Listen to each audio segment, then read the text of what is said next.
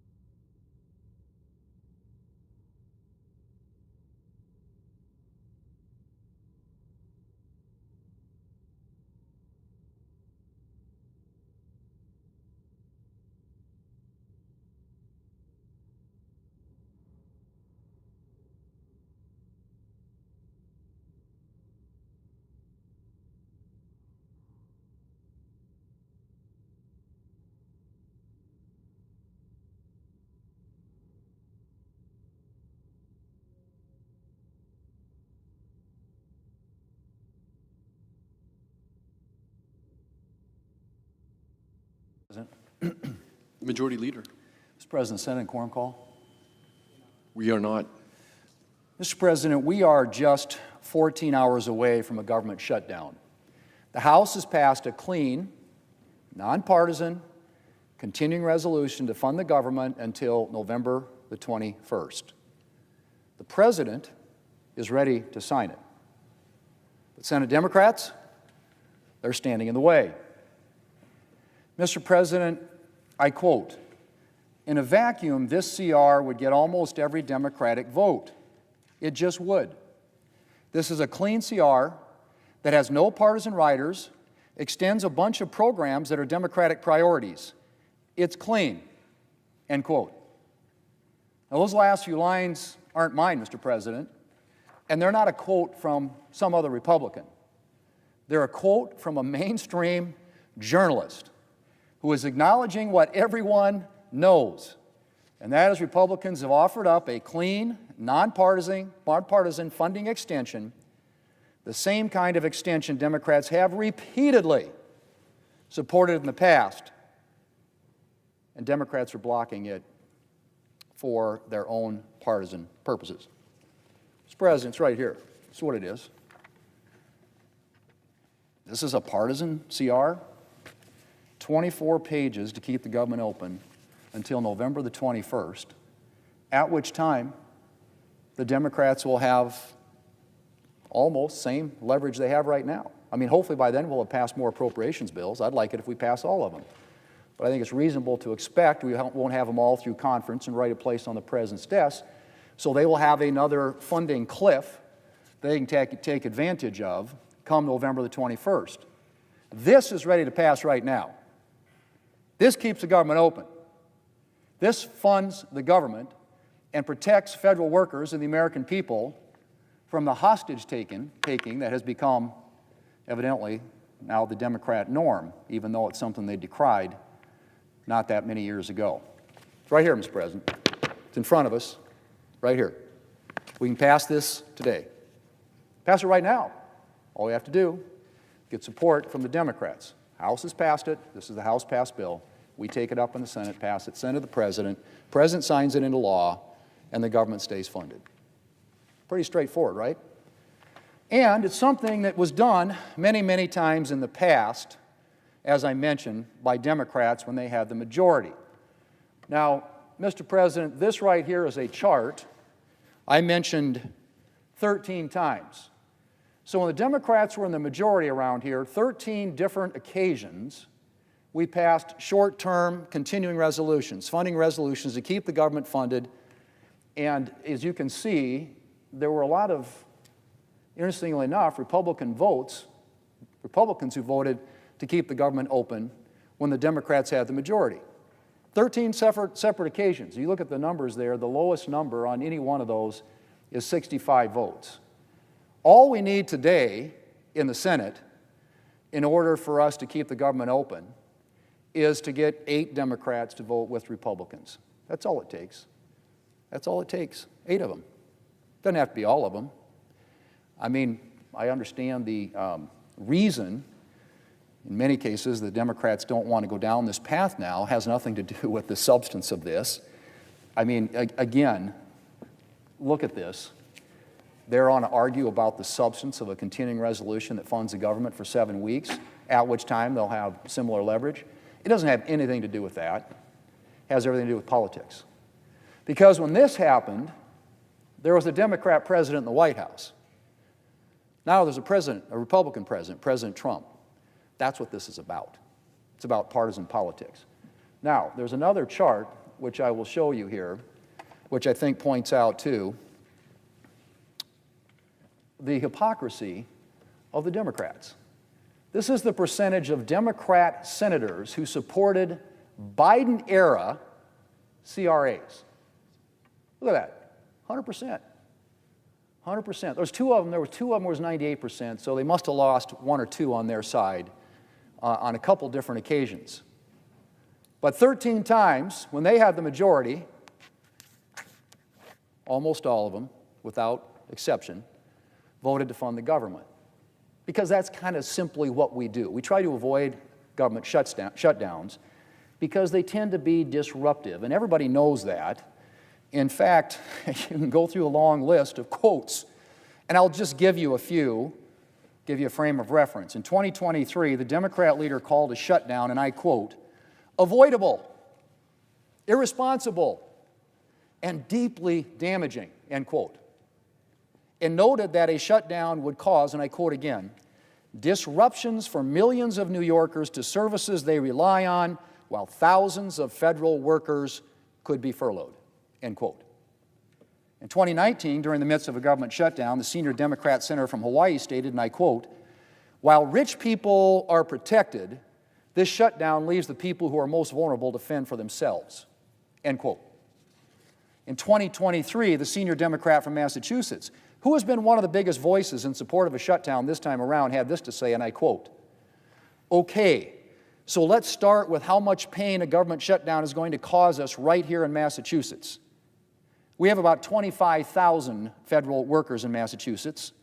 These are public servants, just trying to do their jobs, trying to help people. They have mortgages, they have child care bills, they got to put gas in the tank and food on the table, and they're not going to get their paychecks, end quote. Well, that's a sampling, Mr. President. This is an endless video loop of members on this side who've been saying these things now for years, not decades. So I could go on.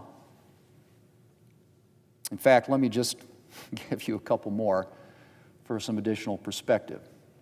We've got Democrats as recently as this year talking about the negative effects a shutdown has on American families. And now, Democrats are so committed to shutting down the government, they're rejecting a clean, nonpartisan, short-term funding extension, the very same kind of extension that, as I mentioned, they supported 13 times during the Biden administration. So what's changed, Mr. President?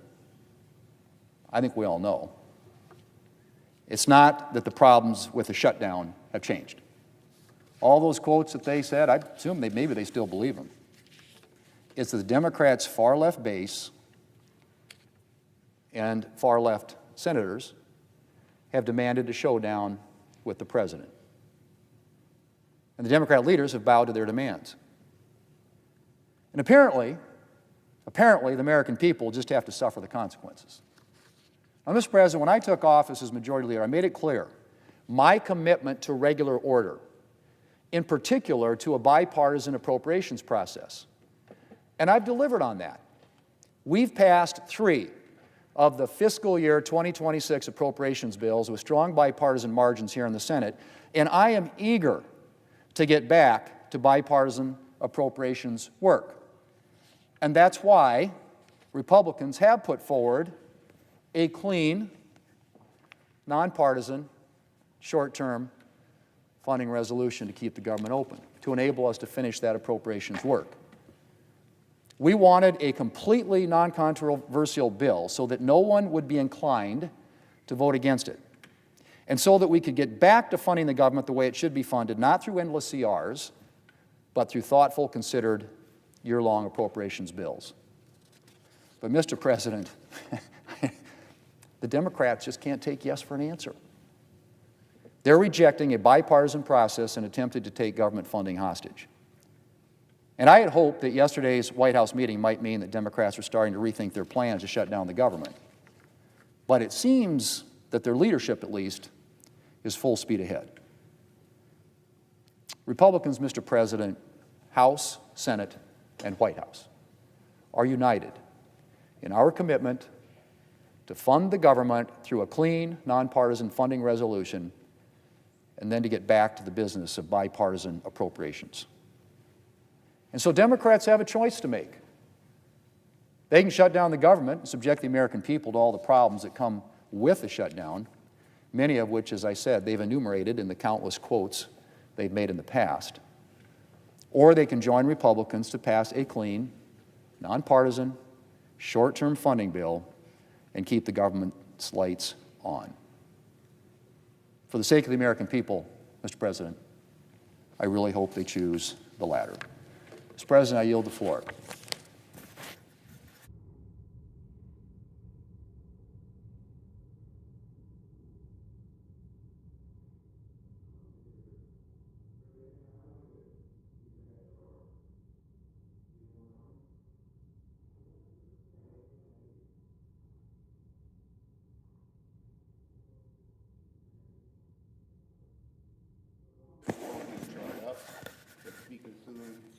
Does the senator from New York want to enter into a conversation about this? I want to make my point. Go ahead, make your Here's point. my point. On every one of these... Yeah. I just wanted... On every one of these... The Democratic leader is recognized. Thank you, Mr. President. And if we can get an easel, bring it over, please.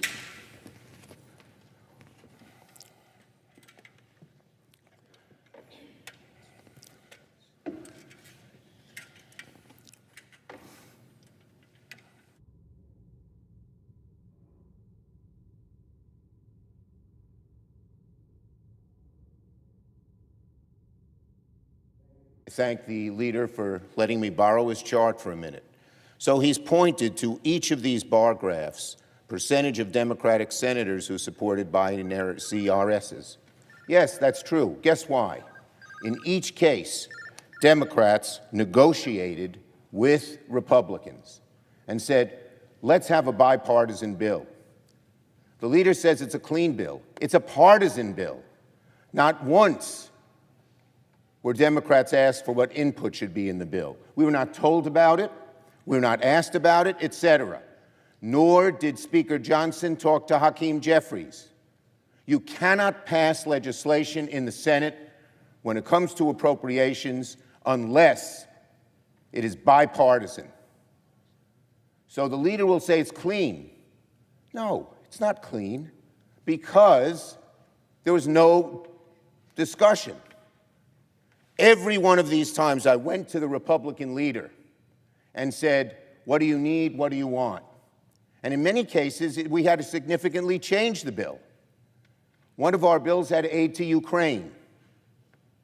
The Republicans didn't want it. To avoid shutting down the government, we talked to them, negotiated, and took it out. But not once was there any bipartisan discussion or talk on this bill. We wanted to give our Republican colleagues a chance.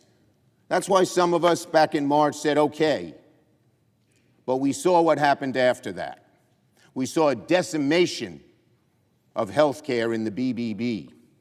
So bad right now that 80% of Americans support renewing the tax credits of the ACA.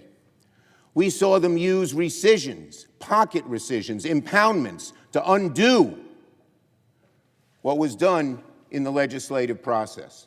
So the world has changed, but that one way it's changed, and there are several, and I'll get to those, one way it's changed is there was no discussion. And we asked to have meetings. Hakeem Jeffries and I asked the leader and the speaker to sit down with us as early as July. They didn't. The job of a leader is a bipartisan negotiation. And the appropriators, which you'll say are discussing things. But the two issues we care about,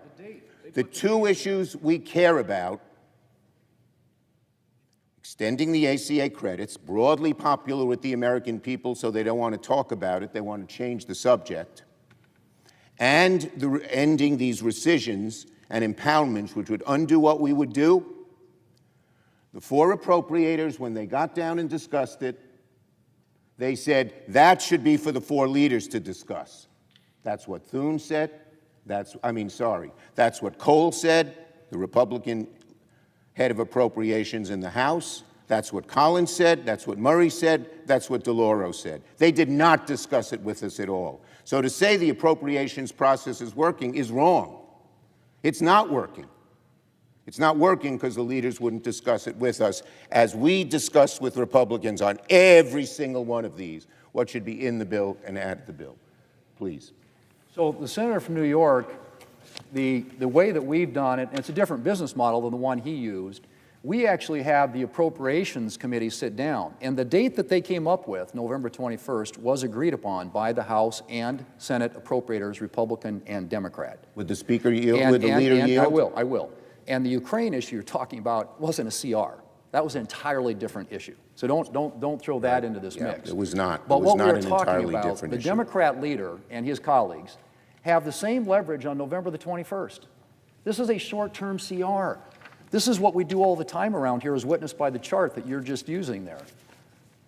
24 pages long, funds of government till November the 21st, at which time you have the same leverage then that you have right now, and we have until the end of the year to fix the ACA credit issue. And we're happy, as I said yesterday and have said on multiple occasions, to sit down with you to do that.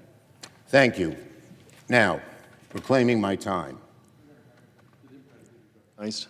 They did not agree to the bills that the leader is talking about because they said explicitly, Democrat and Republican, there are two issues they can't resolve: impoundments and rescissions, and ACA tax credits in health care. And they all agreed, the four of them, that they couldn't agree to a bill until the leaders discussed it with us. We asked the leaders to discuss it with us in July, in the middle of August, at the end of August, in September. They refused. And now he says, give us another 45 days. Well, frankly, the Republicans have had 45 days since March. 145 days, another 45 days, another 45 days. And in the room yesterday, Johnson said he doesn't want to do it at all. He doesn't want to have any compromise. So the time to do it is now. And the idea that we can do it till January, when we talked to the president yesterday, he didn't understand this. But I know that the leader does. On October 1st, in a day or two, millions of Americans, millions, are going to get notices that their insurance premiums will rise an average of $400 a month, $5,000 a year. A middle-class family can't afford that. We want to renew those credits, among other things in health care, but renew those credits so that people won't pay that horrible increase. You can debate health care all you want, but the overwhelming majority of Americans, Democrat, Independent, and even a good number of Republicans, want us to renew those credits. And the impoundment rescission, I mean, what does the leader think? That we should go along, come to an agreement, and then let them undo it unilaterally as they've done once and now have asked to do it more? No way. That's not how you deal with this, and we never had another president who did it. So I repeat, I love this chart. Democrats negotiated with Republicans. Democrats negotiated with Republicans. Democrats negotiated with Republicans, and on through the whole chart. Didn't happen this time. Leader Thune did not come once to me and say, is this bill acceptable? What do you want in the bill? So they call it clean. We call it extremely partisan. Not one discussion, House or Senate, between the two leaders. That is not how you negotiate. And that is not how you pass appropriation bills. And the Appropriations Committee is stalled by their own admission because the leader will not come and talk to us about it. Now, let me make a few other points. Republicans are heading us into a shutdown. We stand at the precipice of a government shutdown because Republicans are not serious about keeping the government open. If you want one glaring instance of that, Speaker Johnson sent his people home. They're home right now, even though the government will conclude at midnight. There's only one conclusion you can draw when the Speaker sends the House home: that he wants a shutdown. He doesn't want to negotiate. All they want to do is force us, try to bully us, and they're not going to succeed, into taking their partisan bill, take it or leave it. That is not how this place works. And that's why we're headed into a shutdown, because Republicans refuse to negotiate a bipartisan bill that deals with the health care needs of the American people, which they care about. Yesterday, Leader Jeffries and I went to the White House to meet with the President and Republican leaders about finding a way out of this impasse. It was a frank and candid discussion. It was long overdue. As I said, we'd asked for it for months. We asked the President to meet with us when Thune and Johnson wouldn't. He said yes. And according to all reports, Johnson and then Leader Thune, who just followed what Johnson wanted, said, don't do it, and the President withdrew. So on Friday, I called Leader Thune and said, let's have a meeting, and we did, but it's at the last minute. There's still a chance. It's only the president who can do this. We know he runs the show here. And he's got to say to our Republican colleagues, deal with this ACA issue so that people don't get $400 premium increases. Deal with this impoundment and rescission issue, which when we told him about it yesterday, he seemed not familiar with it, but now he knows. And we can solve this problem. But Johnson won't, Thune won't, and so the president is not going to be able to persuade them unless he tries at the last minute. That's the only hope here. Look, sitting in the room with the president, it was very clear that the president hadn't fully grasped the magnitude of the disaster he's causing when the government shuts down. As health care costs go up, as people lose their health care, rural hospitals are already closing. Speaker Johnson in the room said to me they're not, and I pointed out to him that Tim Kaine just informed us that 3 rural clinics in Virginia, Southwest Virginia, were closing. And the head of those clinics said it's because of the bills the Republicans passed. The so-called BBB, which we know is not beautiful. The American people know it's not beautiful. And so they know, our Republican colleagues know that the American people are fully behind us when it comes to lowering costs, but also when it comes to health care and making sure that those premiums don't go way up. And then I spoke to Speaker Johnson directly in the room.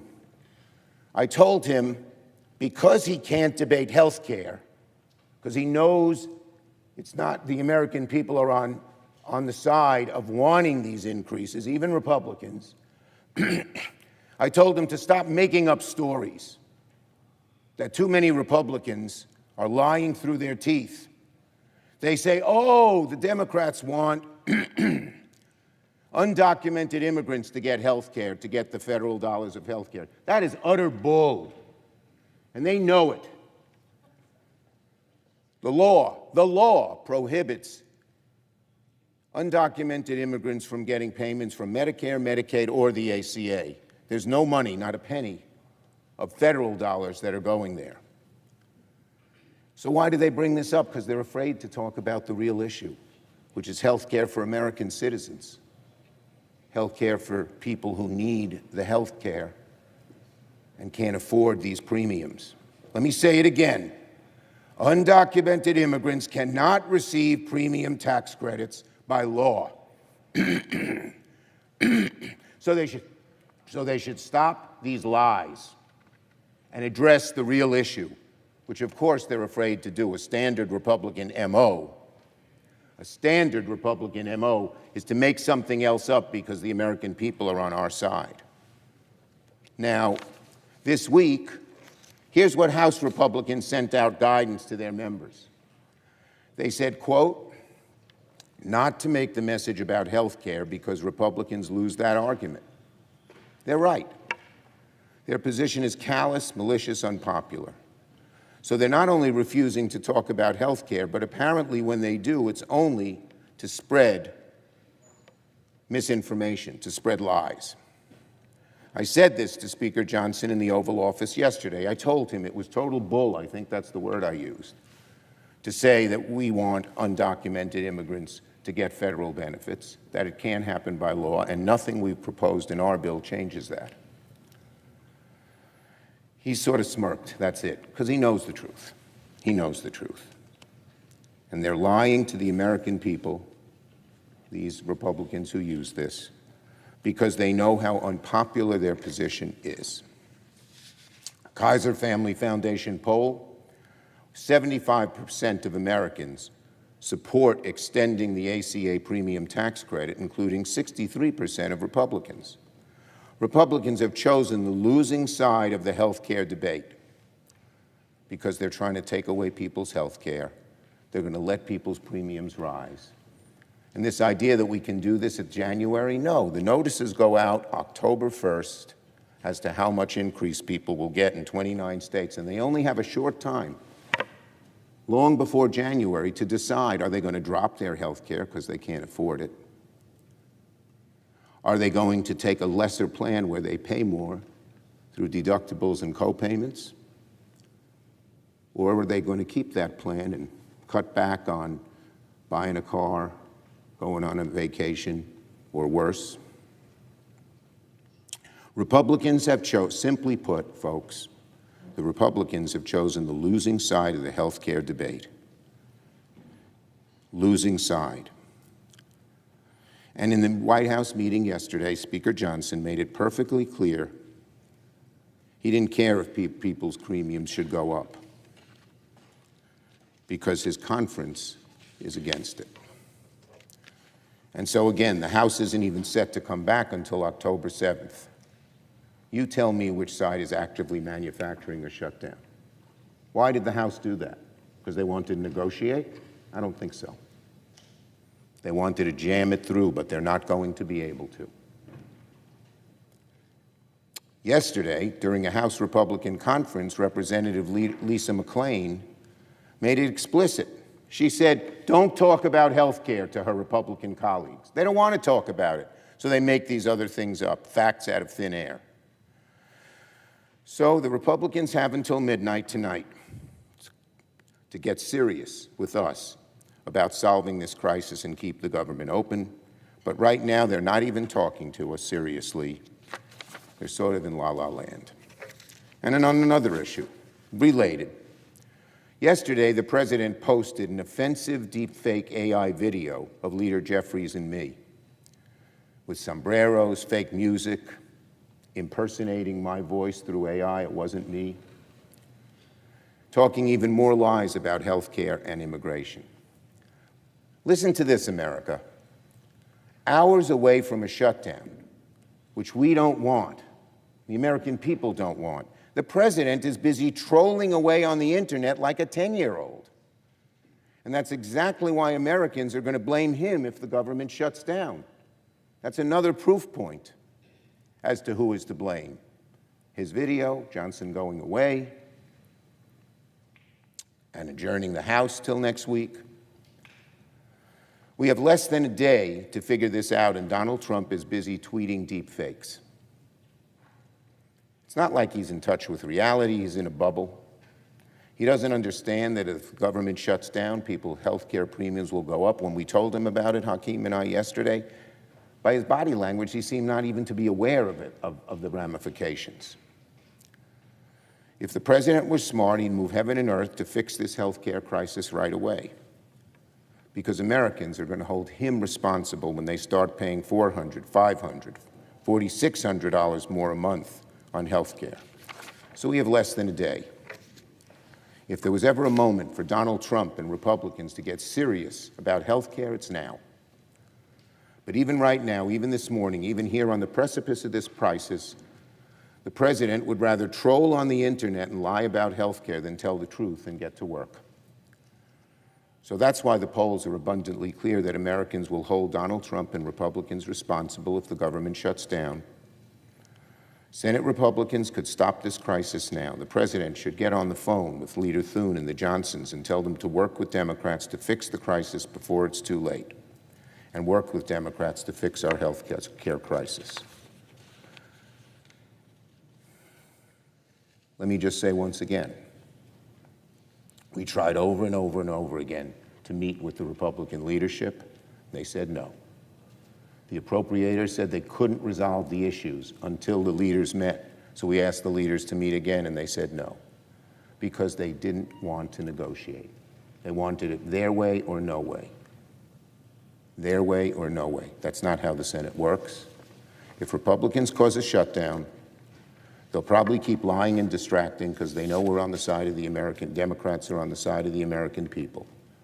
But we will continue to focus on health care, and the American people will be completely on our side. Yield the floor.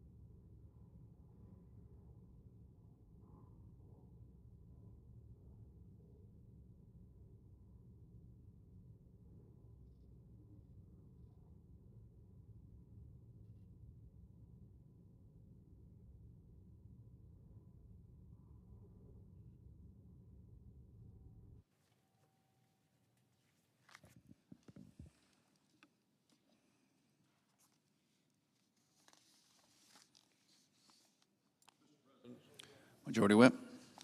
Mr. President, we just heard the minority leader come to the floor of the Senate, once again refusing to admit it's the Democrats who are driving America into a shutdown. Let me remind everyone what Senator Schumer himself said in 2013. That was when the government faced another government shutdown. This is his quote. He said, "What if I persuaded my caucus to say I'm going to shut down the government unless I get my way?" He said, "It's a politics of idiocy." His words. A shutdown is idiocy. They're his words, not mine. So today, Republicans are committed to keeping the government open. And we're going to vote to do that again today. The House has already passed a clean continuing resolution, bipartisan votes, and it keeps the government open and functioning for the next 7 weeks. It allows Republicans and Democrats on the Appropriations Committee to continue their bipartisan work on a full year of funding for our nation. This is where senators from both parties have a very important part to play. Now, the continuing resolution is now in the Senate. Senate Republicans support it.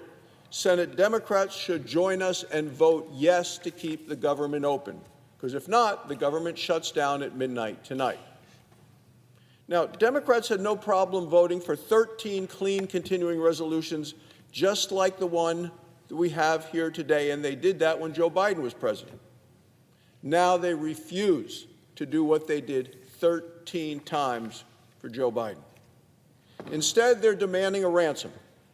Senator Schumer has come to the Senate with a ransom note, $1 trillion he's asking, and just to keep the government open for 4 short weeks. This proposal is a far-left wish list. And the Democrats in this body know that they are responding to the demands of the far-left radical wing of their party. Radical, extreme, dangerous, scary. People who want to take this country far, far to the left and are happy to see a government shutdown. They are demanding a government shutdown by the Democrats in this body.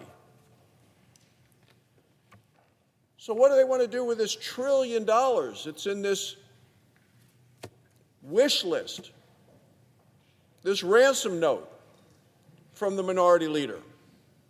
Well, they want to spend $400 billion to keep Biden bonus COVID payments forever. Forever. They want to repeal reforms that strengthen Medicaid. It strengthened Medicaid for the people who need it the most. It's not what the Democrats want. They want it to go to people who are unwilling to work, want to sit home, want to get free health care. These are able-bodied individuals who refuse to work. Democrats say, give them free health care. No responsibility, none whatsoever. Oh, and they want to spend billions of dollars for overseas projects related to their obsession with extreme climate policies. The minority leader made a statement today on health care that I found to be preposterous. Because I'm a doctor, I practiced medicine for 24 years. I was at a rural hospital in Wyoming just this past week. The Democrats' proposal, the ransom note that they have provided, wants to repeal the critically important $50 billion rural hospital fund. Every Democrat in this body voted against a $50 billion rural hospital fund. You know, just a few minutes ago, the Senate Minority Leader came to the floor. He said that one of his members went to some rural communities in his home state and said that the health care providers there are really concerned. Well, then those health care providers haven't been informed by the Democrat senators from that state about what is in the bill that passed this summer and the incredible resources that are being made to make sure that rural hospitals can be sustained, can stay afloat, can stay open, can provide health care. The Democrats are so against rural communities of this country, view them as the enemy. The red counties, they are so fixated with the big cities and kowtowing to the big city mayors that they actually introduced a bill in July. It's stunning. They call it Protecting Healthcare Lowering Cost Act. It's preposterous because that act alone repeals the $50 billion for the rural hospital communities. So they didn't just do it once with their bill in July.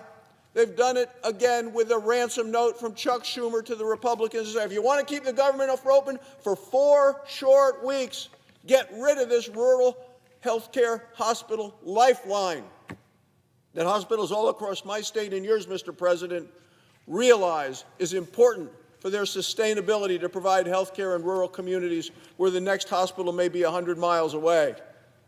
That's something foreign to the other side of the aisle, who ignore so often the rural communities in their own states, who can say they can ignore them, don't campaign there, don't go there, don't talk to those people. It's the big cities that sustain us, and we're going to actually punish the rural communities by stripping from a successful piece of legislation $50 billion set aside for rural health care in this country. What the Democrats are proposing is an outrageous shakedown. And that's why we're going to have a shutdown, because they refuse to keep the government open while we're working on bipartisan funding bills. Everything they're doing is focused on satisfying the most radical, extreme, dangerous, scary part of their party. In March, I believe Senator Schumer did the right thing. He voted with Republicans to keep the government open. And what happened? The far left immediately attacked him for doing the right thing. Nancy Pelosi said, I myself don't give anything away for nothing. She was even against him. AOC questioned why his would, quote, hand away our leverage for free. 18 of Democrats' own candidates who are running right now in open seats for the Senate in 2026. They were questioned by one of the newsletters in town. They all said they refused to say whether they're going to vote for him as the leader of the Democrat Party. So now, according to an Axios report from last week, what we've seen the minority leader do is he built a private war room, their quote, private war room with liberal groups to orchestrate a shutdown. So when I hear the minority leader come to the floor, say, oh, we don't want to do it. He's been orchestrating this, according to this news report, for months, orchestrating with his liberal private war room. He and his staff have been meeting with these groups every week for the past 2 months to plan the shutdown that begins tonight at midnight. Senator Schumer's doing exactly what he once called the politics of idiocy. He's threatening to shut down the government unless he gets everything that he wants. Well, Republicans are not going to pay the ransom, and the American people aren't going to pay the ransom. We're not going to sell out our nation's service members, our law enforcement officers, our seniors, our air traffic controllers. Let me remind everyone who pays the price for a Schumer shutdown. The American Legion warns of a shutdown that will, quote, directly affect the lives of veterans and their families. They'll pay a price for the Schumer shutdown. Vietnam Veterans of America put it plainly, quote, for veterans, a shutdown is an immediate disruption of care, support, and progress on life-saving initiatives. They'll pay a price for the Schumer shutdown. The National Fraternal Order of Police says a shutdown, quote, will cause major disruptions for programs that fund public safety efforts in our communities. They'll pay a price for the Schumer shutdown. The National Association of Police Organizations adds, federal law enforcement officers who are working to protect our cities and communities from violent crime, drugs, and guns will be putting their lives on the line without getting paid. They'll pay a price for the Schumer shutdown. The Association of Mature American Citizens warns that seniors on fixed incomes will face, quote, backlogs and service disruptions. They'll pay a price for the Schumer shutdown. The National Cattlemen's Beef Association says farmers and ranchers will lose, quote, predictability and stability as harvest season begins. They'll pay a price for the Schumer shutdown. The National Grocers Association warns that vital programs feeding low-income families and children will run out of money. This is the reality, Mr. President, of a Schumer shutdown. Here's the bottom line. Republicans are fighting for veterans, for service members, for law enforcement, for Border Patrol agents, for senior citizens, and for rural hospitals. Democrats are willing to shut down the government for illegal immigrants, climate extremism, and wasteful Washington spending. 12 years ago, Senator Schumer decried the politics of idiocy. Democrats shut down the government at midnight tonight. The idiocy will be theirs. The House has done its job. It passed a continuing resolution to fund the government. President Trump is ready to sign it. It's time today for the Senate to pass it. The American people are watching, and I urge my Democrat colleagues to join with us. Tear up the ransom note. Keep the government open. Otherwise, Democrats will own the Schumer shutdown. Mr. President, the American people will suffer the costs and the consequences. Thank you, Mr. President. I yield the floor. Senator from Arkansas. Well, here we are again. Republicans merely want to fund the government for 7 weeks. The House of Representatives passed a simple bill with no partisan tricks or poison pills. Yet for the second time this year, the second time in barely 6 months, we again find ourselves on the cusp of a Schumer shutdown. Now, I'm not here to remind you that Senator Schumer came to the Senate in 1999, and since then he supported and voted in favor of a continuing resolution to keep the government open more than 56 times. I'm also not here to remind you that when Senator Schumer was in charge last year, Democrats had 224 days to bring 11 bipartisan spending bills to this Senate floor. And even though 6 of these bills were passed out of committee unanimously, and the other 5 with overwhelming bipartisan support, then Majority Leader Schumer failed to bring a single one of those bills to the floor. Not one. I'm also not here to tell you about the impact the Schumer shutdown would have on our national security, on our economy, and on the American people and their families. Instead of doing any of that, I think I'll just let the Democrats speak for themselves. Let's turn the clock way back to the fall of 2013, when the series finale of Breaking Bad was aired and when the word selfie was added to the Oxford Dictionary. Though it may seem like ages ago, many of the Senate Democrats who are here now similarly found themselves on the edge of a government shutdown in 2013. Let's listen to what they had to say. Senator Durbin said shutting down the government was, quote, no way to run a country. Senator Hirono agreed, stating, quote, dysfunction is not the proper way to govern. Senator Warren also echoed her colleagues and explained, quote, hostage tactics are the last resort for those who can't otherwise win their fights through elections, can't win their fights in Congress, can't win their fights for the presidency, and can't win their fights in courts. I don't disagree.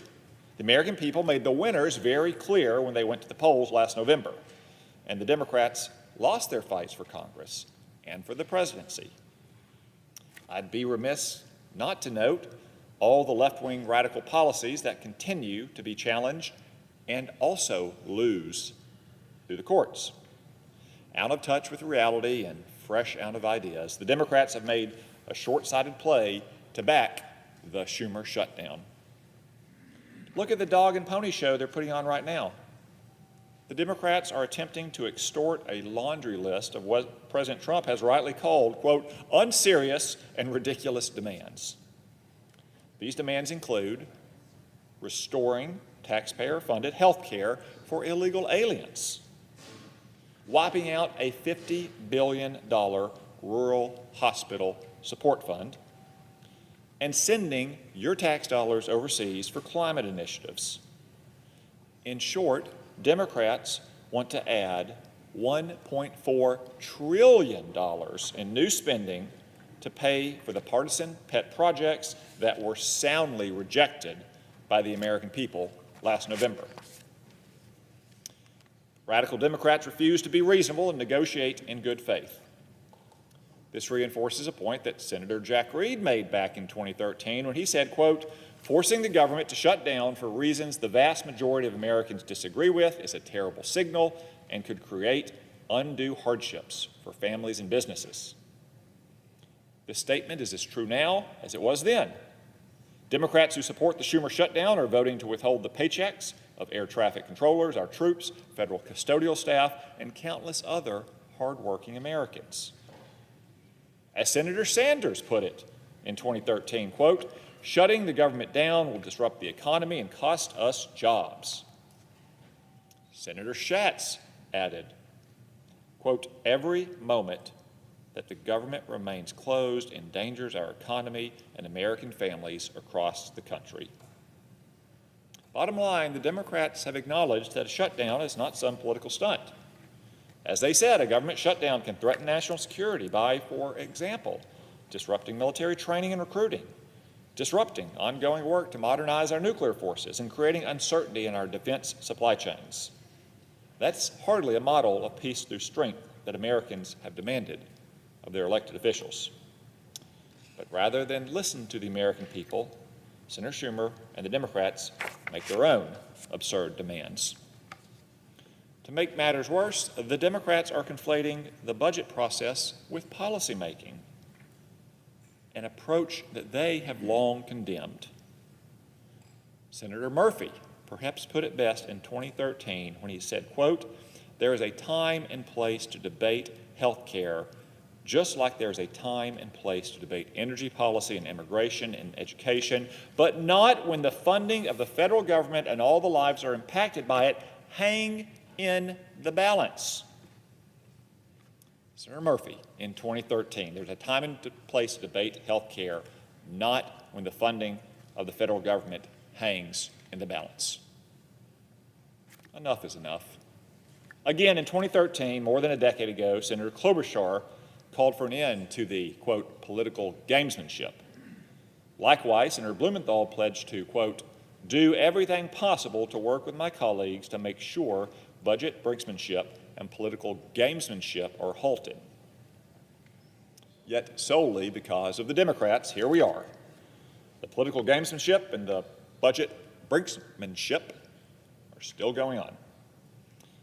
So let me state clearly, a Schumer shutdown will be carried out at the expense and on the dime of the American people. Remember, it wasn't happenstance that the American people threw radical Democrats out of the Oval Office and congressional leadership last fall. So don't be fooled. The Schumer shutdown is a last-ditch effort to save face after spending years pushing disastrous policies that led to rising costs and skyrocketing crime. Let me leave you with one last quote from 2013. "Don't hold the American people hostage simply because you're so sure you're right and everyone else is wrong." Any guess who said that one? You got it. Senator Shutdown Schumer. And because he has decided to move forward with this Schumer shutdown and has refused to take his own advice, unfortunately, the American people will be left paying the price. Mr. President, I yield the floor.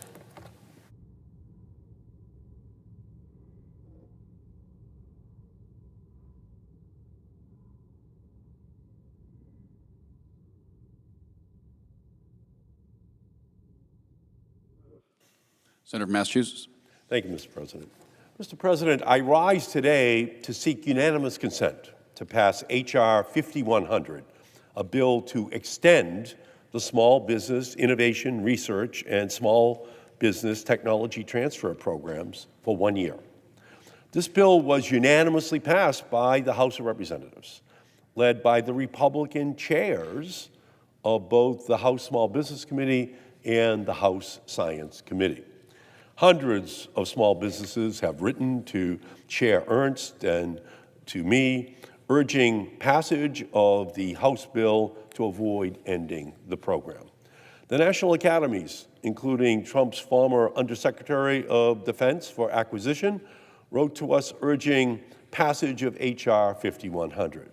And given that the House will not be in session today, any objection or modification to this unanimously passed House bill will result in the program ending. Yet here we are, watching the clock expire on one of the most bipartisan and successful small business programs in our government.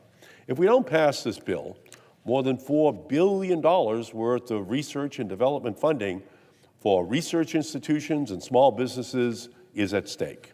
SBIR and STTR have led to technologies that have changed American lives. The world's smallest heart pump, new cancer therapies, Alzheimer's treatments, GPS, and Qualcomm wireless communication systems. This program has gone above and beyond the expectations of those who enacted it more than 40 years ago. For every SBIR dollar spent, the program returns $22 to $33 in economic benefits. And this number includes, contrary to recent rhetoric, positive returns on investment from the top 25 companies. 63% of the top 25 companies commercialized their technology. In 2024, 60% of SBIR awardees had won their first award in the last 5 years. And annually, 30% of awardees are new entrants.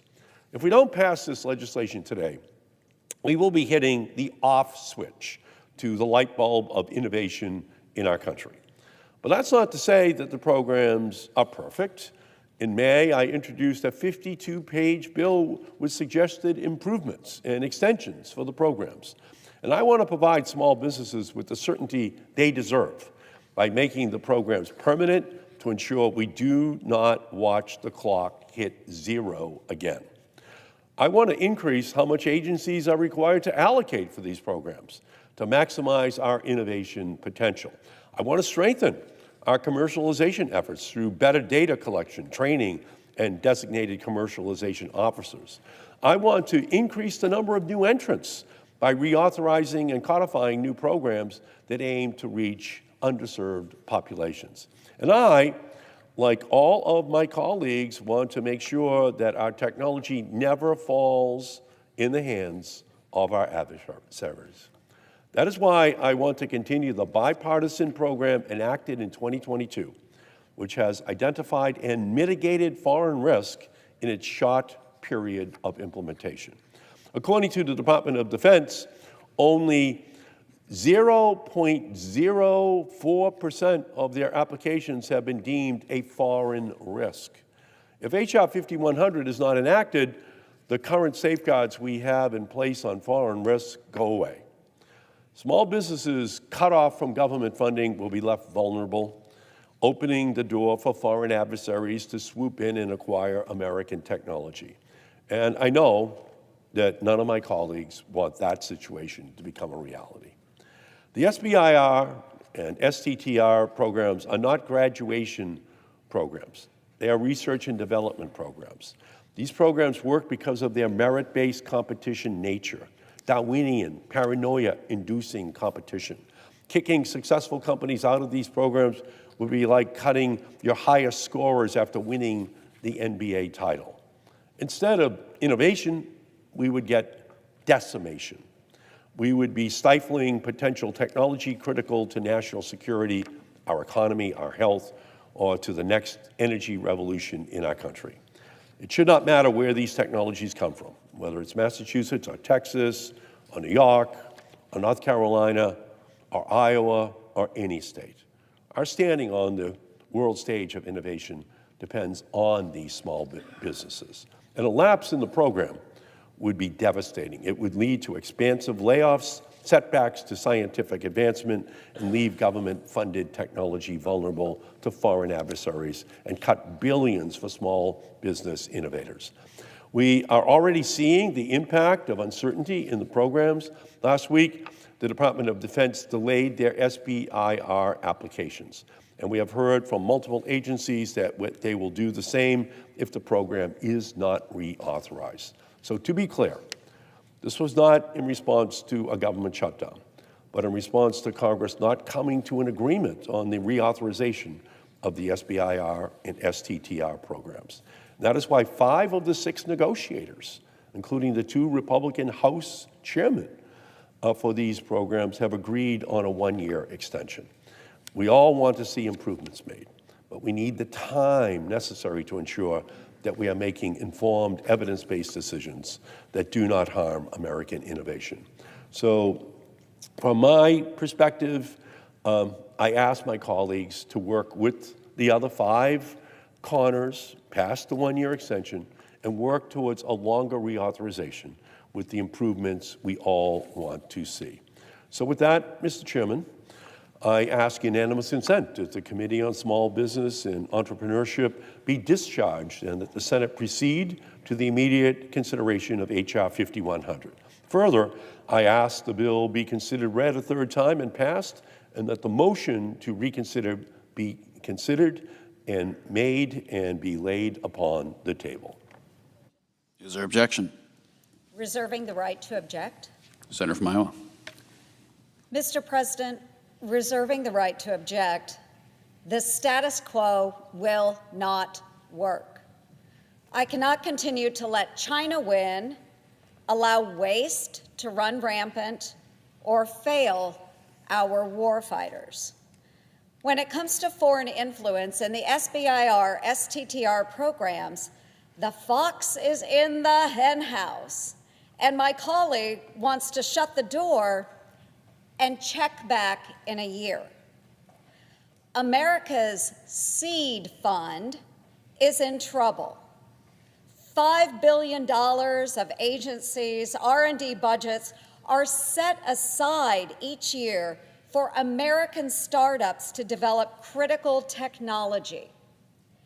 In practice, however, too many large companies, not truly small businesses, drain millions of taxpayer dollars by churning out white papers, instead of turning the taxpayers' investments into reality. In the past decade, 25 companies alone in the Pentagon's SBIR program received 18% of the funding. A single company received $650 million, more award dollars than the total issued to all companies in 26 states combined. Even the Pentagon's Defense Innovation Board concluded that the SBIR program has consistent overinvestment in a small number of companies that fail to deliver scalable capabilities to warfighters, warranting direct corrective action. In short, our warfighters are not properly benefiting from the billions of dollars being invested into SBIR mills. Additionally, companies linked to our adversaries funnel taxpayer-funded intellectual property into communist China and beyond. I have been crystal clear that I cannot support a 1-year clean extension of the SBIR, STTR programs unless meaningful reforms are included to ensure every dollar serves America's investments. In just 2023 and 2024, we know 835 applications for SBIR, STTR funding were flagged for foreign risks. 835. Yet, only 303 of those applications were denied. Even worse, a lack of foreign due diligence standards across government has opened the door for exploitation. Some agencies denied 100% of those flagged applications, while other agencies denied less than 1% of those flagged applications. When I shared my report with the Pentagon, they agreed that there are significant threats to our national security that must be addressed. If this program is to be extended, our taxpayers deserve to know that their representatives are, at a minimum, stopping wasteful spending to unproductive firms and implementing urgent safeguards to protect technology from our adversaries.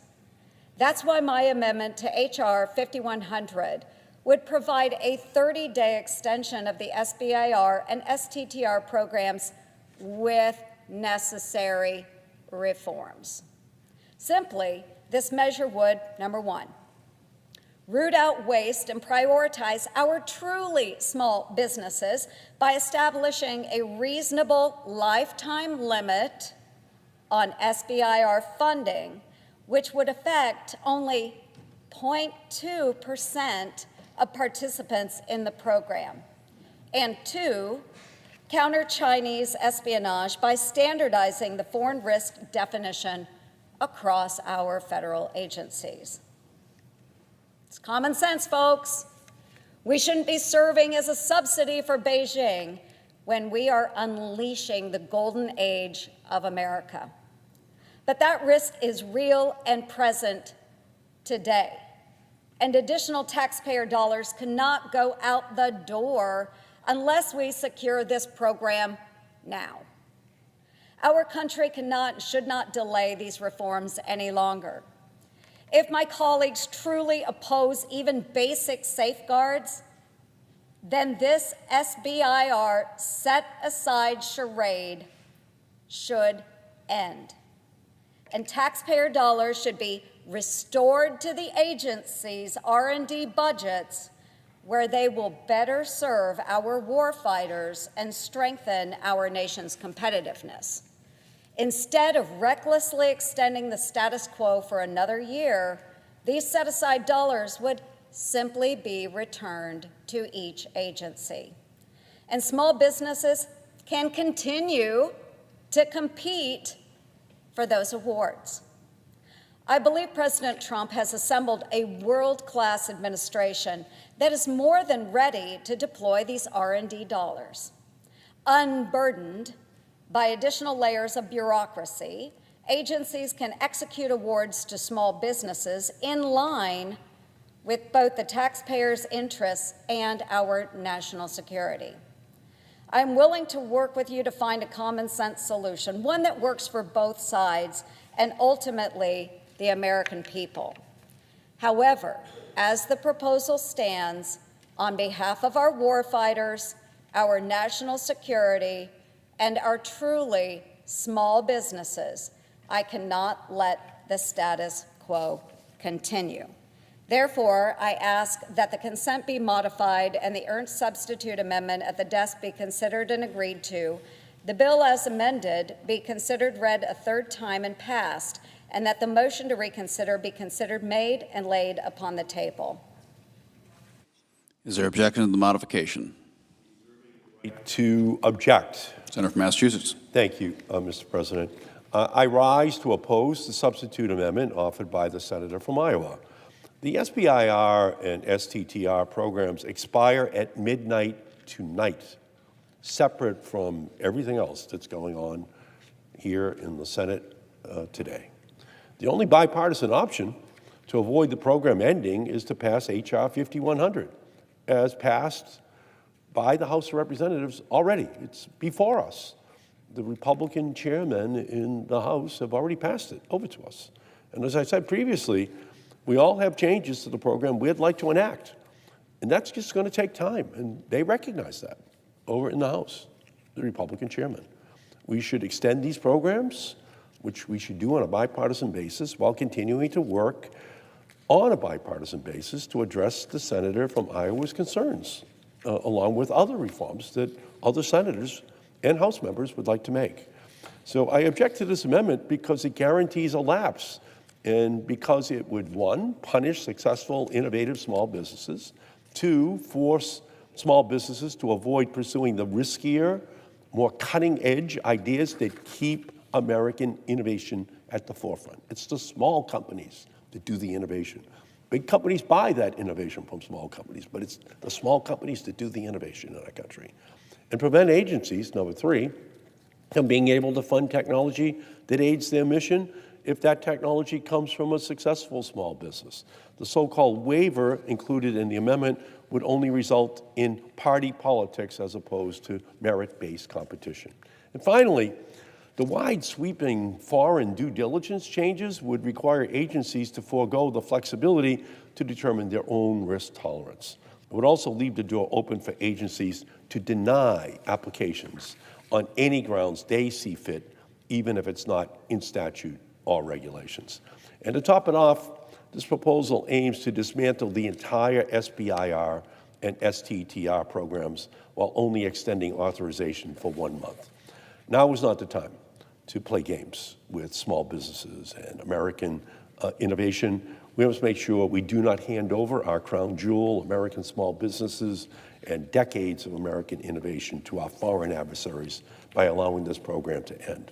So I ask my colleagues from here, I ask my colleague from Iowa to join me and the Republican chairs of both the House and Senate, the House Small Business and Science Committees, to pass the overwhelmingly supported extension for 1 year on a bipartisan basis so we can work out the differences. We should not allow this program to end.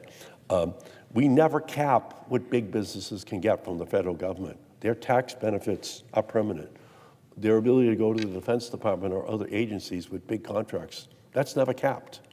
And we should not be capping small businesses. So that's why we need to have the discussion, because it's critical that this program continue tomorrow. And so with that, I object. The objection for modification is heard. Is there objection to the original request?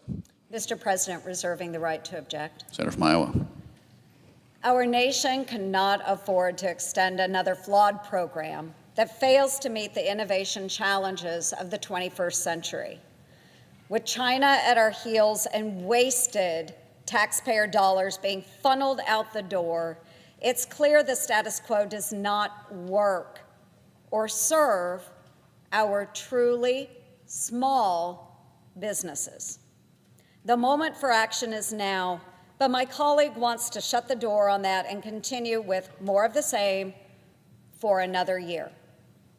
I'll keep working to safeguard SBIR-funded technologies from our adversaries and ensure we invest in the best and brightest small businesses so America maintains our technological advantage.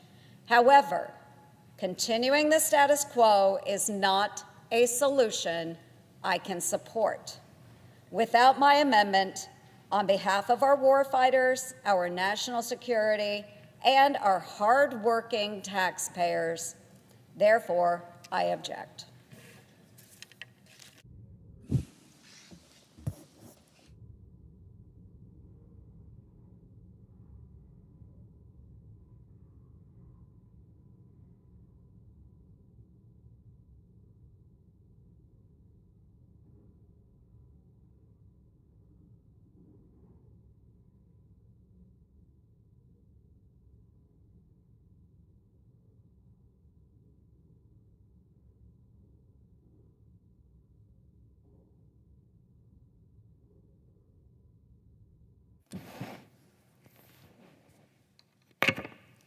Mr. President.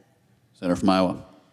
Mr. President, the same Washington politicians who were whining about DOGE laying off unnecessary bureaucrats just a few months ago are now exposing who is and who isn't an essential employee by forcing a government shutdown.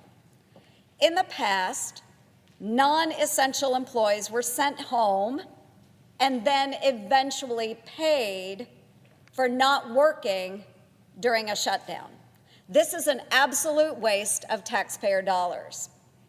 With Democrats blocking passage of the bill to keep the government open, thousands of non-essential employees could be furloughed indefinitely when funding expires tonight at midnight.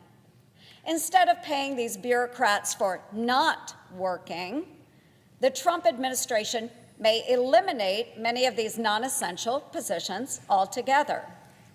Of course, our brave men and women in uniform will continue answering the call to duty without pay if there is a shutdown, as will other essential employees. But you know who will still get paid? The politicians who failed to do their jobs and caused the shutdown, namely Senator Schumer and the Democrats in Congress. Keep in mind, the bill they are blocking would keep the government funded at Biden's budget levels, go figure, while continue working out our differences. Senator Schumer himself stated earlier this year, no reasonable member on either side, Democrat or Republican, wants a government shutdown. Both sides recognize that a government shutdown would mean crushing delays to veterans programs, nutrition programs for women, infants, and children, delayed benefits for our military, and so much more. Senator Schumer went on to say, only extremists who can't win an argument are willing to shut down the government, to bully everyone else into submission. And folks, that's exactly what is happening now. But ironically, it is Senator Schumer who is being bullied by the extremists within his own party. These are the radical socialists demanding we defund the police and ICE and allow our streets and borders to once again be overcome by chaos and lawlessness. Senator Schumer previously shut down the government for over a month in a failed attempt to stop President Trump from securing our southern border.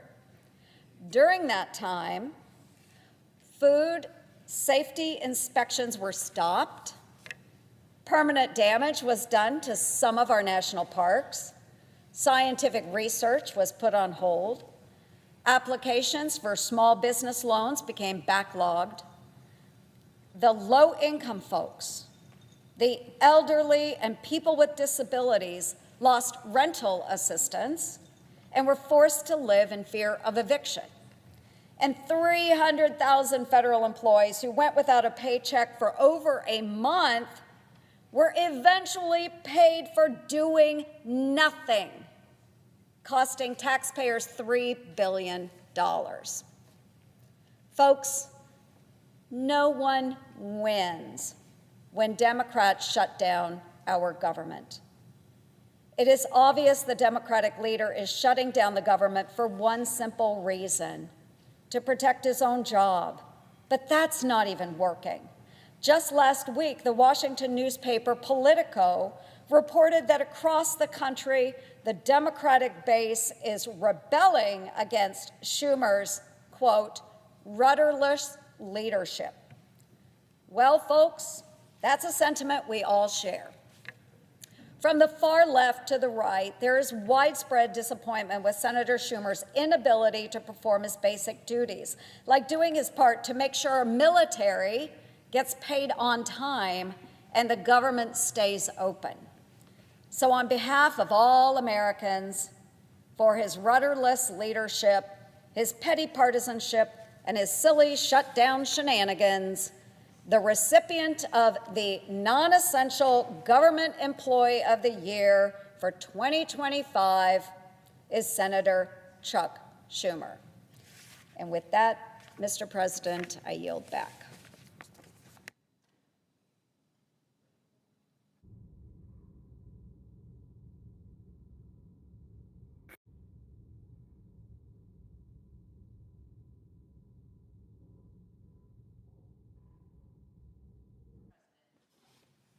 Senator from Nevada. Thank you, Mr. President. For the residents of Southern Nevada and so many others, October 1st is no ordinary day. On October 1st, 2017, my hometown of Las Vegas was struck by an unimaginable tragedy that forever changed our communities. We experienced an attack on a scale far worse than anyone could ever have imagined, a devastating tragedy that ripped families apart, destroyed lives.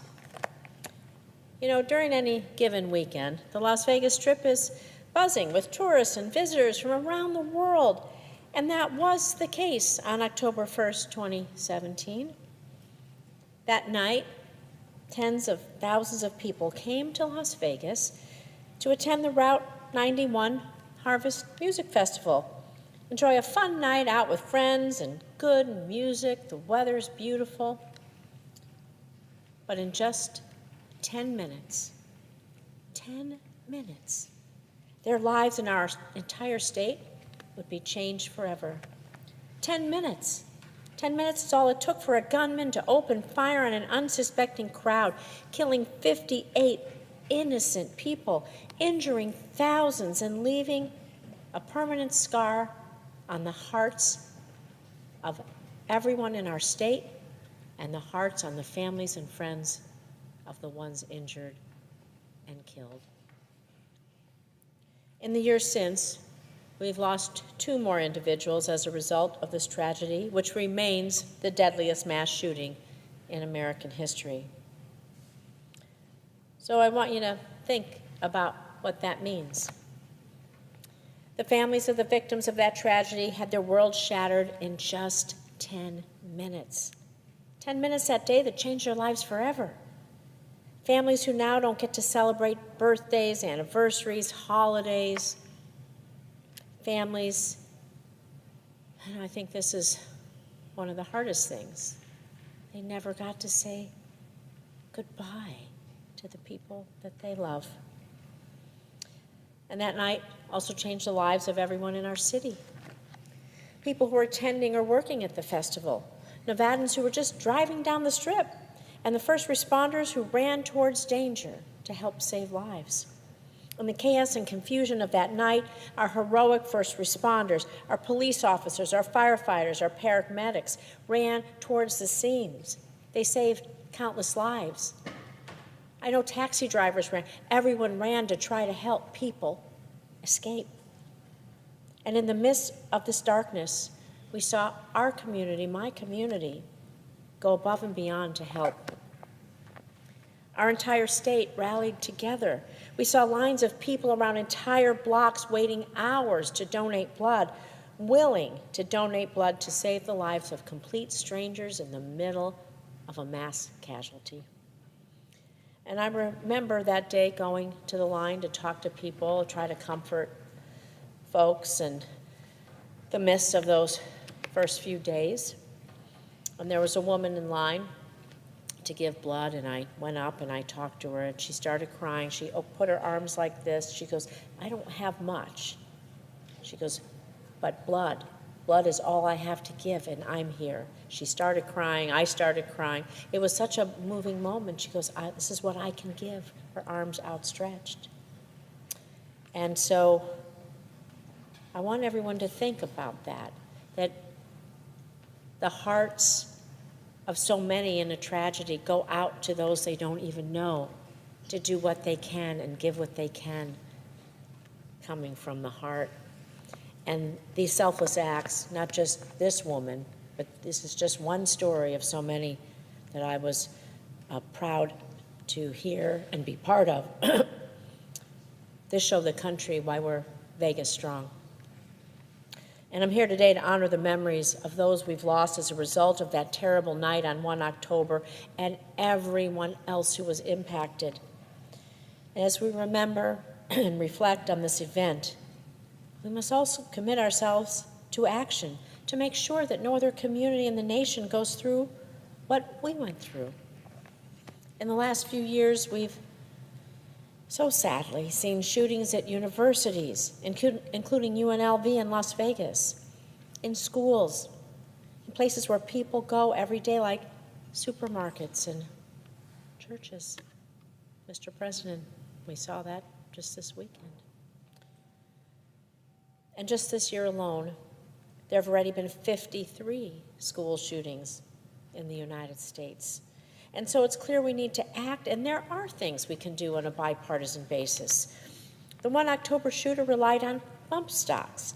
They're just dangerous devices that attach to guns to make them fire bullets even faster, so that a shooter can fire more bullets in a short period of time, in order to inflict as much pain and carnage as possible. And I hope we could agree that nobody wants that. No one wants that.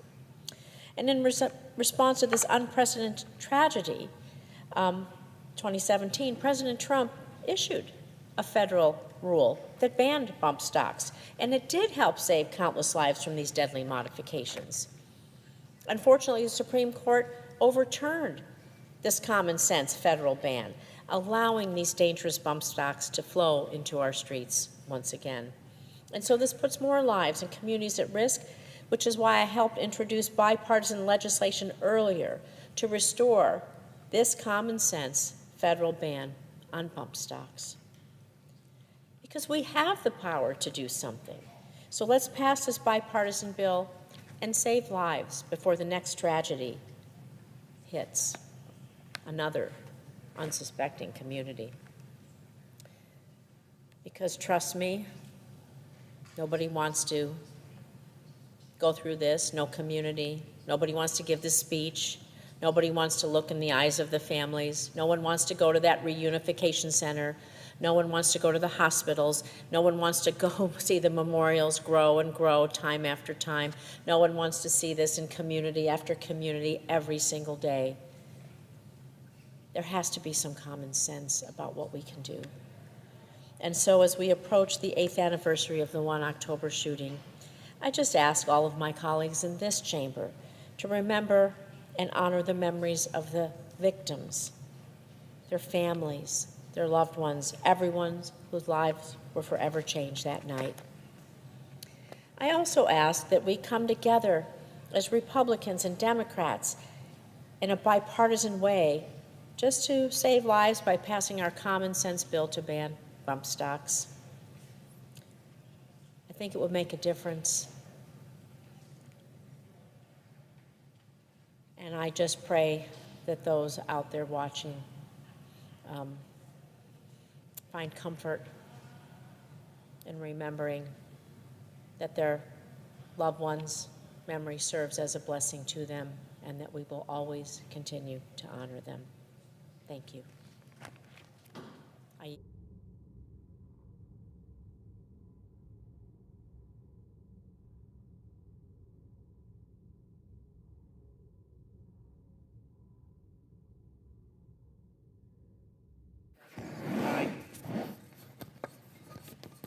Mr. President, The senator from Nevada. I note the absence of quorum.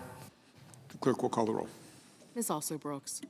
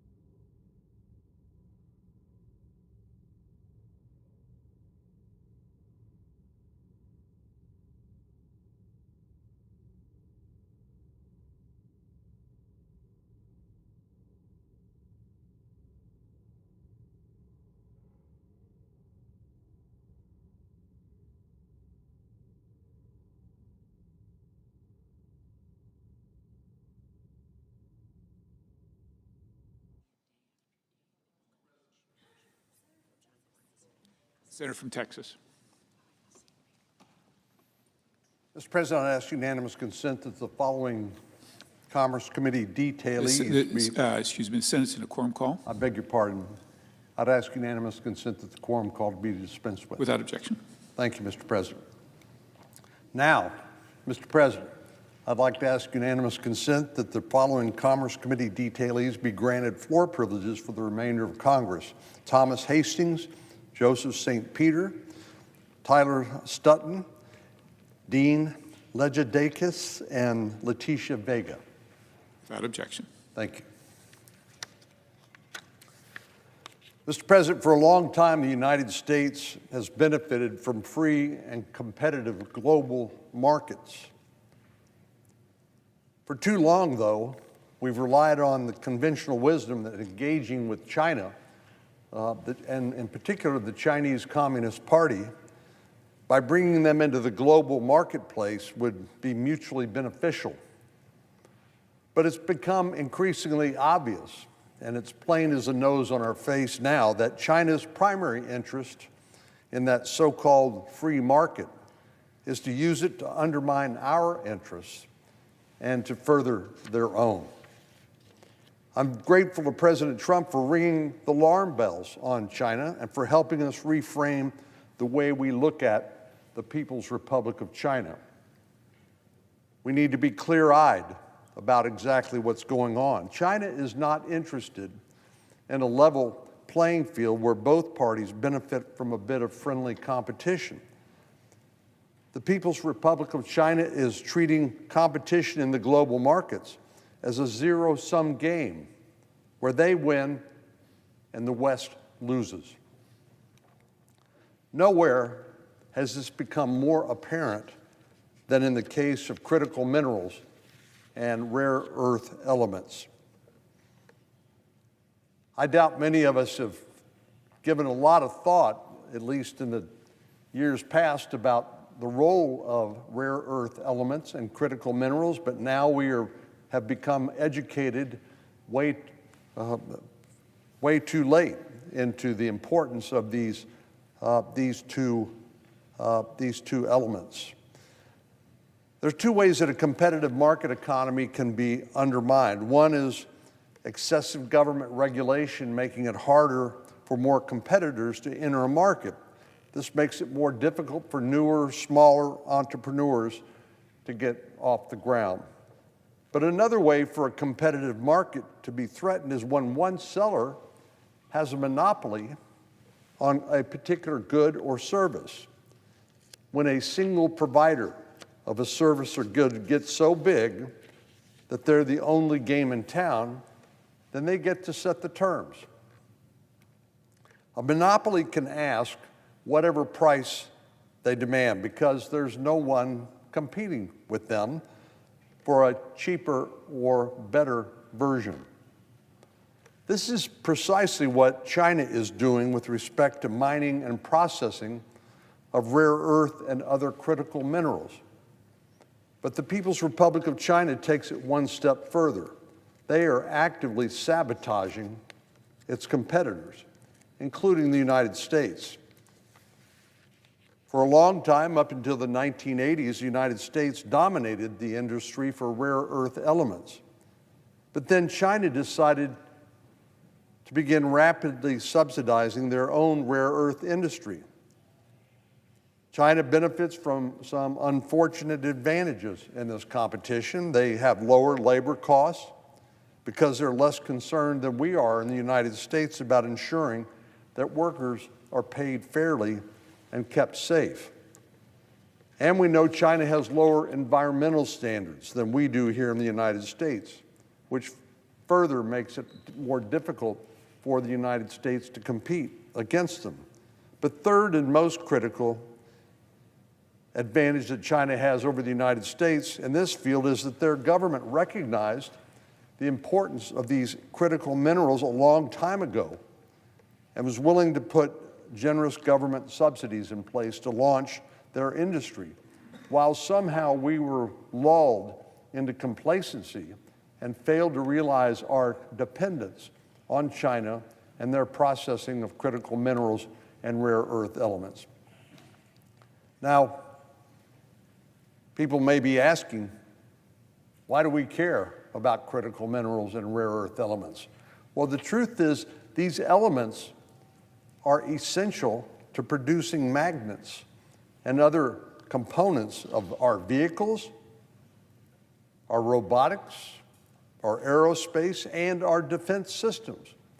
We can't build our weapons systems to defend our nation and to deter aggressors without access to these processed rare earth elements and critical minerals. That's how important it is. But China has been successful in sidelining the United States and other global competitors, becoming effectively the only game in town, or I should say, in the world, when it comes to mining and processing these minerals. Well, whether we realized it or not, there's hardly an aspect of our daily life that would not be affected were China to cut off our access to these processed rare earth elements and critical minerals. From our iPhones to the cars we drive, even our washing machines. Because China recognized how important these minerals are, their government is willing to take extraordinary measures to make sure that they control the supply chain for these critical minerals in the future. What are these extraordinary measures that they've taken? Well, over the last 20 years, China has invested $57 billion through state-backed financial institutions in the forms of loans to Belt and Road participant countries in order to gain leverage over the global supply chain for these critical minerals.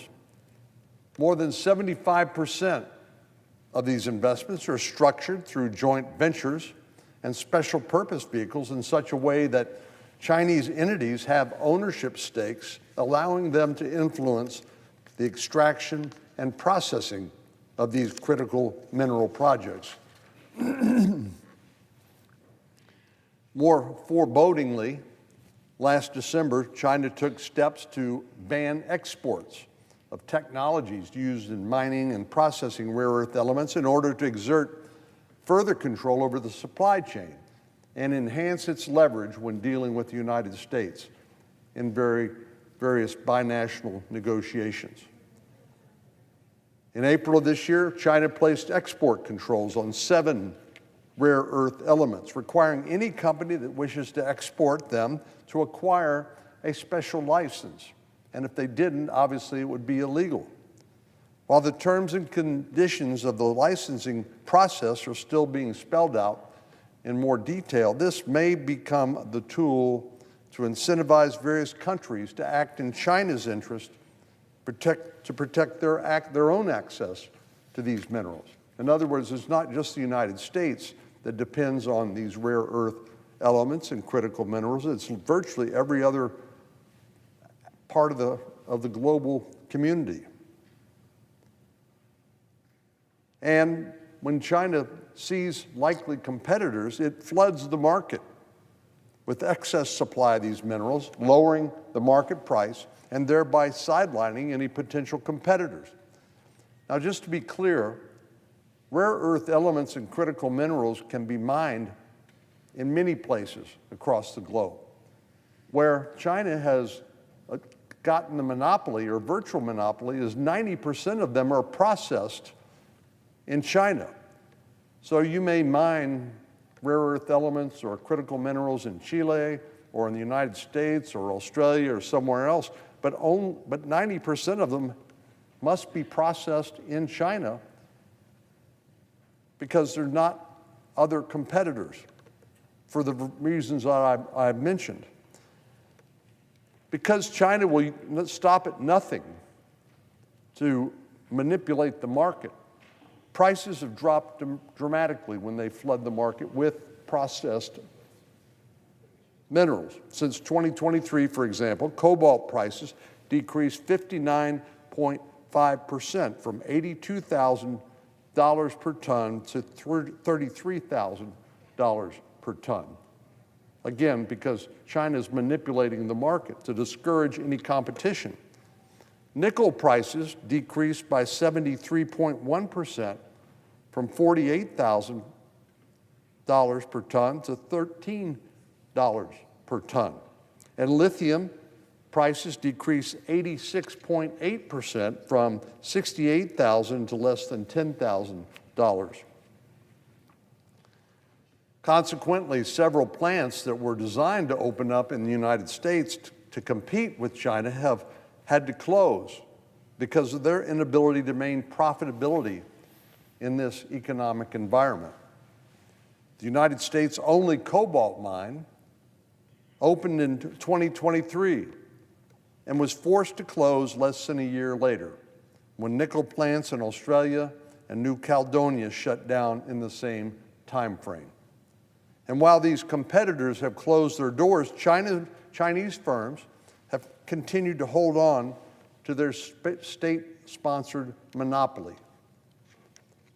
China has been taking these steps for decades, right beneath our nose, to develop this near monopoly that they currently hold on mining and processing of critical elements. As the United States, we should have seen this coming, and we could have done something about it, but we didn't. Joe Biden could have spent the last 4 years in the White House tackling this issue head on, but here we are with virtually nothing to show for the Biden administration's so-called efforts. So we're playing catch-up with the Chinese Communist Party, which is not a good place to be.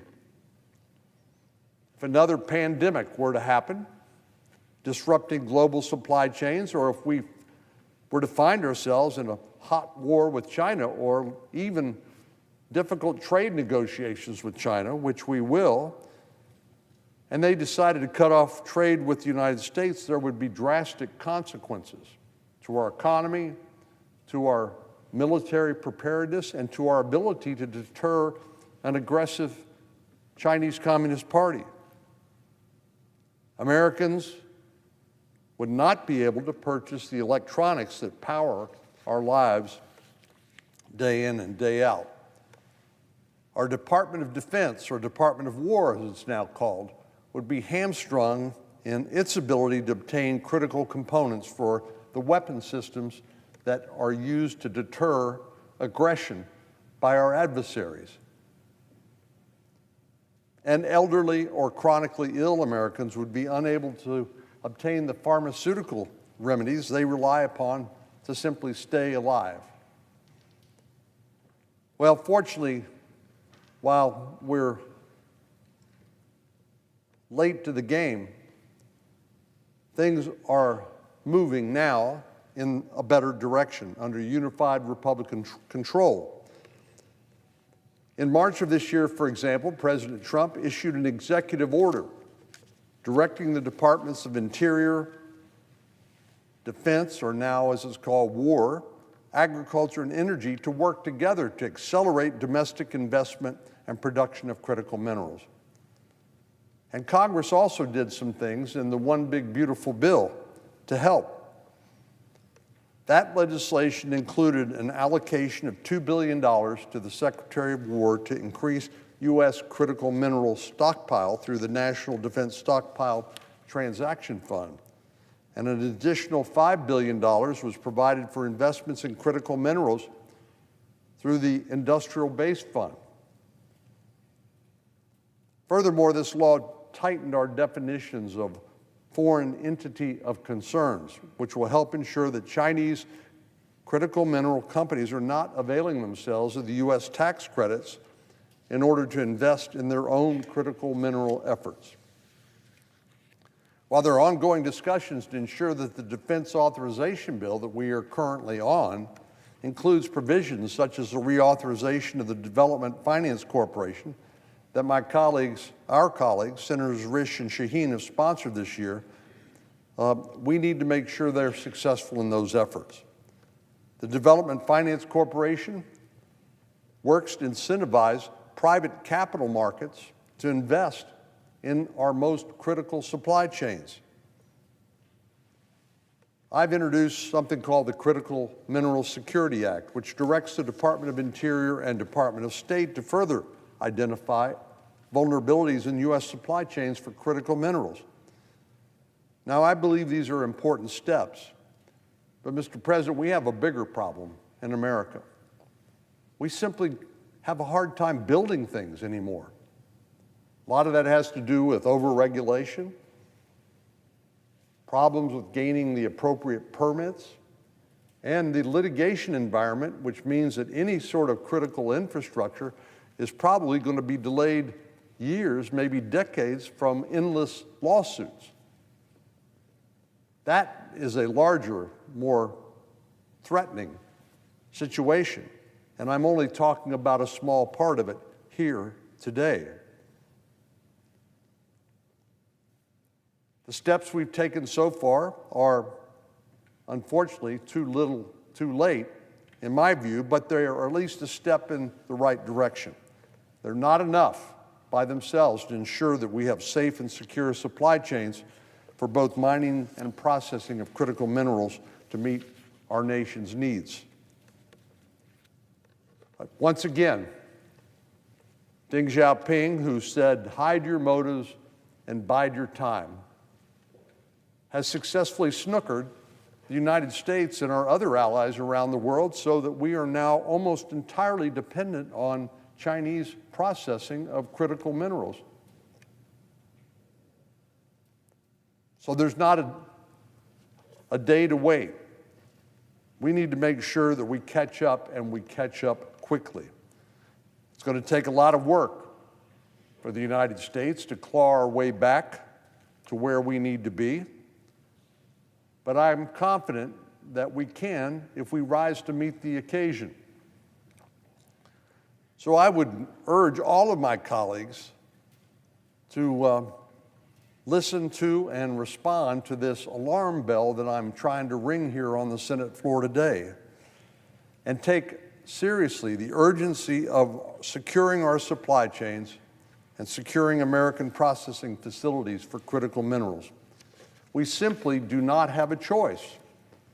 Otherwise, we will continue to be held hostage by an adversary that does not wish us well.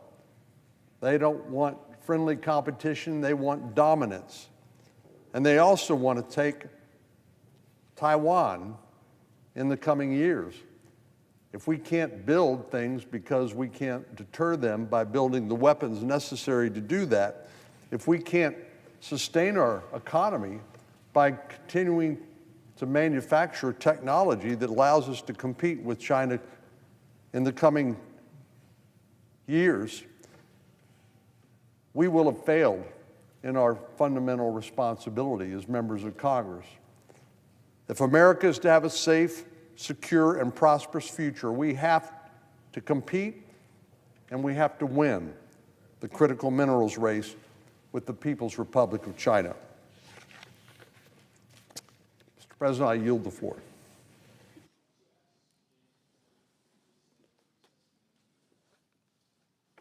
Mr. President, I would ask unanimous consent that the previously scheduled recess begin immediately. Without objection. Under the previous order, the Senate stands in recess until 2:15 p.m.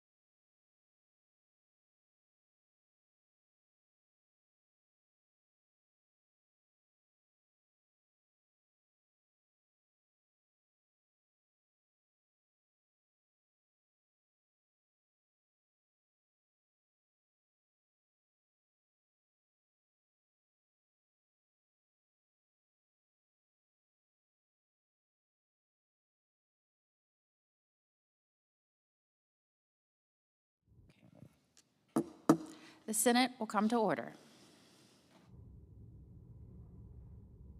Madam President. Senator from Michigan.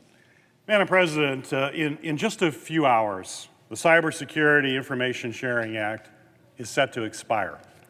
If we don't extend these critical authorities, we will lose one of our most effective defenses against cyber attacks.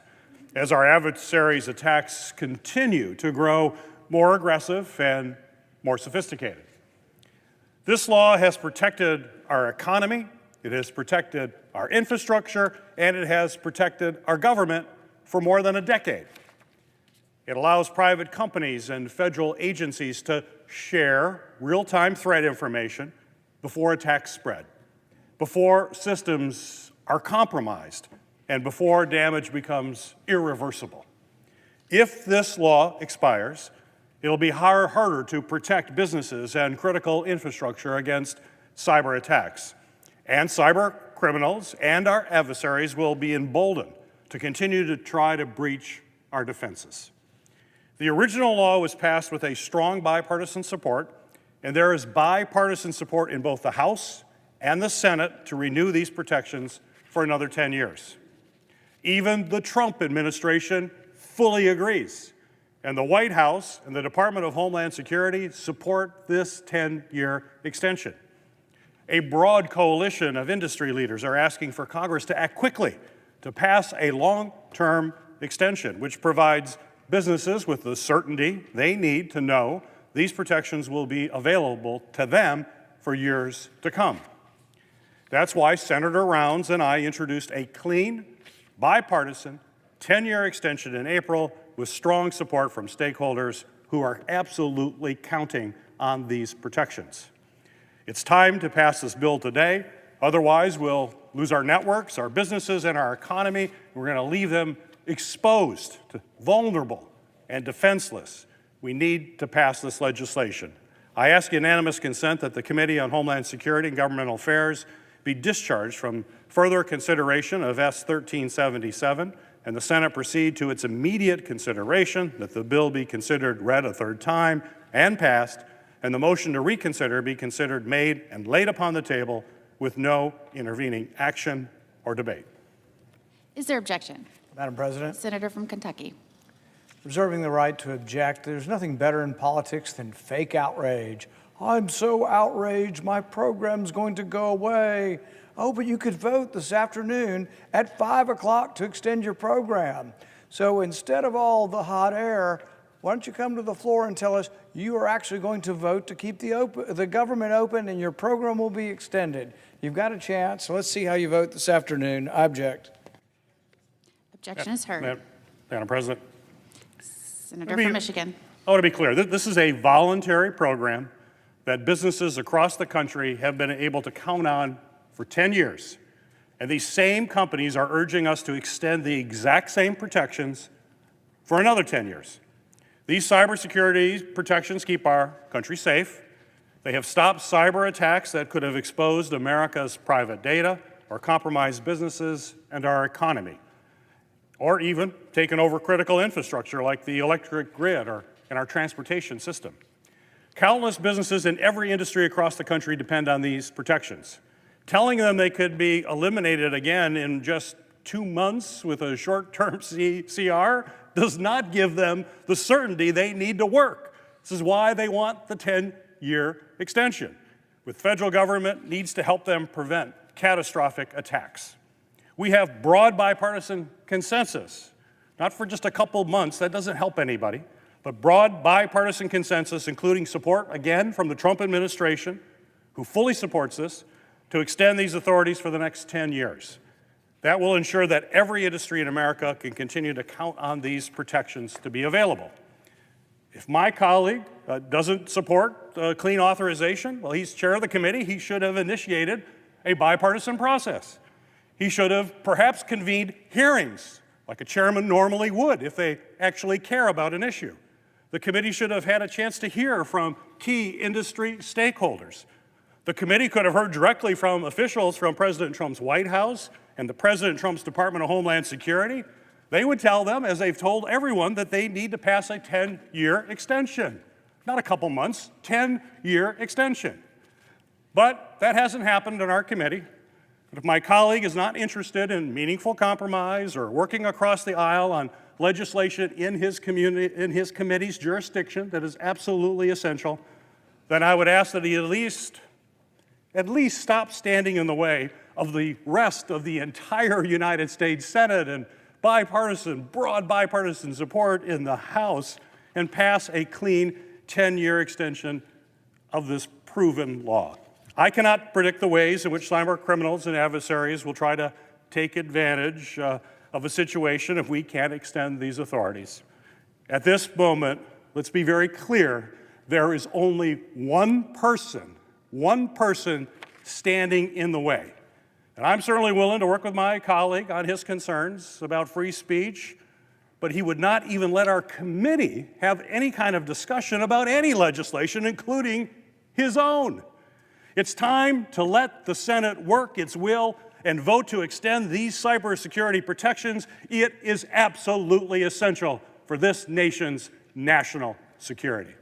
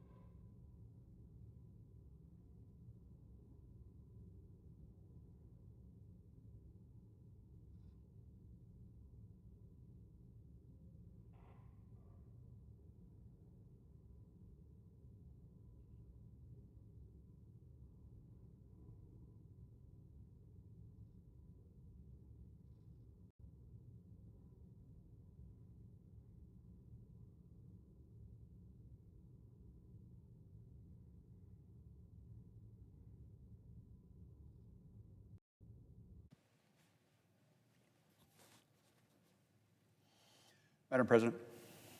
The Senator from North Carolina. Madam President, 1 year ago, Hurricane Helen brought devastating winds and record-breaking rainfall to western North Carolina. Families were displaced, homes were destroyed, and tragically, lives were lost. Even in the face of devastation, North Carolinians showed remarkable strength, unity, and compassion.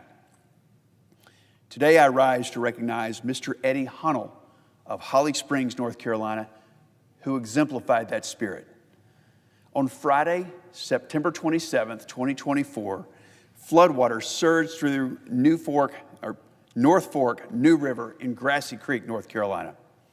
Mr. Hunnell had made a 3.5-hour trip to western North Carolina to celebrate his son's wedding, but what should have been a joyous occasion quickly turned into a crisis. As rising water carried trees, furniture, and other debris downstream, Mr. Hunnell spotted a 66-year-old Grassy Creek resident in distress, Miss Leslie Worth. She was wearing a life jacket. She was standing in the second-story bedroom window of her home that had been knocked from its foundation. Miss Worth bravely jumped out of the window to save her own life. She plunged into the dangerous conditions and was swept up by the current, and without a moment's hesitation, Mr. Hunnell made the brave decision to attempt to rescue her. He steered a canoe through the flood and then, undeterred by the raging current, leapt into the water and swam to reach her. Through determination and resolve, he swam to her to safer ground, undoubtedly saving her life. This was nothing short of an act of extraordinary bravery and selflessness. Once Miss Worth was reunited with her husband, Mr. Hunnell, he welcomed the couple to join his family that evening at his son's rehearsal dinner. He knew they were without a home, without a meal, and without any warmth. He even went further by setting up a fund to help them rebuild their lives, and he was the very first to contribute. In June, Mr. Hunnell was recognized for this extraordinary act of heroism as a recipient of the Carnegie Medal. This award honors civilians who risked death or serious physical injury to an extraordinary degree saving or attempting to save the lives of others, and I could think of no one more deserving than him. Madam President, the motto of the great state of North Carolina is esse quam videre, which means to be rather than to seem. I firmly believe Mr. Hunnell has lived out our state's motto to the fullest. His actions remind us that in times of crisis, ordinary individuals can perform extraordinary deeds. I'm grateful for his swift, life-saving intervention during Hurricane Helen to save an innocent life, and I ask my colleagues to join me in honoring him for his exemplary service. May his courage continue to be an inspiration for us all. I yield the floor.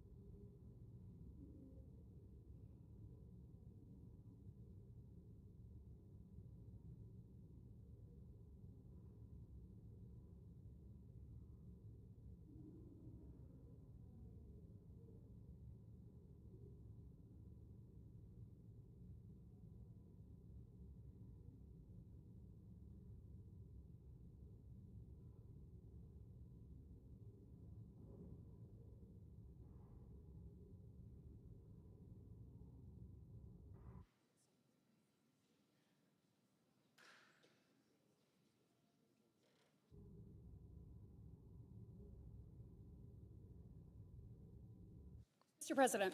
The senator from Alabama. Mr. President, passing a clean CR this week is important for two reasons. First, passing this CR, of course, will avert a harmful and unnecessary government shutdown.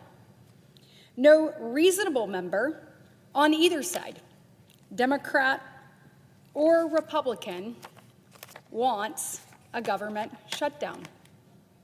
Now, those aren't my words. Those are actually Senator Schumer's words from just over a year ago. Mr. President, I rise today because once again, this Congress, my colleagues on the other side of the aisle, have decided to put politics ahead of the American people. You see, just a few weeks ago, we finally unpacked the logjam that they had created on President Trump's nominees. Now, they decided, instead of working for the American people and allowing this body to do its job, that they were going to engage in unprecedented obstruction, allowing for every single person that came to this floor insisting that they had a cloture vote, 134 out of 135 nominees, something that had historically never been done. At the rate we were going, up until Republicans finally took action to remove Democrat obstruction, President Trump, at the end of his term, would have had about 800 nominees confirmed out of the 1,200 that he actually gets to select during his administration. Now, I didn't say at the end of this year, I didn't say at the end of this Congress, that would have been just over 400. At the end of his term, he would have only had just over 2/3 of the people that he needed to make his administration work. That is what they wanted to do. That is what they were insistent upon. Look, the American people spoke on November 5th. They heard from both sides. It was probably one of the more fruitful debates, knowing what Vice President Harris would bring to the table, seeing that she said, "I would do nothing different than Joe Biden has done." And then knowing what President Trump did his first term and what he was promising to do yet again. And the American people made a very clear choice. But yet, instead of allowing this body to focus, this body to work, this body to function, my colleagues on the other side of the aisle have continued to play politics. And guess what? We're over it. And that's what we're seeing happen here today. Make no mistake, what we want to do is pass a clean CR. Now, this means we've obviously come to the end of our time with government funding.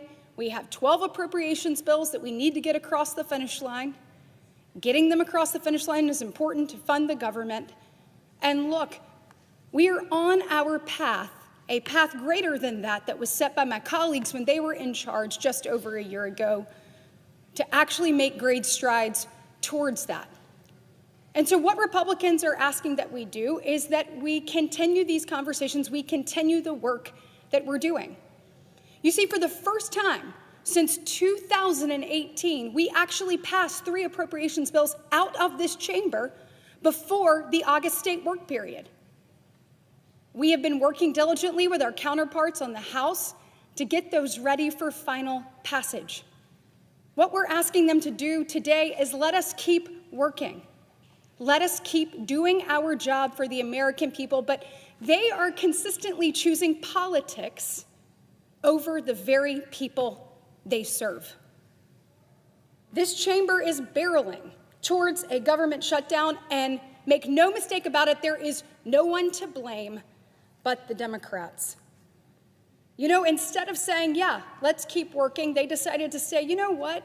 For 7 weeks of keeping working towards the goal of bringing these bills to the floor and actually passing them, getting them across the finish line, when we've engaged in record obstruction on other items, we're going to ask you for $1.5 trillion in new spending for 7 weeks. So they have essentially asked, now you heard that right, not a billion with a B, trillion with AT for 7 weeks of spending under a Biden budget as we extend that while we work to put ourselves under a Trump budget moving forward. It's seriously partisan and unfortunate for the American people. Their plan also asks for some other things that are deeply unserious: to allow illegal aliens to receive taxpayer-funded benefits. That's what they're asking in exchange. To send $500 million to media that functions more as propaganda than it does an actual news outlet. And they want to eliminate the $50 billion of investment that Republicans pledged and made to rural health care. And that's just the tip of the iceberg. Here's the reality. Voters rejected all of that on November 5th. The America Last spending of Democrats is something that the people of this country said we don't want any more of. President Trump and Republicans were elected to change that in historic fashion. But time and time again, it appears that the people pushing for a shutdown, the people on the other side of the aisle, are not living in reality and are caring more about pandering to the far left than they are about actually delivering results to the American people, and that's sad. Look, this isn't an impasse where we said, let's work on these things and we will make no progress. We've made significant progress, and we're committed to continuing to do that given the opportunity. Meanwhile, Republicans have put forth a clean CR. It funds the government for 7 weeks. It puts forth no new partisan spending, and importantly, allows for us to have more time to get back to a semblance of regular order and pass bipartisan appropriations bills. Enacting these appropriations bills needs to be one of our top priorities, because while the Republican-led CR is the best option for right now, it is my belief we cannot continue to kick the can down the road. Every time we do that, it costs the American taxpayers more. It's time for us to get in this room, right here, and do the work of the American people. A long-term continuing resolution would keep spending at Biden levels, and the American people neither voted for this nor could they afford it.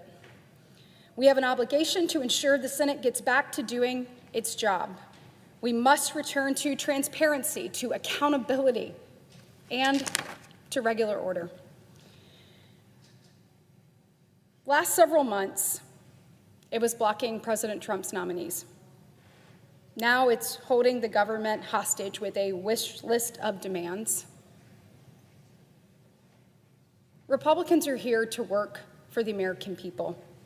And look, we're going to continue to do so.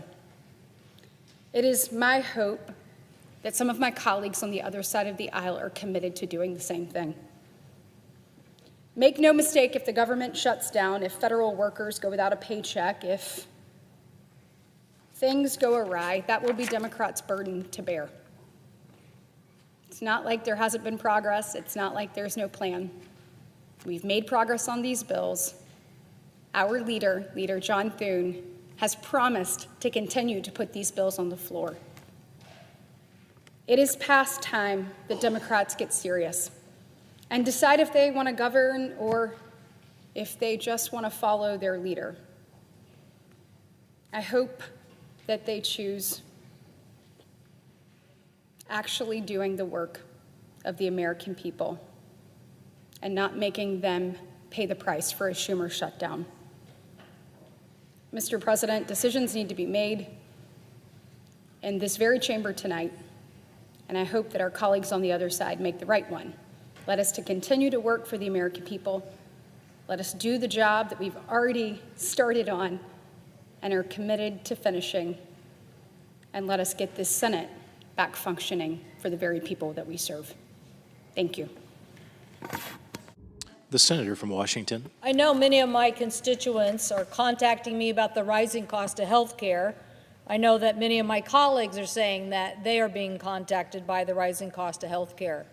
Believe it or not, some of it is impacted by tariffs, some of it the anxiety of what happened when Medicaid was threatened in the big beautiful bill, but most specifically now they're hearing from their state insurance commissioners that rates are going to go up, and as early as October 15th in the state of Idaho and in many states across the country as early as November 1st are starting to now have to make a choice. Are they going to pay for this huge increase in insurance premiums because this institution, this body, did not deal with the Affordable Care Act extensions of subsidies that provided affordable health insurance to millions of Americans.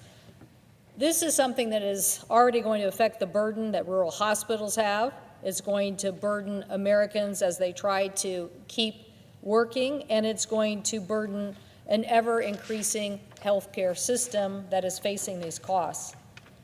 I hope that we can do something, make a commitment to focus on affordability.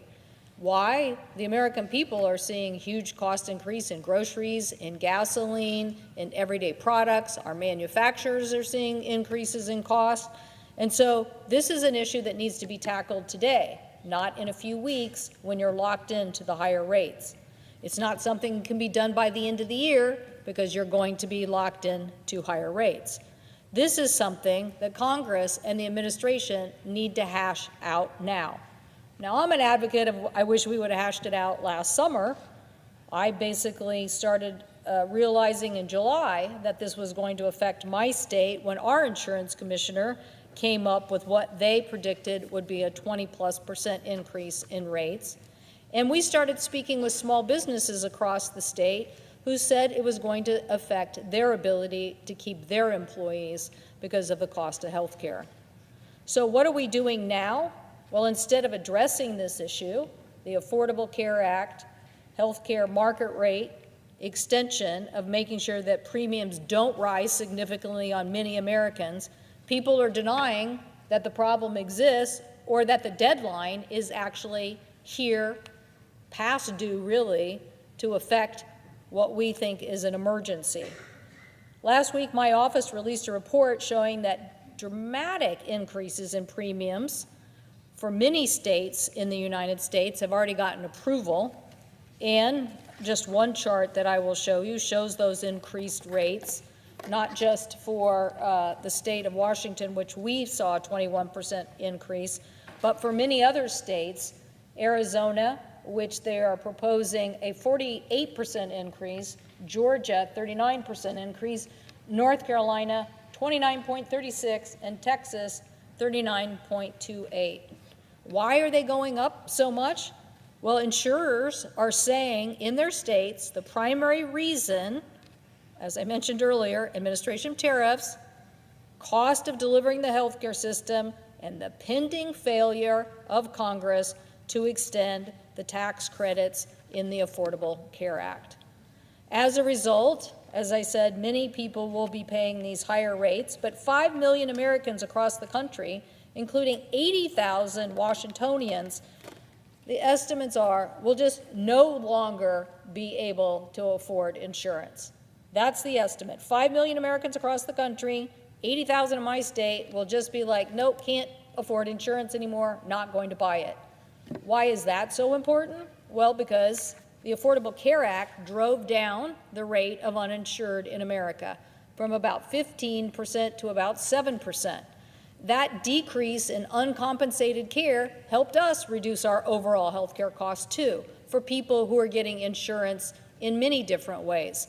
When you have uncompensated care, the costs don't just evaporate and go into the sky. They're paid by the rest of us in the system. Failing to deal with this affects everybody's health care, not just those on the Affordable Care Act premium plan of extension of these credits. It affects everybody because you're increasing the cost of health care throughout the entire system.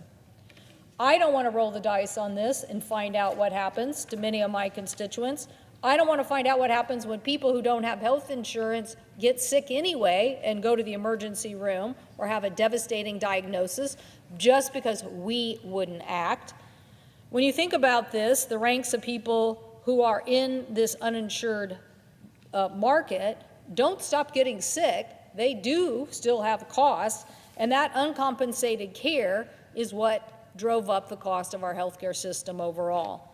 So now, as we face inflation, it's the last thing we should be doing is to drive up the cost of anything just because we have failed to act. The last thing we need to do is discover that on November 1st, that those premiums, which will go into place as people purchase those plans, is something that we can't reverse for the future because the market is a marketplace. It's a marketplace of insurance. If we want to affect this, we should affect it now. In August, I asked the chairman and ranking member of the Finance Committee to hold a hearing on how to lower these costs for Americans and find ways to keep people insured and healthy. Unfortunately, the Senate Finance Committee did not even meet in September and did not schedule any hearings to actually even discuss this particular problem. I would have hoped that there would have been an illumination with our report as everybody realized these rates are going to get locked in. People are going to make purchases decisions in November and December. And then, as I said, lots of people will just say, I can't afford these rates, they're insane. And now I'm going to just drop out of the marketplace. But yeah, I'm still going to get sick, and I'm still going to cost the hospital and the part of the state that may not even be able to afford it. I'm still going to have uncompensated care costs. All of this could have been discussed. And that is why, when we put out the report, we expressed the urgency by sending the same letter, not a big political letter, but a letter to the ranking member and chairman of the Finance Committee, but also to the leadership of the Senate, the House, and the President, saying, you need to wake up to this problem. This problem is real. It will affect our economy. It will affect millions of people, and it'll affect the rest of us by driving up the cost of health insurance. So I heard Speaker Johnson on the television this morning saying that extending the ACA credits is a December issue.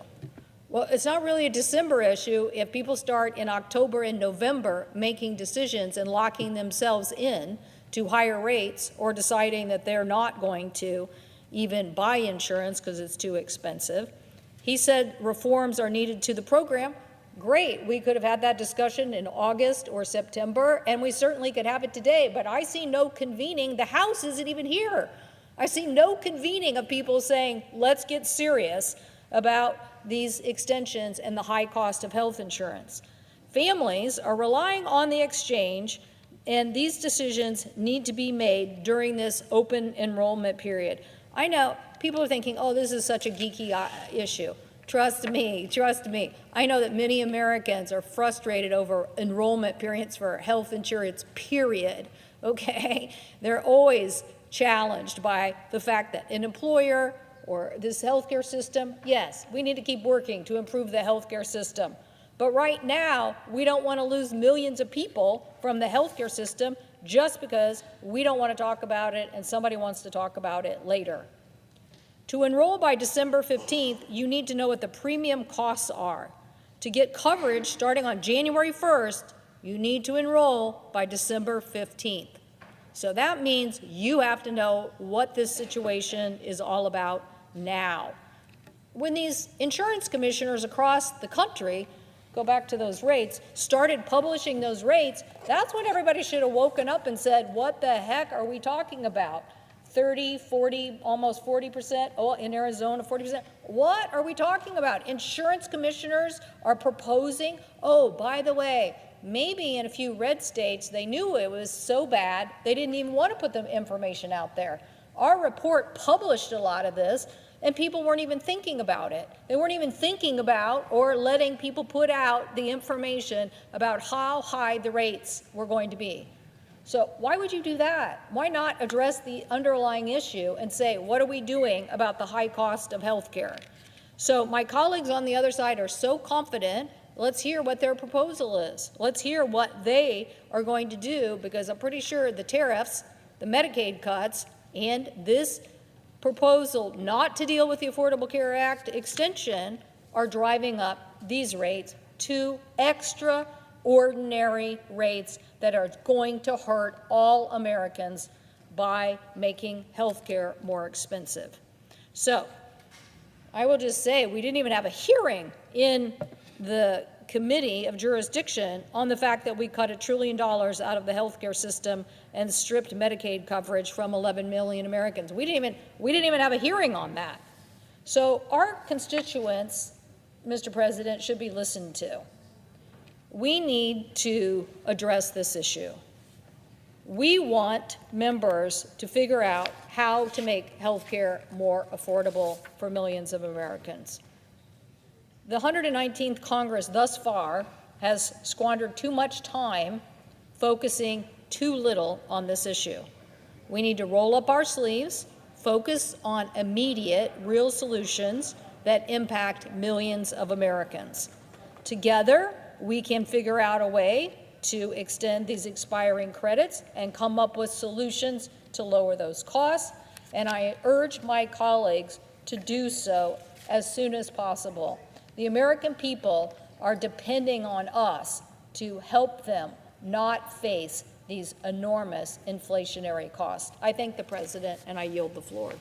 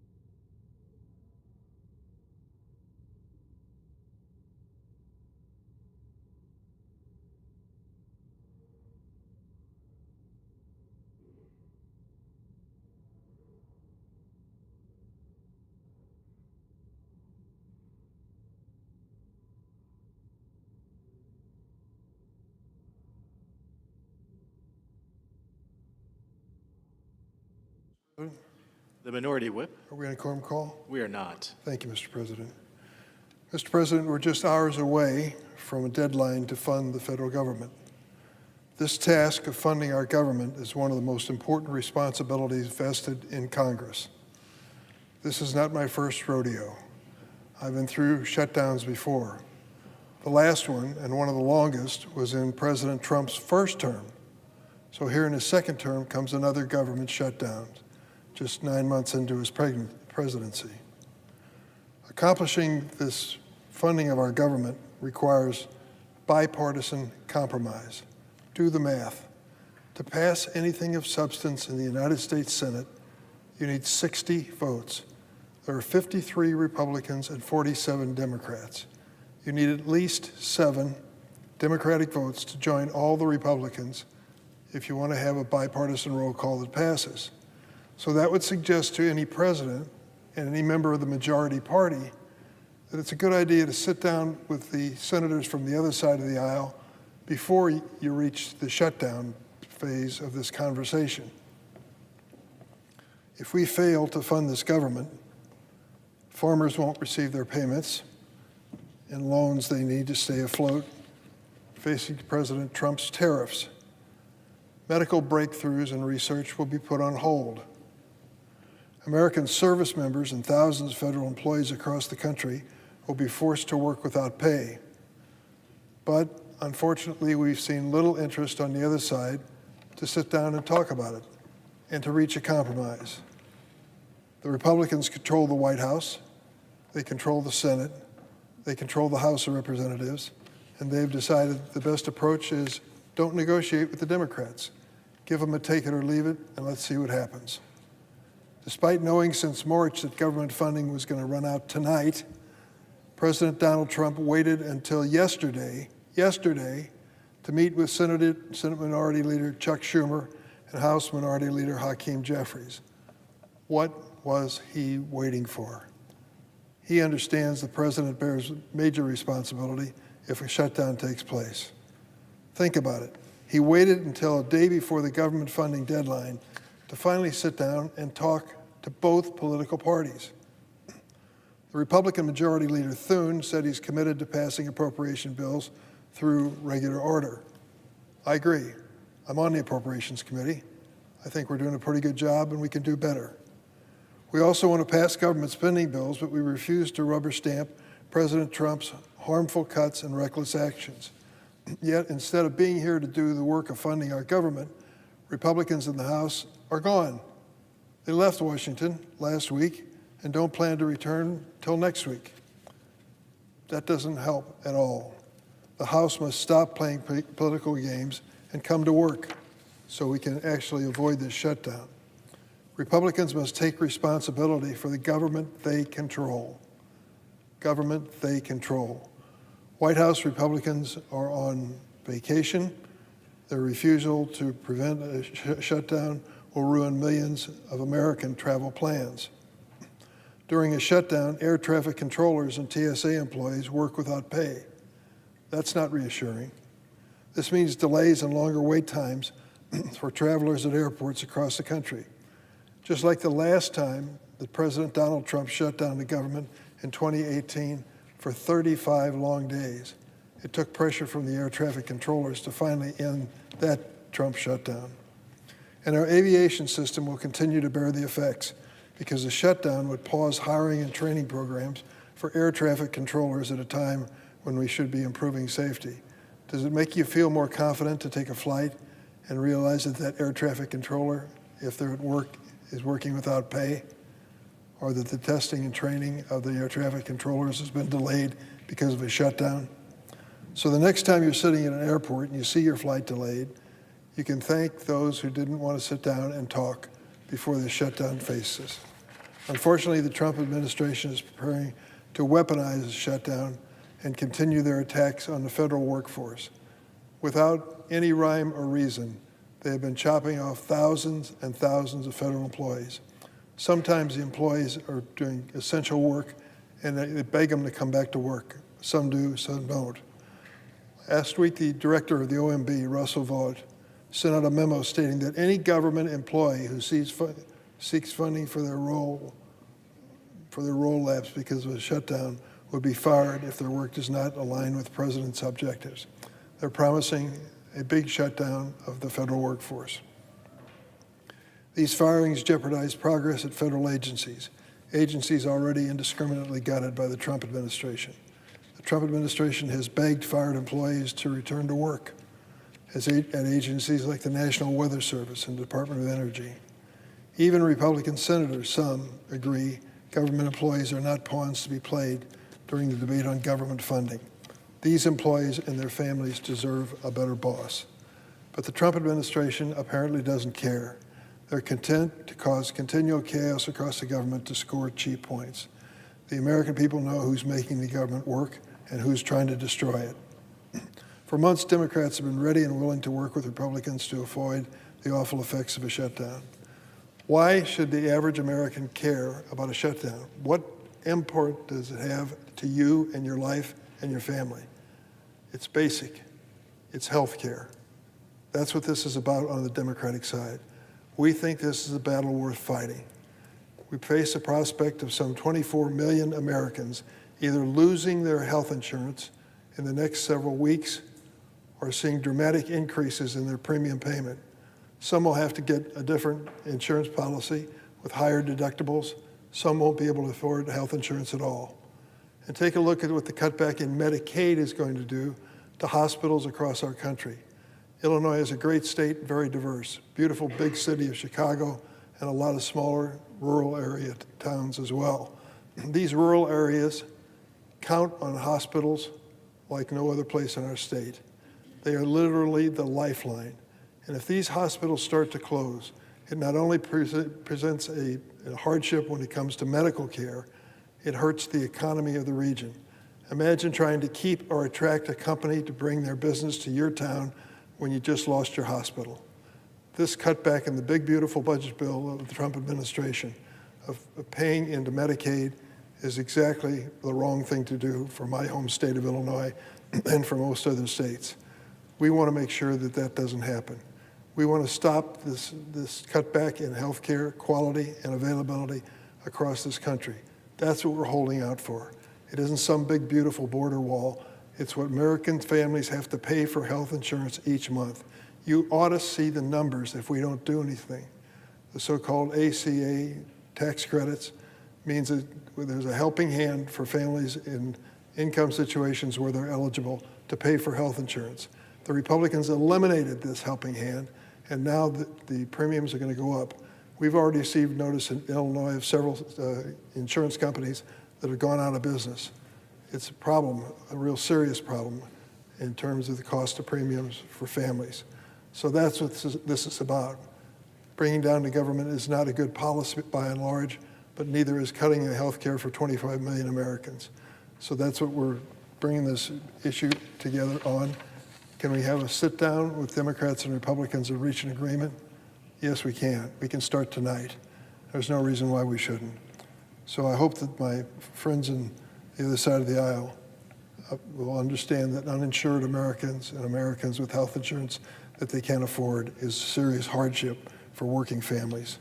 Mr. President, I hope my Republican colleagues will join us in a bipartisan conversation. It's long overdue. I yield the floor.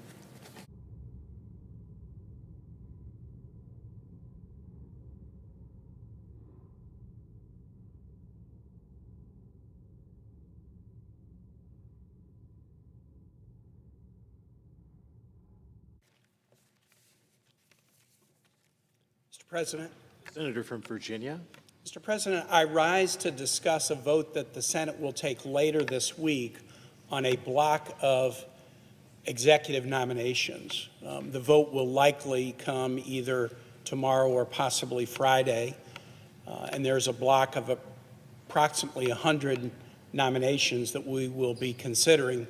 And I rise to talk about the nomination of one individual, Bill White, to be the United States ambassador to Belgium.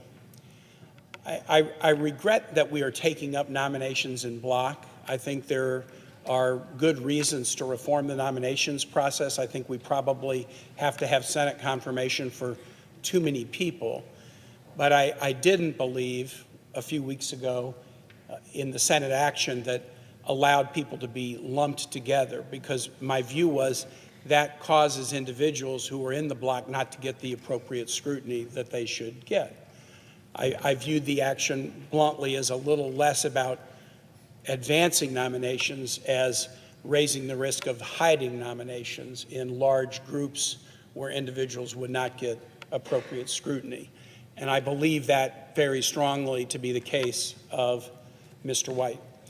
Mr. White is President Trump's nominee to be ambassador to an important U.S. ally, Belgium, the headquarters of NATO. And Mr. White has done some good things in his life, and I don't dispute that. And I know he's been a strong supporter of President Trump, as are virtually all of the Trump appointees, many of whom I have voted for. I haven't done this calculation, but I probably have a track record of, on the Democratic side, of voting for as high a percentage of President Trump's nominees, both in term one and term two, as just about anyone, because I do believe, as a former governor, that your election does carry with it a mandate to be able to assemble a team of like-minded people. And even if I might disagree with you, President Trump was elected and should have the ability to assemble a team of like-minded people. But I do carefully scrutinize the character, judgment, and qualifications of the individuals who are put before us for important positions. And this nomination of this individual for this country at this time I view as so uniquely bad that I wanted to take the time to come to the floor and talk about why. And what I'm going to talk about is Mr. White's judgment, as evidenced by his social media postings. And I have a whole lot of examples I could use, but I'm going to just narrow it down to ones that I think are a true window into this individual's judgment and character, and demonstrates that he's not suitable to represent the United States in a critical ambassadorial position. On May 16, 2023, he tweeted out about one of our colleagues, Senator Graham of South Carolina. Graham is a snake. He's tweeted out many bad things about Democratic colleagues that I'm not going to post before you, but someone who says about Lindsey Graham that he is a snake is not demonstrating the judgment that you need to be an ambassador representing the United States in Belgium. Mr. White fell down the rabbit hole of election conspiracy in 2020 and has repeatedly tweeted and posted his belief that the 2020 election was not accurately called and that Donald Trump actually won rather than President Biden. Now, I think any intelligent person recognizes that as a conspiracy theory that most fourth graders wouldn't be gullible enough to fall for. But Mr. White has tweeted it over and over and over again, and he's gone beyond just asserting that Donald Trump won the election in 2020. He's actually gone much, much farther than that.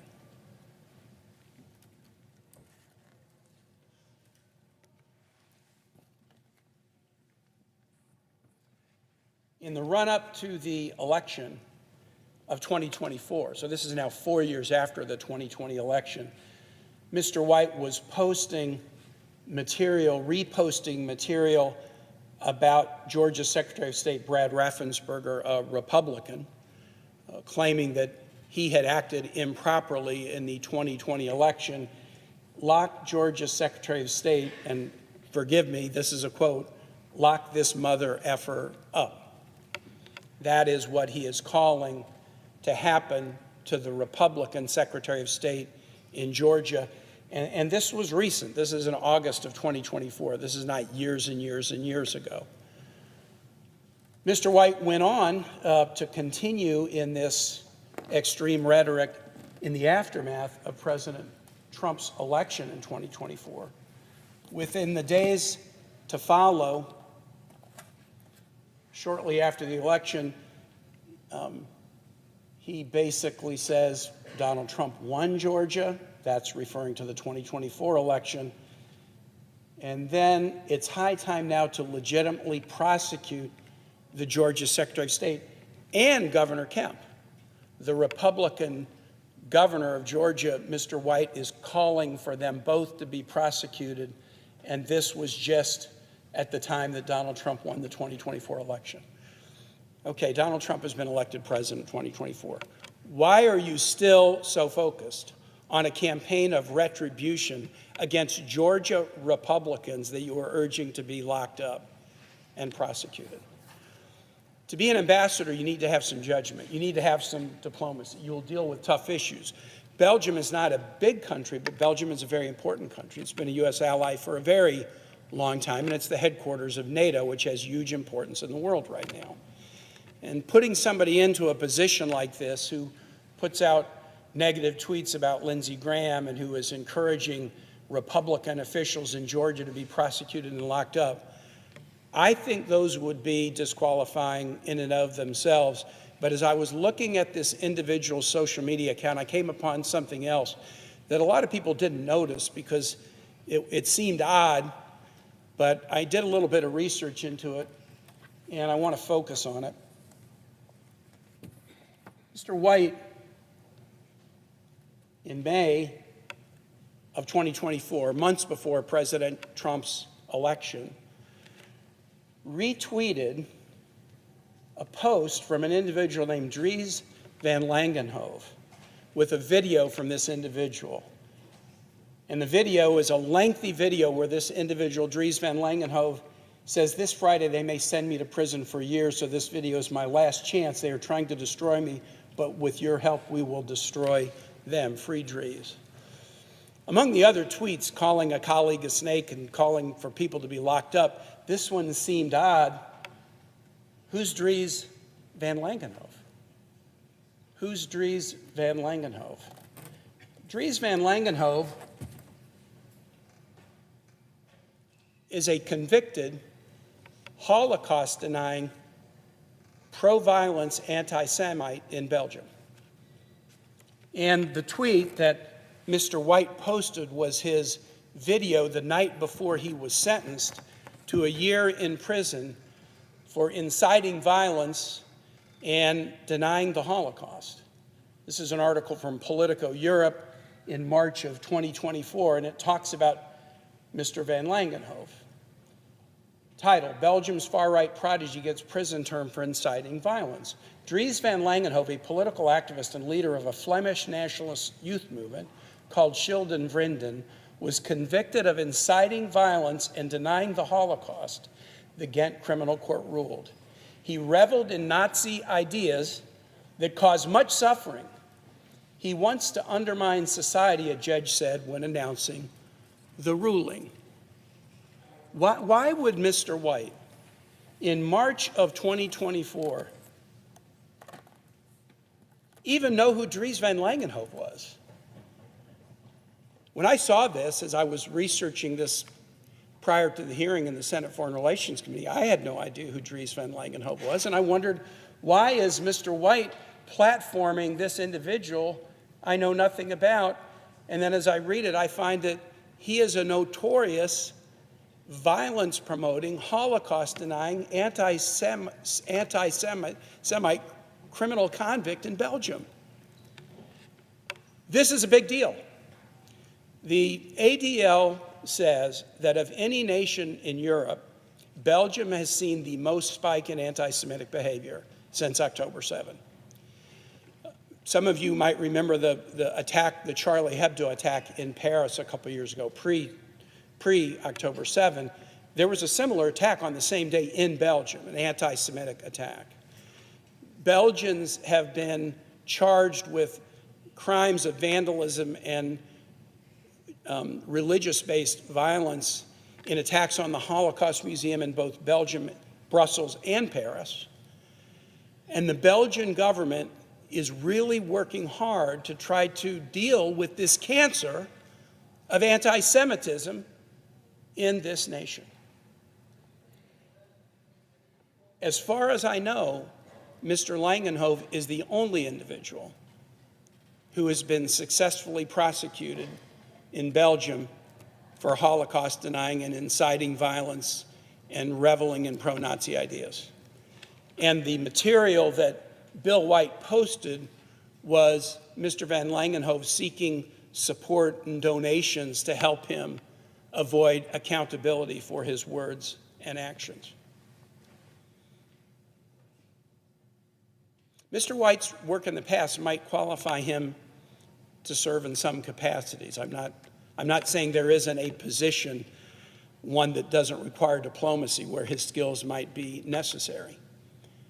But this particular appointment is an insult to Belgium, a nation that is trying to deal with a deep, deep challenge in anti-Semitism. For the United States to send as an ambassador to that nation someone who has platformed the far-right prodigy who's received a prison term for inciting anti-Semitic violence is a slap in the face of this important ally. I started by saying I'm worried that the fact that this nomination is being slid into the middle of a big block of nominations means it won't get the attention that it deserved. Traditionally, on a nomination like this, we might get 1 or 2 hours on the floor to focus on this particular individual. My colleague, Senator Merkley, as we were discussing the change that allowed block nominations, proposed an alternative where you could remove a name from the block if you wanted to actually have some ability to focus on it, and that effort was unsuccessful. But I want to raise this today. This is already getting press in Belgium. The hearing itself, where it came to light that Mr. White was platforming Dries Van Langenhove, is getting press in Belgium.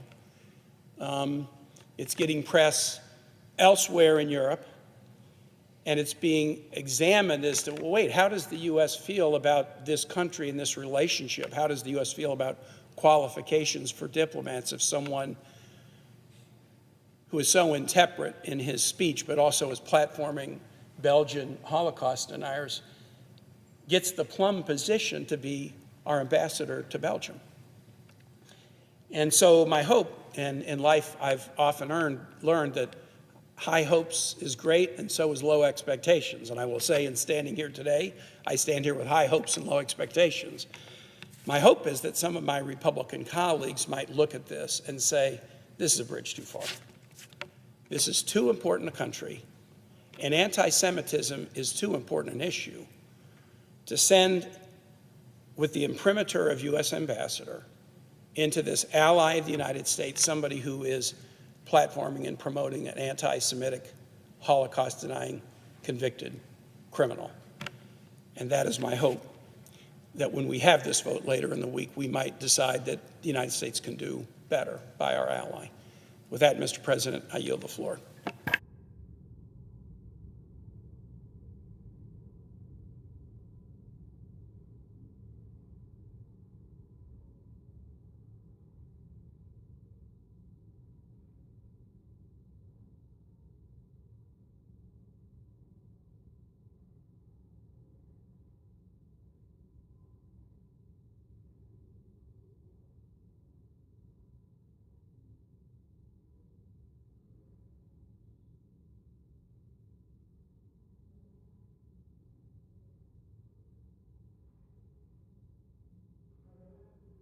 Senator from Virginia.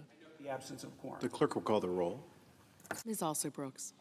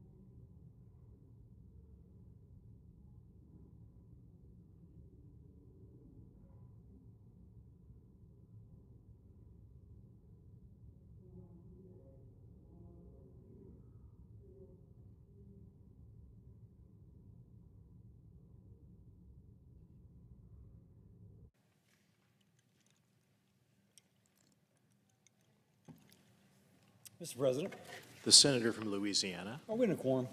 We are. I ask that the quorum call be vitiated. Without objection. Mr. President, hurricane season ends November 30th, 2 months left to go. Last week marked the first anniversary of Hurricane Helen, and I see from reports that the area of North Carolina most affected is still terribly affected. It was such a severe storm that people in Louisiana went from Louisiana to help North Carolina and other states with their emergency operations on the ground. This weekend saw 2 Category 4 storms churning in the western Atlantic. Thankfully, they did not hit, or they do not appear they'll hit our coast. Still, the storms remind people in Louisiana and other states that flooding is not a matter of if, but rather when. Now, Democrats, as we know, are pushing us towards a government shutdown. What does that mean for the National Flood Insurance Program?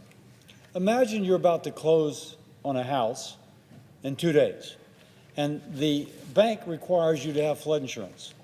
If you're in a special flood hazard area, by the way, over half of Louisiana is a special flood hazard area, and you're purchasing a house with help from a federally backed loan, you will not be closing on that house, nor will you be able to renew your existing policy.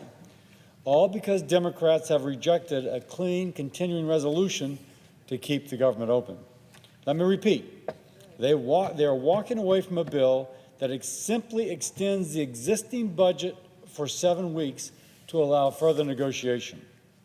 Instead, they demand a highly partisan bill, which would add more than $1 trillion to our nation's debt.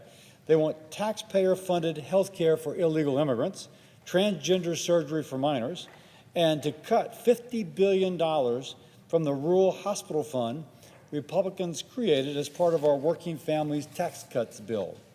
Now, back to flood insurance, Americans are left wondering how a shutdown will affect it. While Democrats are writing checks to the far left, folks are wondering if they can close on their house.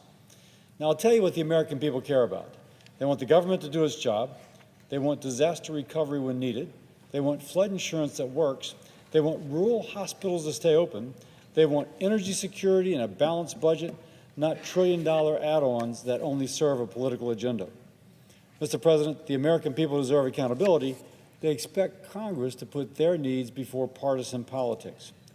If this shutdown happens, it means that the National Flood Insurance Program cannot renew policies. That's 500,000 people in Louisiana, millions across the country, unable to renew policies while we're still in hurricane season. It'll mean delays in disaster aid and emergency response coordination. It means uncertainty for families still recovering from Hurricane Helen and other past storms. Now, this is personal for folks in my state.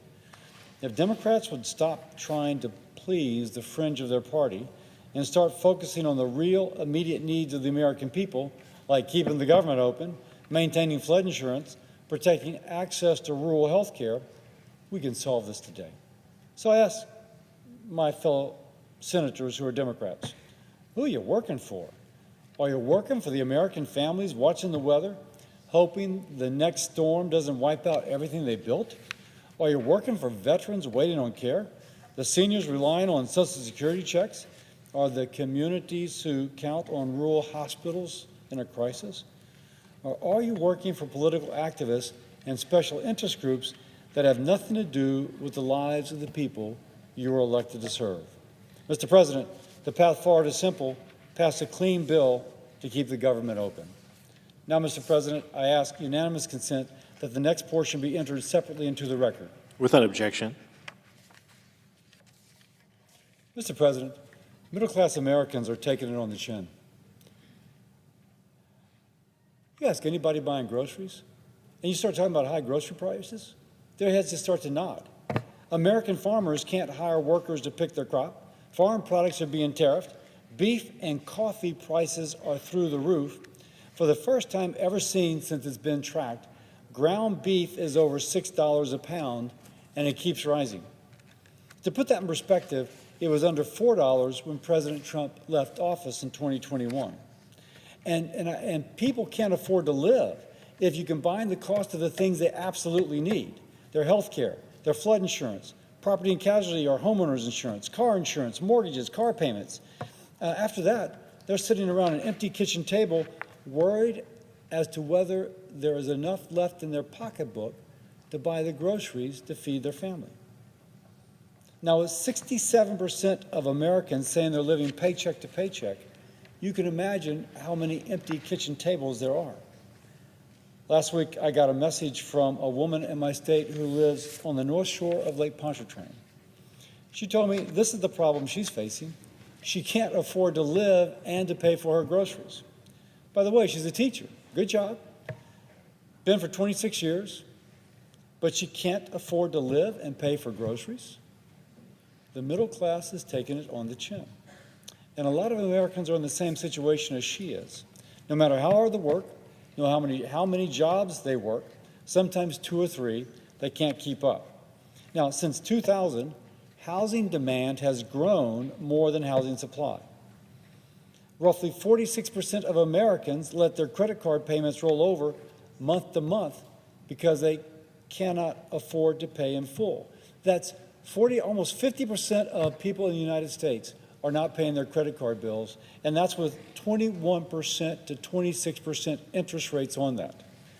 Almost a quarter of Americans don't think they will ever pay off their credit card debt.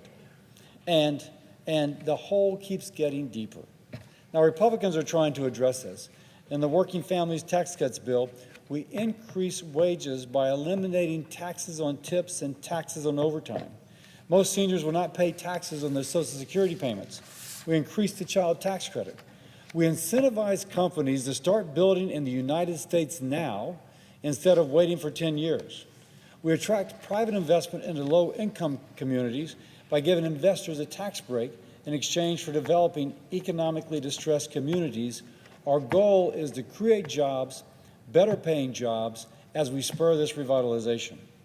We can increase affordable housing for families and workers by expanding and strengthening the low-income housing tax credit, which will help build more than 1.6 million affordable homes nationwide over the next decade.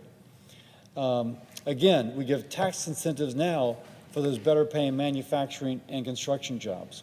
We're working to decrease the high cost of health care with, if you will, programs to incentivize the education of more nurses, to lower the cost of prescription drugs, and to lower the cost of health insurance. We have proposed ways to lower the cost of the National Flood Insurance Program, which in my state is one thing that just saps from people's pocketbook. Now, the government shutdown will not help. It creates unnecessary worry, puts a strain on working families, veterans, and folks living on a fixed income. The American middle class has taken it on the chin. Republicans are working to give the American people hope instead of one more body blow. And with that, I yield. Mr. President. The senator from Louisiana.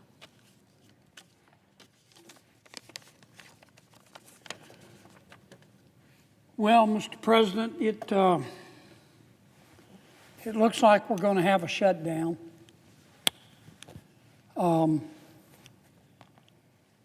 What does that tell us? I'll tell you what it tells me.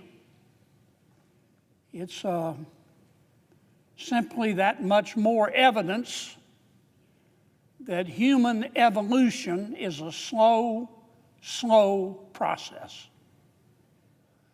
I thought humans had advanced more as a species, but apparently we haven't.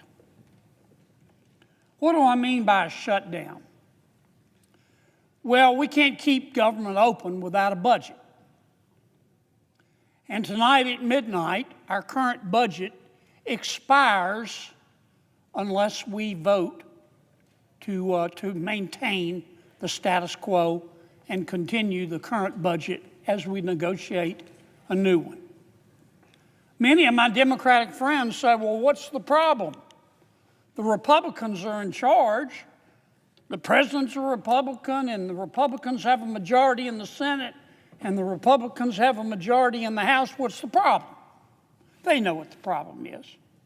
We can't pass a budget. We can't keep government open just with Republican votes here in the Senate. We only have 53 Republicans. We need 7 Democrats to join with us. So for my Democratic colleagues to say, well, the Republicans are in charge and they don't need us, they know that's not accurate. And that's what's going on. Now, we've had a few shutdowns before, and every shutdown is different, but most shutdowns are a combination of both policy and politics in varying degrees. This shutdown, in terms of policy, makes absolutely no sense. None. What we have proposed to our Democratic colleagues and the minority leader, Senator Schumer, is to make no changes to the current budget. We just want to continue the current budget and keep government open until just before Thanksgiving to give us more time to negotiate a permanent budget. We did that many times when President Biden was president and when the Democrats had the majority. In fact, we did it 13 times. Not only have Republicans done it, but Democrats have routinely done it. But this time, the Democrats have said, no, no, no, no, no. We want more. And you may be thinking, okay, that's reasonable. What do you want? Well, it's not reasonable. In effect, what the Democrats are saying to us is that we're going to close government unless you Republicans agree to make it bigger. We don't want the status quo. We want you to commit to spending $1.5 trillion more than you're spending now. And we, the Democrats are saying, are going to tell you how to spend it.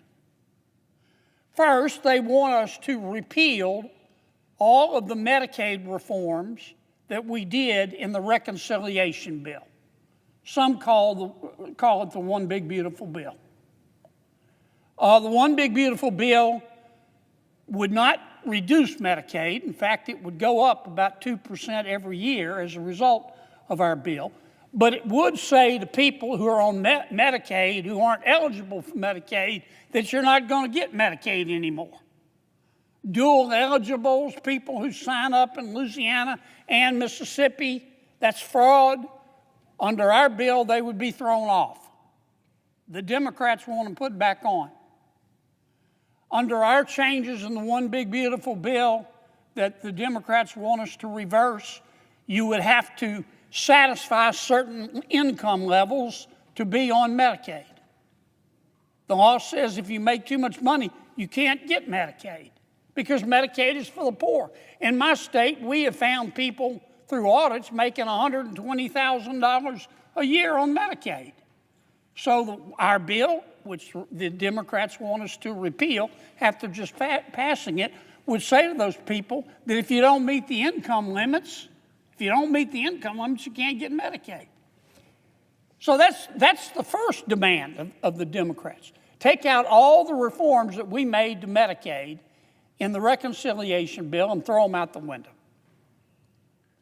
Number two, they want to extend the Obamacare subsidies. What does that mean? Well, first let me say Obamacare was a mistake, and we know that now.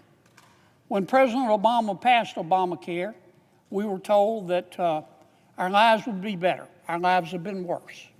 We were told that it would make health insurance more accessible and more affordable. It's done neither.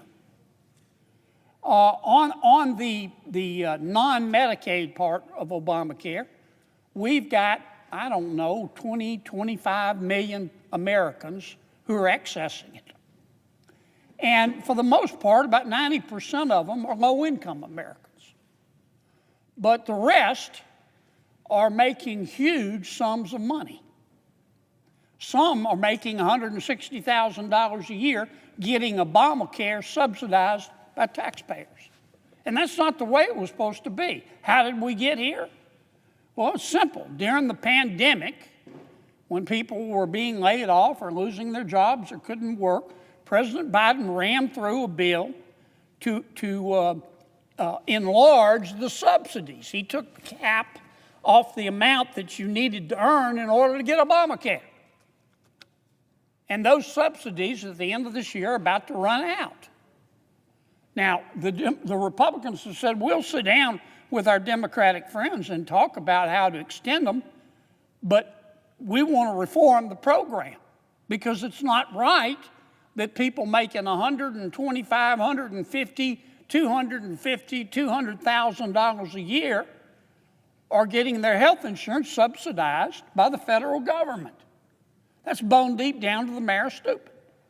But the Democrats, Senator Schumer and his colleagues, have said, nope, we will shut government down unless you agree automatically to extend these subsidies, which were passed during the pandemic, after the pandemic is over, permanently. And that's just some of my colleagues' demands. I mean, you need an Excel spreadsheet to be able to follow their demands. Their demands to keep government open, you stack them here, you could stand on them and paint the ceiling. And that's not much of an exaggeration. And when Senator Schumer announced these demands, that's when I knew. I knew it in a nanosecond. We're going to have a shutdown.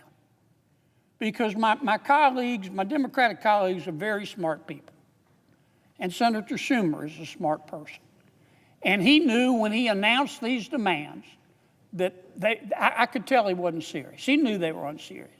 And he knew that neither the president nor the other members of Congress were going to accept them. And you know what? Many Democrats know they're unreasonable as well. So that's why I say the policy part of this makes absolutely no sense. And that's because this isn't about policy. This shutdown is about politics. Now, parties change, just like the human experience changes over time. Political parties change. My party's changing. So is the Democratic Party. And there is a wing of the Democratic Party, I call it the socialist wing. Some less charitable people call it the loon wing of the Democratic Party. And they are in charge right now. And the non-loon, non-socialist Democrats are scared to death of them. And this particular wing of the Democratic Party that's in the ascendancy, what do they believe? They try to out-weird each other all the time. They hate, if you listen to them, they hate Thomas Jefferson. They hate Abraham Lincoln. They hate George Washington.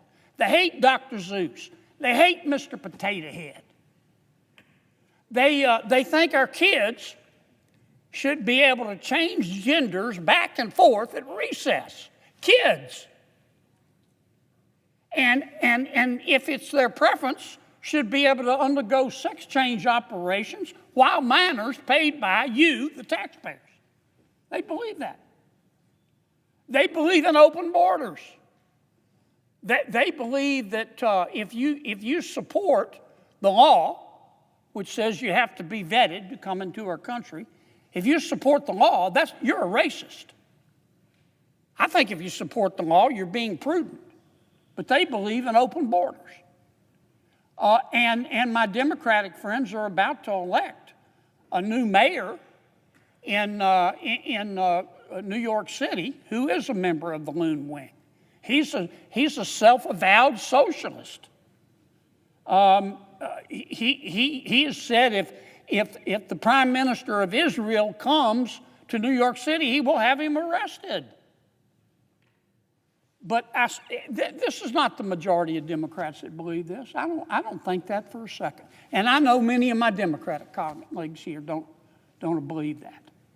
But the Loon Wing, the socialist wing, the angry Gary Busey wing of the Democratic Party is in ascendancy, and they've got a lot of power, enormous amount of power. And many of my Democratic colleagues in the Senate are scared of them. And the loon wing is mad at many of my Democratic colleagues in the Senate. They shouldn't be, but they are. And therefore, many of my Democratic colleagues in the Senate are scared of the loon wing. And they want the loon wing to love them. The loon wing will never love them. They're better off doing the right thing, and they know what the right thing to do is. But that's why I say this is a political decision, and that's why we're going to shut government down. Now, once you shut government down, unless you're prepared to leave it shut down permanently, and maybe my Democratic colleagues are, but I don't think so. I still, maybe I'm naive, but I still think too many of my Democratic colleagues in the Senate know better. Once you shut the government down, you got to get back open. How are they going to get it back open? We're not going to agree to their demands. $1.5 trillion. They know we're not going to agree to it. So how is my friend Senator Schumer going to get government back open? You know, there's a famous movie line. I don't remember the movie. I think Denzel Washington said the line. I love Denzel Washington. He's what cool looks like. The guy's awesome. He's a total baller, man. I love Denzel Washington. But anyway, I think he said in one movie, if you pray for rain, you better be prepared to deal with the mud. And truer words were never spoken. So if you want to shut down, I say to my Democratic friends, you better be prepared to deal with the mud. How are you going to get it back open? How are you going to get it back open? I wouldn't want to be in their shoes to have to make that decision. Let me just say a few words. Every time we do a shutdown, it scares the living daylights out of the American people, especially our elderly. It breaks my heart. All of us get phone calls from folks scared to death. They're not going to get their Social Security check, or they're not going to be able to see their doctor, and it just breaks my heart. So I want to give them a little bit of assurance. During the shutdown, the executive branch will be in charge, and the Trump administration is not going to do anything to hurt our elderly. I want to assure them of that. If you're receiving a Social Security check or Medicare or Medicaid or a veteran's disability, your checks are going to continue. We will make sure of that. Trump administration will make sure of that. Government may be shut down, but essential workers will still be there to make sure those checks are sent out. If you're hungry and you don't have the money to eat, we're not going to let you starve to death. The administration is going to continue payments. We call it, some people call it SNAP. I call it food stamps. And we will continue the payments for the women, infants, and children's program. Most of us refer that to WIC. You'll still get your mail. Don't worry about that. Postal Service will be working through the shutdown. If you depend for health care on your Veterans Administration and VA medical centers, they're going to remain open. So I don't want you to be scared about that. Now, you're going to notice an impact. Probably we've got 2.5 million federal employees. Probably 750,000 aren't going to be on the job. Under the law, they have to go home. So you will notice an impact. You'll notice it in our parks.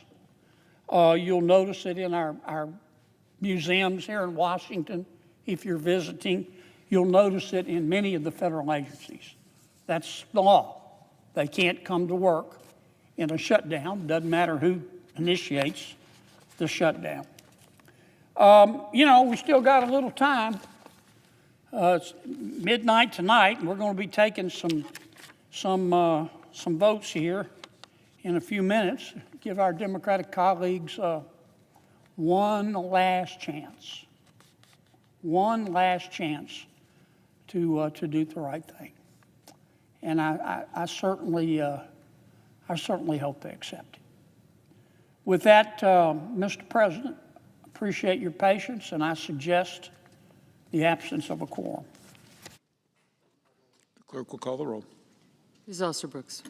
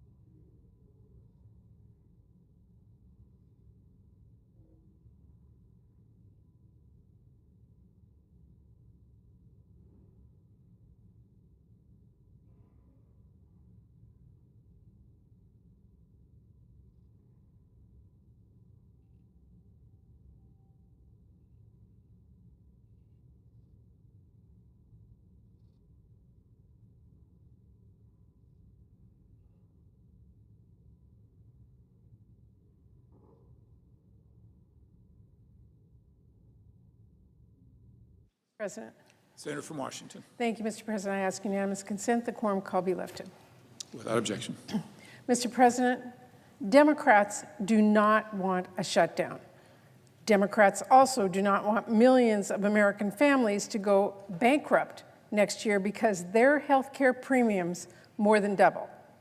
And Democrats do not want people to get kicked off their health care, get sick, or even die. Democrats want to stop our rural hospitals from closing and laying off more staff. We have been clear about this for weeks and weeks and weeks. All along, Democrats have made clear we are ready to hammer out a solution to prevent a shutdown and save people's health care. But I'm afraid that at every step of the way, Republican leadership has made clear they would rather shut down the government than make sure people can afford health care. Apparently, working with Democrats to save American families money and keep the government open is too much for Republican leadership, because their plan so far has been to let health care premiums double next year and insist that Democrats swallow a bill that does nothing on health care. President Trump and Republicans in Congress would rather shut down the government than have serious negotiations to lower costs, save health care, and prevent a shutdown. Unfortunately, Republicans decided on the shutdown track weeks ago and have done nothing to steer away from that cliff. This is not hard to understand. Republican leadership has not been subtle. If Republicans were serious about avoiding a shutdown, they would not have skipped town last week. And Speaker Johnson wouldn't be refusing to return lawmakers until after the funding deadline. If Republicans were serious about avoiding a shutdown, they wouldn't be holding a vote on a bill that already failed, and that, I should say, actually got fewer votes than Democrats' bill, since 8 Republican senators didn't even bother to show up to take that vote.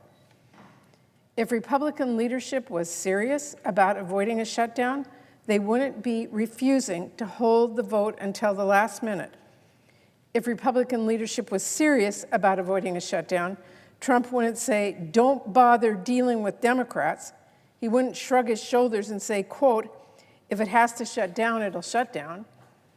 If Republican leadership was serious about avoiding a shutdown, they would not have waited until the last possible moment to hold a meeting that could have happened weeks ago, and they would have listened and negotiated at that meeting instead of just saying my way or the highway. And ask yourself this: if Donald Trump and Republican leadership were serious about preventing a shutdown, would Trump be tweeting out completely unserious AI videos riddled with lies, debunked conspiracies, and mariachi music? Would they be toying with the lives of public servants and threatening to fire more of them when they know the vital role that they all play in providing services to the American people? Come on.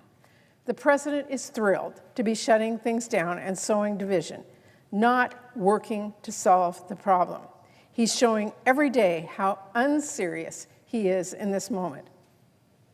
Or let's look at this another way. What would the Trump administration and Republicans be doing if they wanted a shutdown?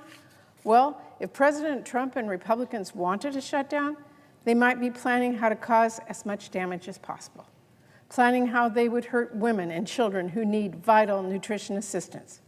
The administration might be planning to use a shutdown as a pretext to conduct more of the same mass firings we have seen for months and inflict more pain. Republicans might be openly talking about how Trump, quote, welcomes the shutdown and how they will use it to advance their extreme agenda, exactly like Russ Vought and his team at OMB are doing and have been doing. If President Trump wanted a shutdown, he might be scheduling meetings with Democratic leaders only to cancel them and finally reschedule them at the latest possible moment, exactly as he just did. If Republican leadership wanted a shutdown, they might mischaracterize what Democrats' position is, because they know that refusing to lower costs and protect people's health care, which is what they've been doing, is not popular. And of course, mischaracterizing Democratic positions is exactly what Republican leadership have been doing.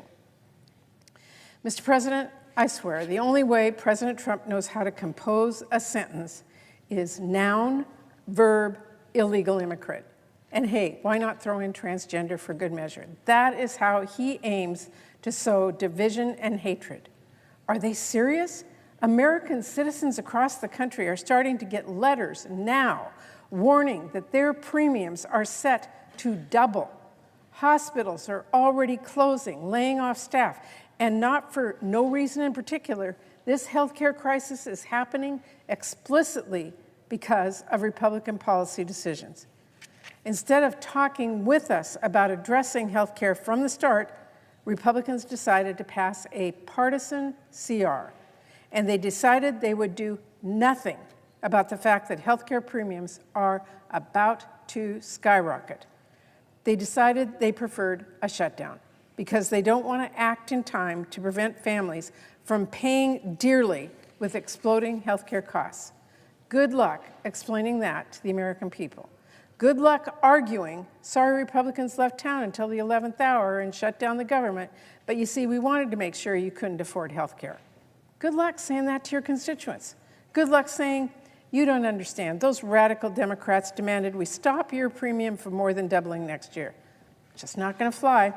The American people are a whole lot smarter than that.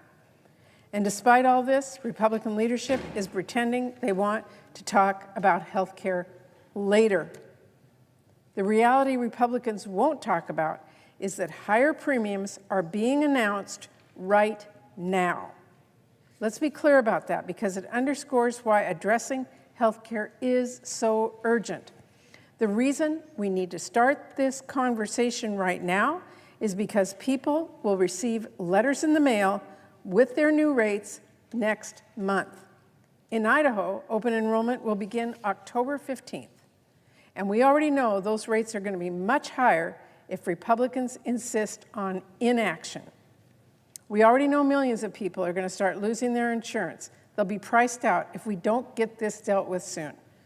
It is worth noting that according to the Kaiser Family Foundation, a quarter of our farmers and ranchers are enrolled through the healthcare marketplace.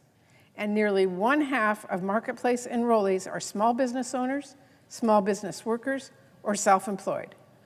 Why do Republicans want to price farmers out of health care? Why don't they care about small businesses and their workers? I heard about one family in my home state of Washington who learned that if Republicans get their way on this, their health care premium could jump from $278 a month to as much as $1,800 a month. And they are far from alone in staring down a huge, huge health care increase if Republicans refuse to act now. Millions of families are going to see their health care costs jump by thousands of dollars. That, Mr. President, is why we have to act. That is why Democrats want to avoid. That's what we want to avoid. And we know we have to do this now. But still, Republican leadership has refused to start that conversation. Meanwhile, Democrats are at the table. We have ideas ready to go. Democrats put forward our proposal for funding the government, not as Republicans are pretending as a take it or leave it demand, but a proposal. One with several key issues we want to discuss with Republicans. We want to talk about how we stop Republicans' Medicaid cuts before our families get kicked off their health care and before Republicans' cuts shutter many of our rural hospitals. We want to talk about how we can stop Russ Vought from stealing money for cancer research.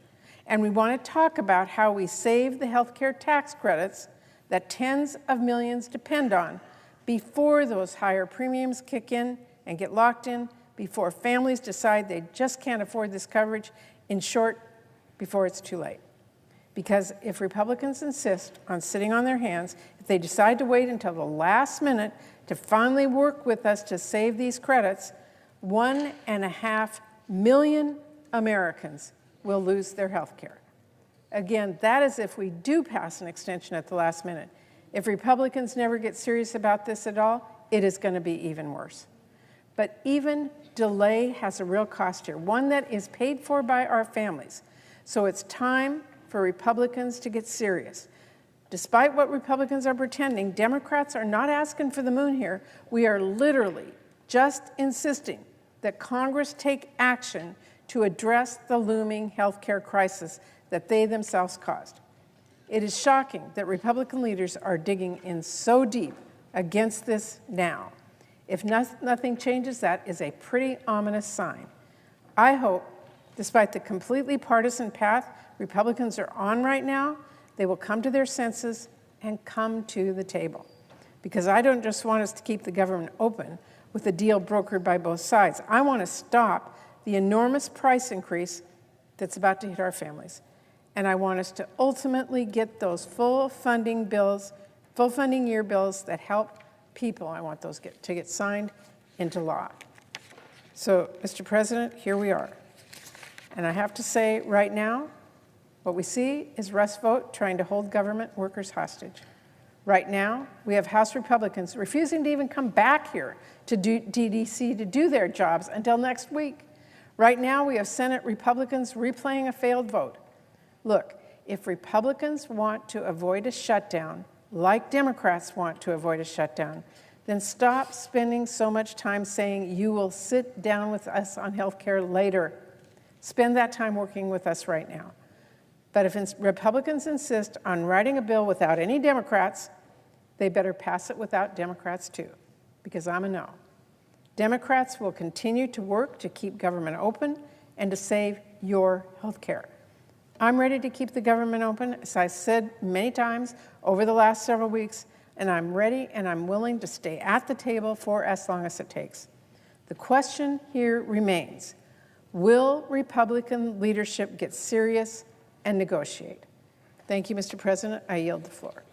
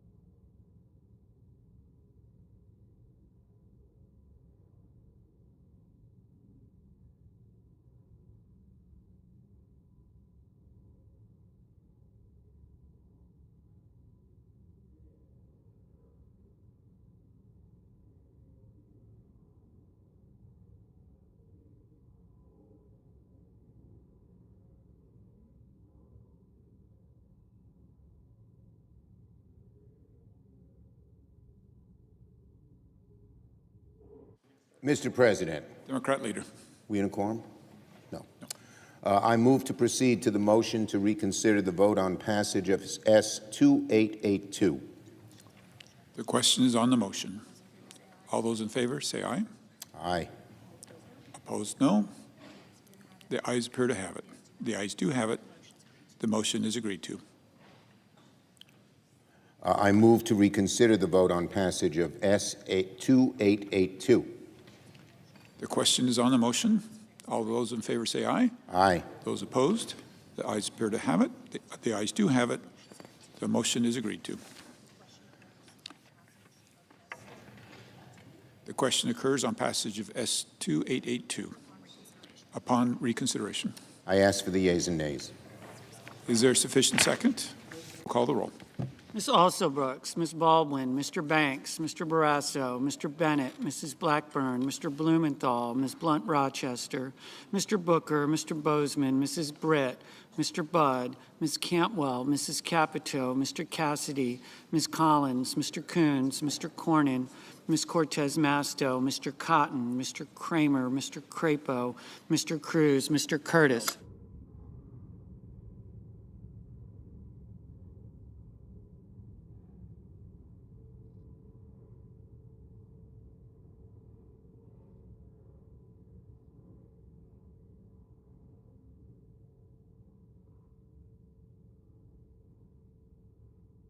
Mr. Daines.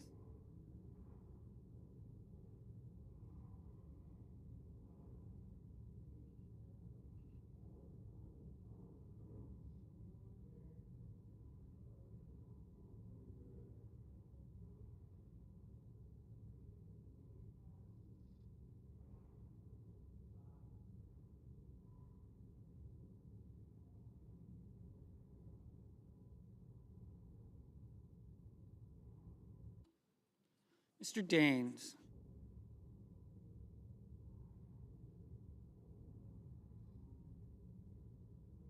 Ms. Duckworth. Mr. Durbin. Ms. Ernst.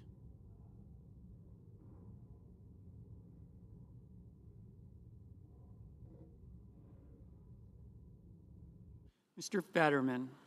Mrs. Fisher. Mr. Gallego, Mrs. Gillibrand,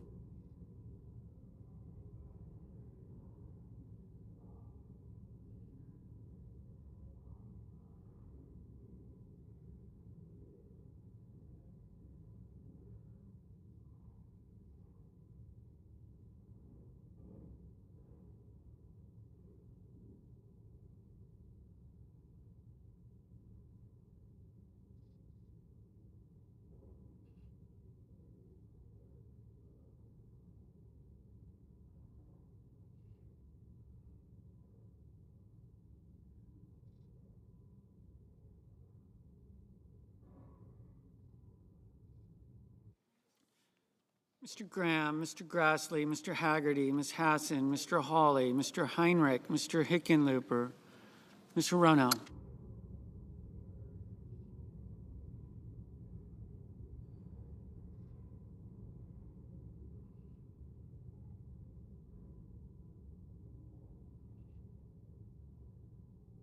Mr. Hoven, Mr. Husted, Mrs. Hyde-Smith, Mr. Johnson, Mr. Justice, Mr. Kane, Mr. Kelly, Mr. Kennedy, Mr. Kim, Mr. King, Ms. Klobuchar, Mr. Langford, Mr. Lee, Mr. Lujan, Ms. Lummis, Mr. Markey, Mr. Marshall, Mr. McConnell, Mr. McCormick, Mr. Merkley,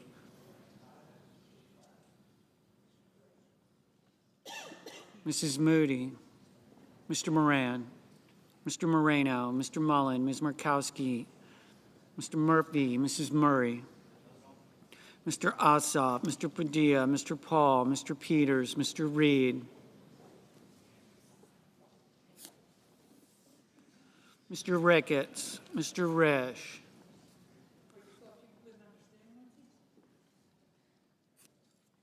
Ms. Rosen, Mr. Rounds, Mr. Sanders,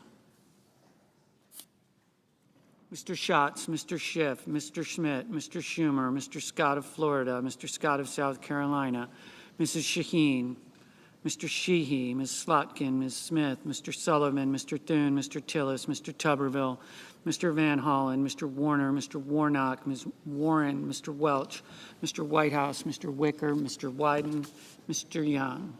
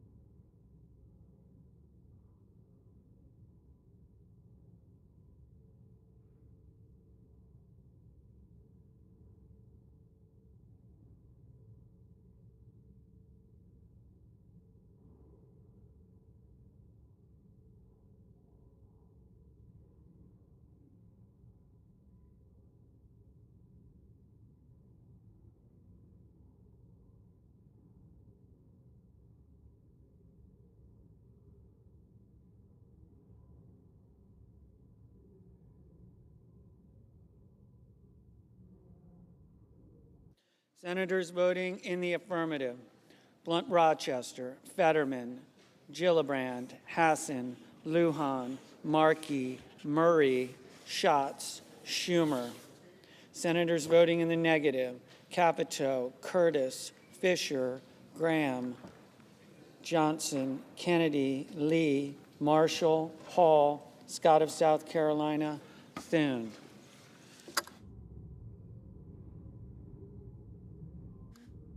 Mr. Kelly, aye.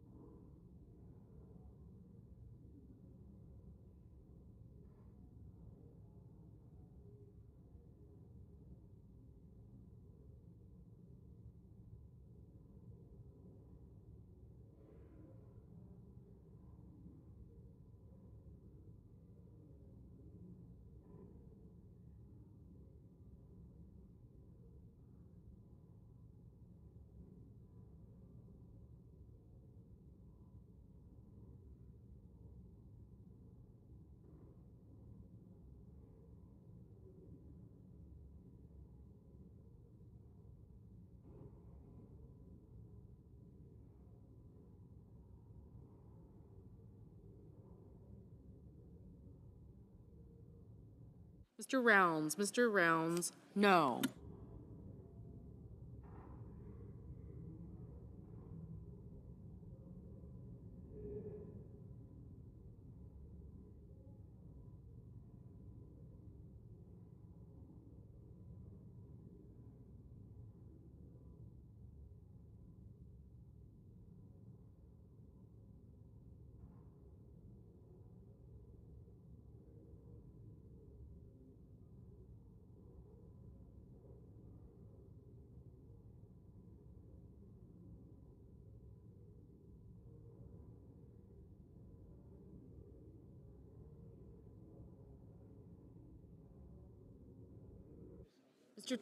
Mr. Tillis, no. Mr. Marino, no. Mr. Warner, aye.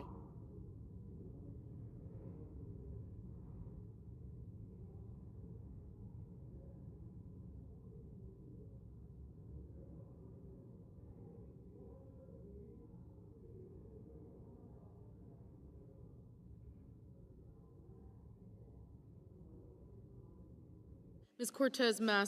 Cortez Masto, aye. Ms. Lummis, no.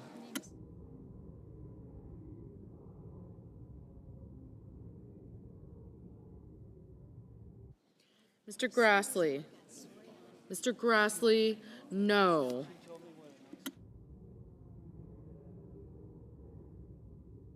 Mr.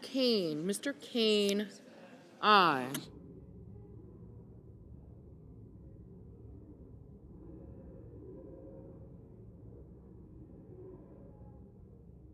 Mrs. Blackburn, no.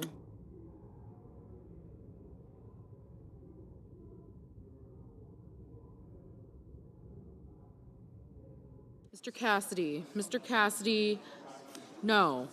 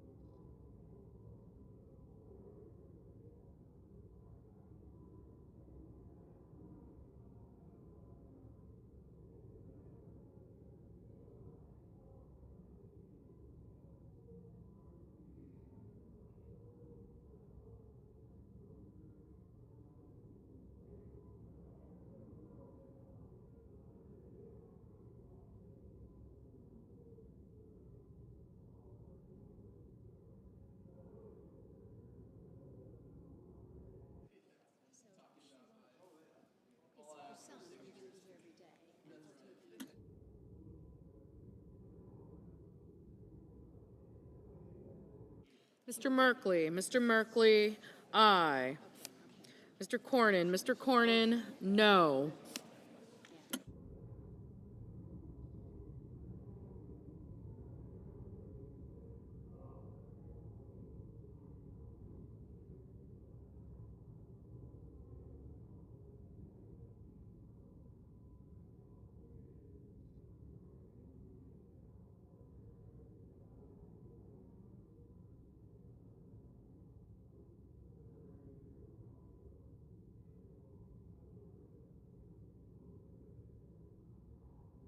Mrs. Shaheen, aye.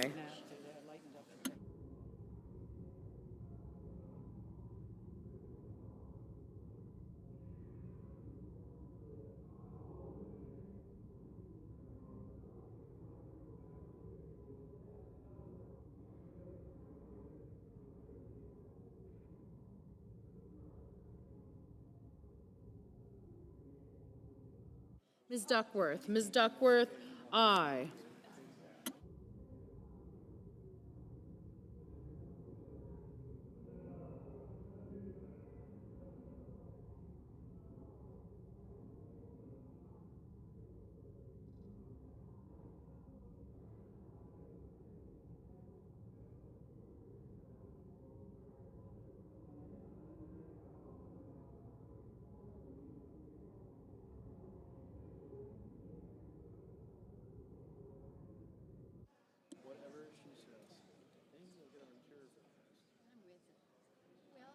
Mr. Ossoff. Mr. Ossoff, aye.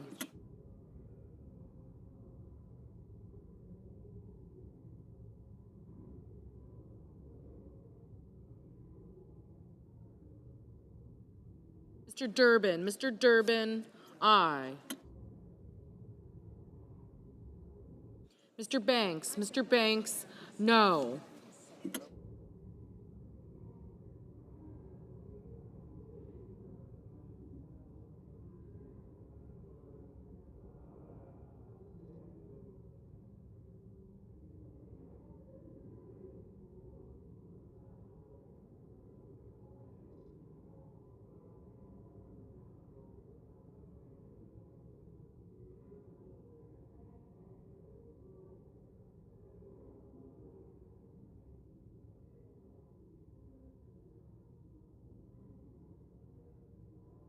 Mr. Kim. Mr. Kim, aye.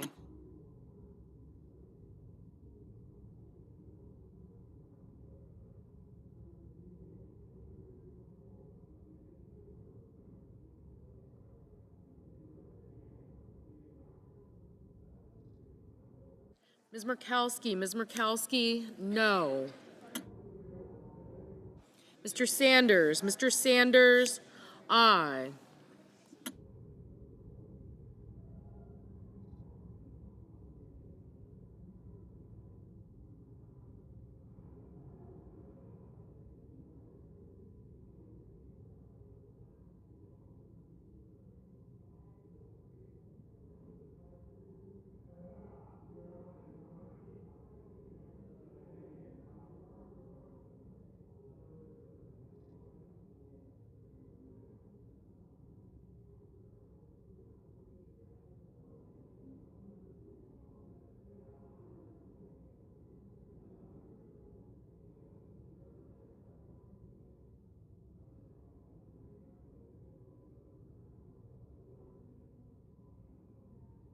Mr. Reed. Mr. Reed, aye.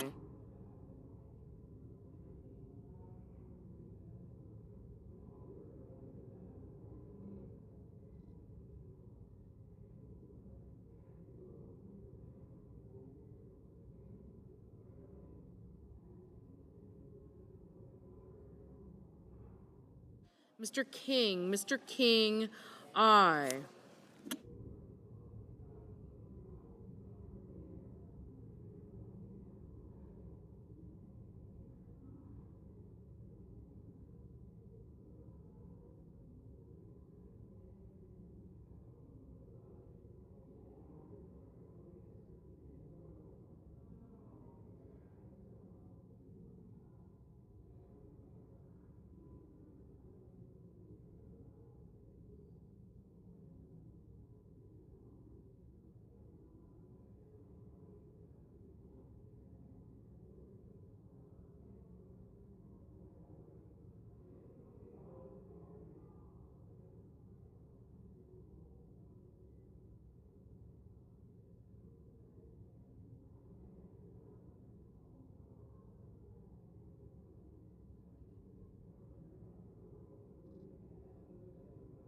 Ms. Klobuchar. Ms. Klobuchar, aye.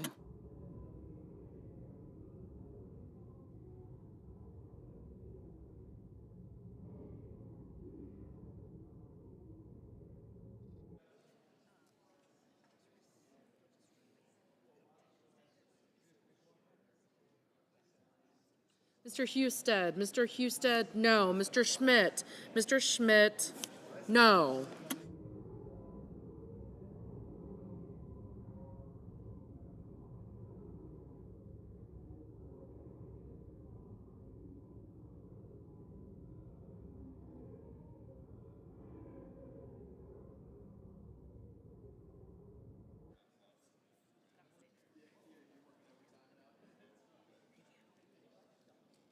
Ms. Ernst. Ms. Ernst, no. Mr. Langford. Mr. Langford, no. Mrs. Hyde-Smith. Mrs. Hyde-Smith, no.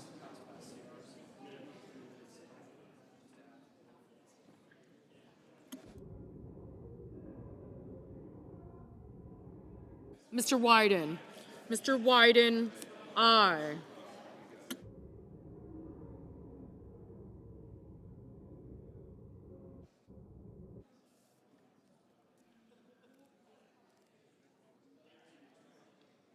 Mr. Bennett. Mr. Bennett. Aye. Mr. Kramer. Mr. Kramer. No.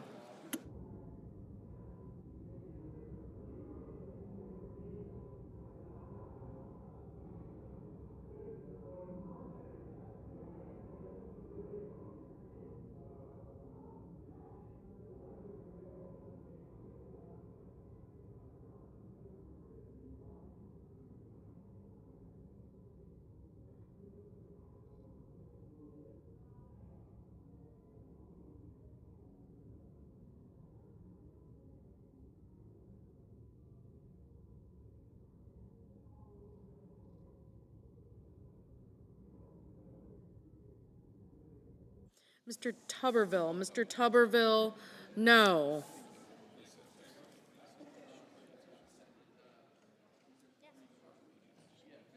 Mr. Crapo. Mr. Crapo. No. Mr. Young. Mr. Young. No.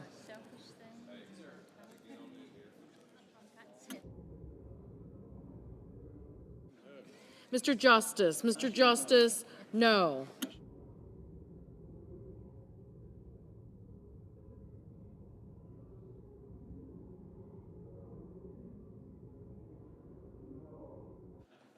Mr. Wicker. Mr. Wicker. No.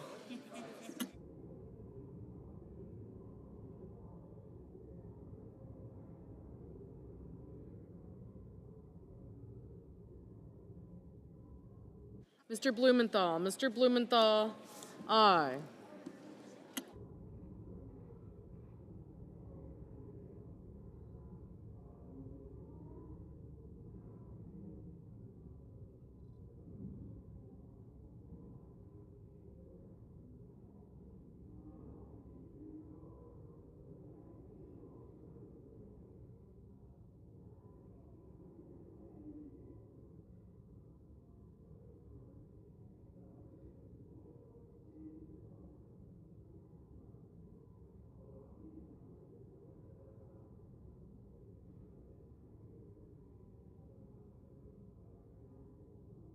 Mr. Hickenlooper. Mr. Hickenlooper. Aye.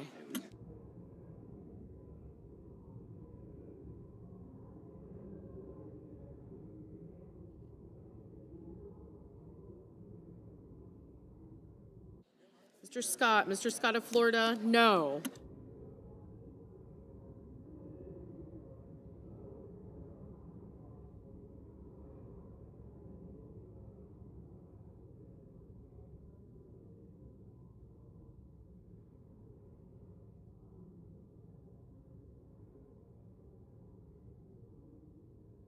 Mr. Whitehouse. Mr. Whitehouse. Aye. Ms. Baldwin. Ms. Baldwin. Aye.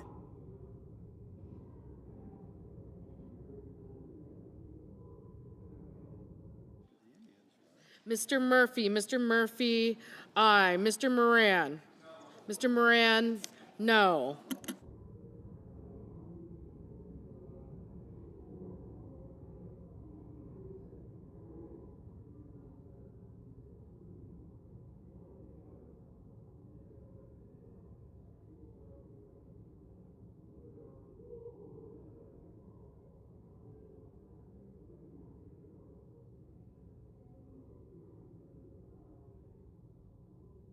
Mrs. Moody. Mrs. Moody. No.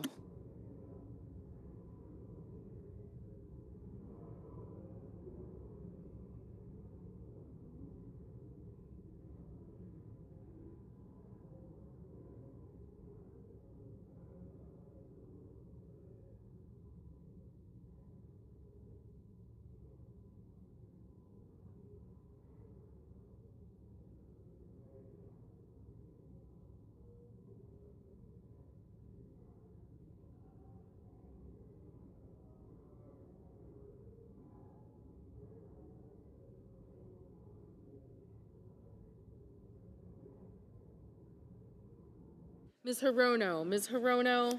Aye.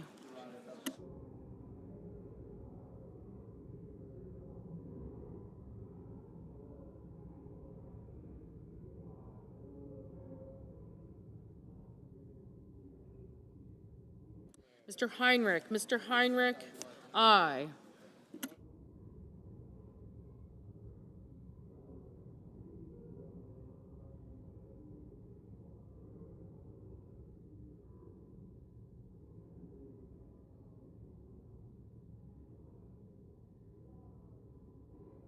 Mr.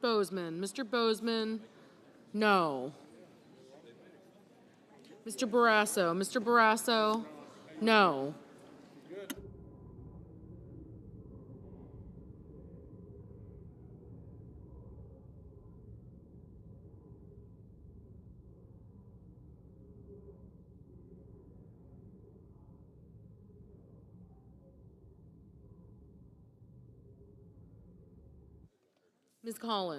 Ms. Collins, no.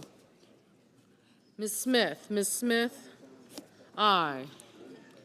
Mr. Van Hollen, aye. Mr. Cotton, no.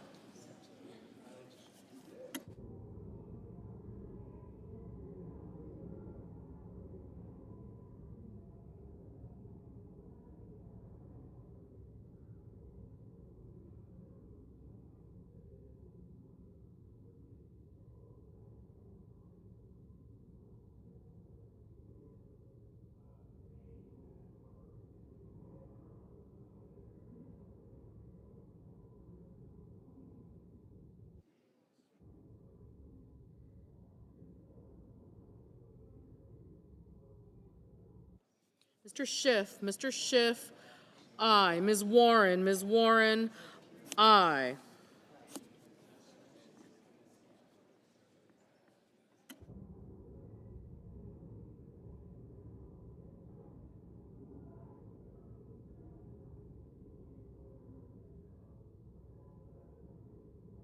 Mr. Deans, no. Ms. Cantwell, aye. Mr. McCormick, no.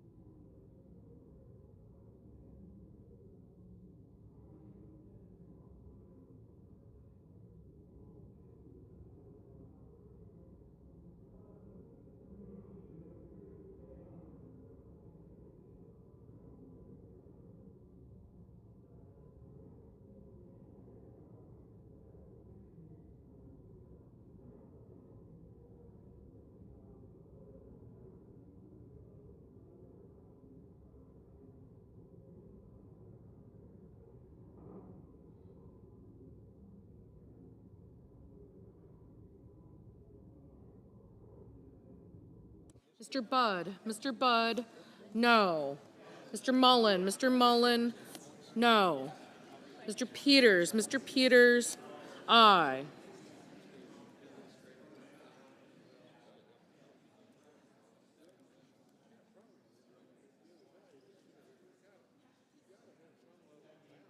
Mr. Hoven, no.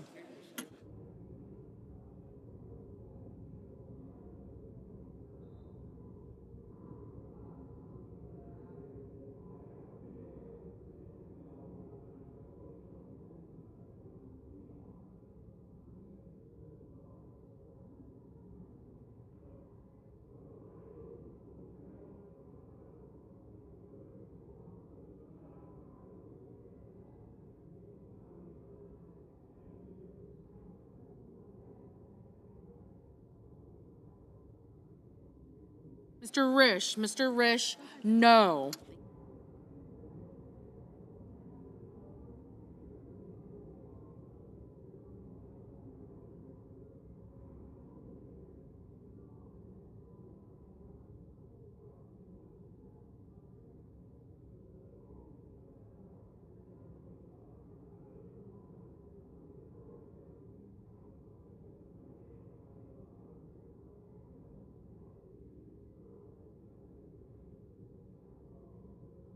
Mr. Welch, aye.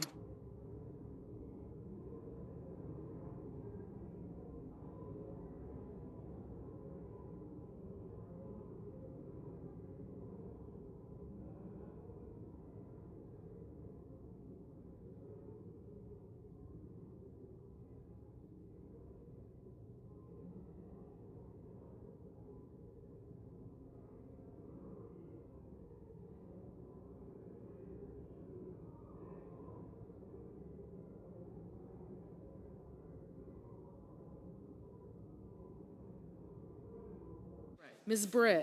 Britt, no. Mr. Warnock, aye.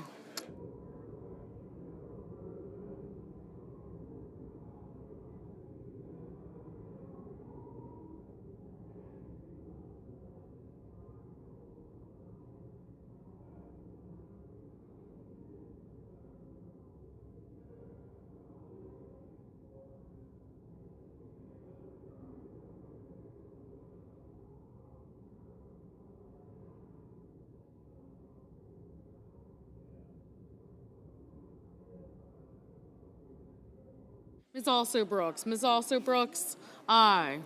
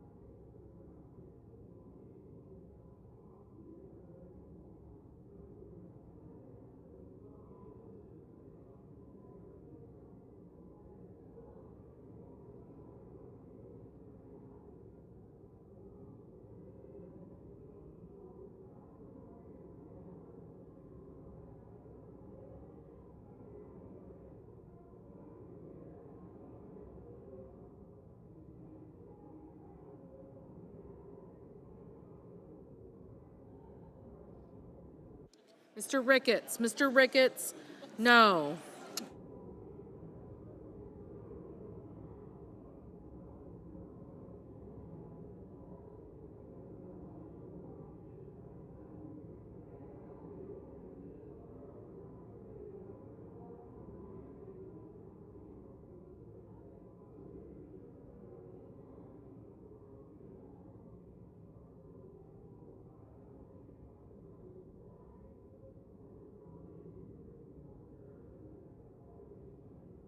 Mr. Coons, aye.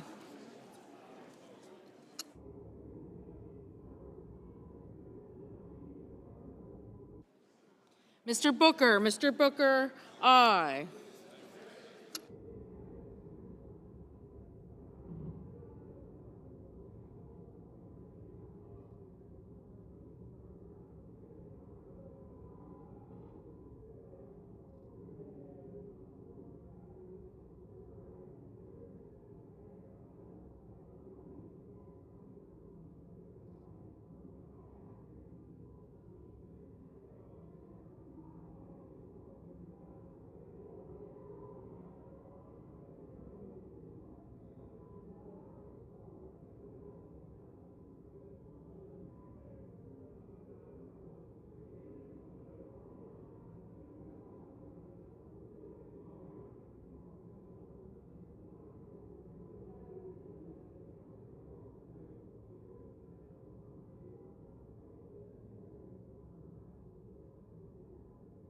Mr. Hawley, no. Mr. McConnell, no.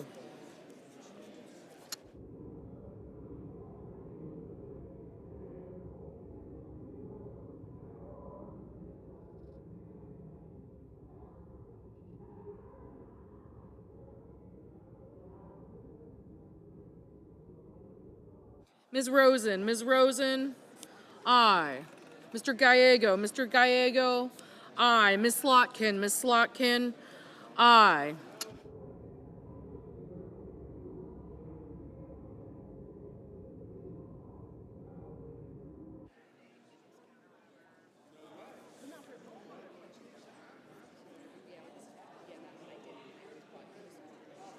Mr. Sheehy, no.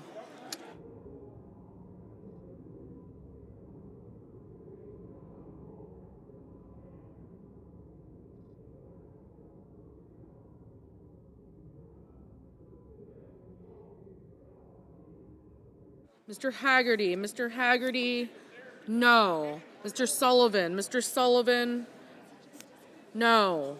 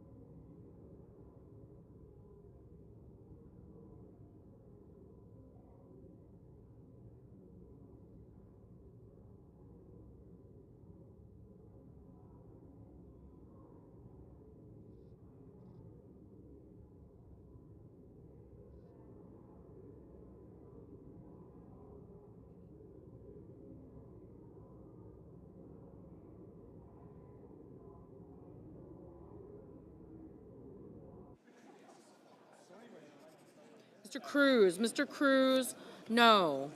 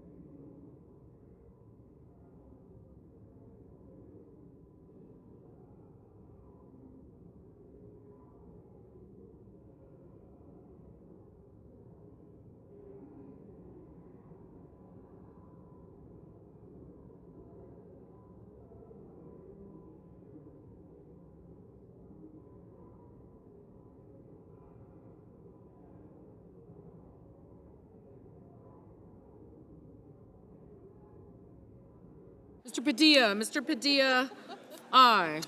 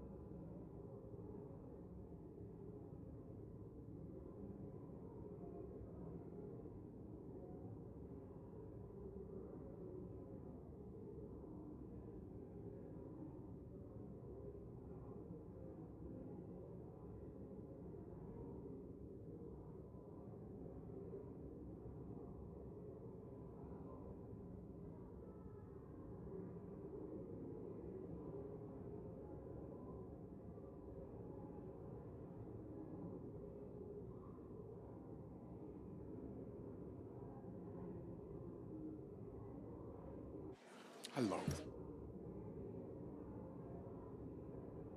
On this vote, the yeas are 47, the nays are 53.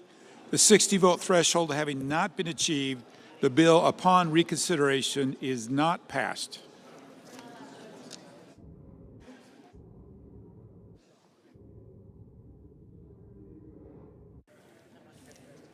Mr. President. The Senate will please be in order. Mr. President, we have order, please. Please take your conversations outside the chamber. In a few minutes, the Senate is going to vote on the Republican partisan status quo bill. It's a partisan status quo bill. The Republican CR was the wrong option for America a week ago. It remains the wrong option today because it does nothing, absolutely nothing, to solve the biggest health care crisis in America. As we speak, tens of millions of Americans are getting letters in the mail informing them that their health care premiums are about to shoot up by an average of 114%.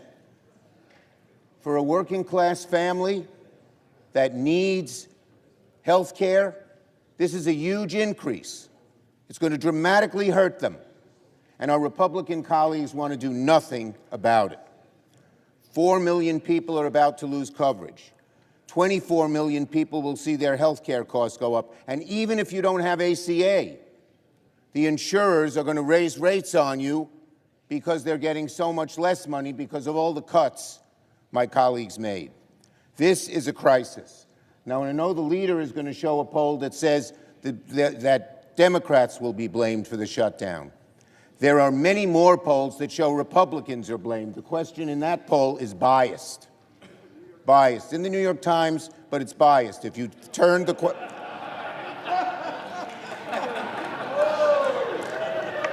That's true. I don't always believe the New York Times. You can be sure of that. Neither do you. Okay. But in any case, here's a poll from Morning Consult today. 75% of Americans support extending the tax premium credit. 63% of Republicans support it. And 45% of voters say they'll blame Republicans in Congress for a government shutdown. Only 32% blame Democrats. It's natural that people understand that Donald Trump and the Republicans want to shut down and Democrats do not. We need to deal with this health care crisis now, not later. But the Republican bill fails to do that. I urge my Republican colleagues instead to join with us, work in good faith to keep the government open, keep costs down. This is a totally partisan bill. Not once were we approached about what our input should be. When I was Majority Leader, 13 different times we passed CRs. Why? Because every single one of those 13 times we negotiated with Republicans to keep the government open. We still want to have those negotiations today. Democrats remain ready to get to work to negotiate a bipartisan agreement, a truly bipartisan agreement to keep the government open. But we need to fix our health care system now. We need to stop premiums from going up dramatically. We need to be on the side of the American people because they are on our side in terms of getting this health care crisis fixed, one created by the so-called Big Beautiful Bill, which they now want to change the name because they know it's so unpopular. In fact, Republican leaders are saying, don't talk about health care because they know that we are on their side and the Republicans are not. The issue can't wait. It must be dealt with now, not in November, when it'll be too late. The Republican CR is silent on health care and the wrong option for the country. It's as simple as that. Yield the floor. Majority Leader. Mr. President, we're down to the wire here. In just a moment, the Senate will vote on whether or not to keep the government open. Right here, 24 pages. Not partisan, not complicated, simple, straightforward, clean, nonpartisan, short term, till November the 21st so we can finish the appropriations process. Something I might add that never happened when the Democrats were in the majority. Last year, we never considered an appropriations bill on the floor, even though 11 of them were reported out of the Appropriations Committee. Not a single one on the floor. We want to fund the government to give our appropriators, Democrat and Republican, a chance to work on bills that have been coming out of the Appropriations Committee with big bipartisan margins. Pretty novel concept, right? Well, in just a moment, we're going to vote on whether to keep the government open. And all indications are the Democrats are going to reject the clean, nonpartisan funding extension here before us and choose to shut the government down. Now, Mr. President, my friend, the Democrat leader, and a number of other Democrats have spoken at length on many occasions about the pain that government shutdowns cause Americans. And since he mentioned it, I will show this poll. My handy. This is a poll right here, the New York Times. Oh, by the way, this morning the Democrat leader used one of my other charts. Thank you for doing that. It makes my point. I'm guessing he may be, you want to use this one? Maybe not. But this one is New York Times. And basically the question on views on whether Democrats should or should not shut down the government if their demands are not met. 65% should not, 27% should. Now, granted, I mean, I don't think the issue here is who gets the blame, who gets the political blame. That's not what this should be about.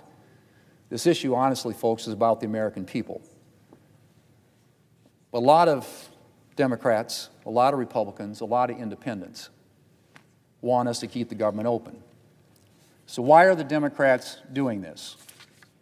As was mentioned 13 times when they had the majority, we did short-term continuing resolutions. Republicans delivered, voted with Democrats to fund the government. Well, I know why we're doing this, Mr. President. The Democrats' far-left base said jump. And Democrat leaders said how high. But the far-left's determination to oppose anything President Trump has ever said or done is not a good reason for subjecting the American people to the pain of a government shutdown. So I would say to my Democrat colleagues who still care more about their constituents than the dictates of far-left interest groups, think about what you're doing. Democrat leaders may be determined to take government funding hostage for their own partisan purposes. You don't have to join them. We can pass a clean, nonpartisan bill and get back to the business of the American people. Mr. President, I move to proceed to the motion to reconsider the vote on passage of H.R. 5371. The question is on the motion. All in favor, say aye. Aye. All opposed, say nay. The ayes appear to have it. The ayes do have it. The motion is agreed to. Mr. President, I move to reconsider the vote on passage of H.R. 5371. The question is on the motion. All in favor, say aye. All opposed, nay. The ayes appear to have it. The ayes do have it. The motion is agreed to. The question occurs on passage of the bill upon reconsideration. Mr. President, I ask for the ayes and nays. Is there sufficient second? There appears to be. There is. The clerk will call the roll. Ms. Alsobrooks. Ms. Baldwin.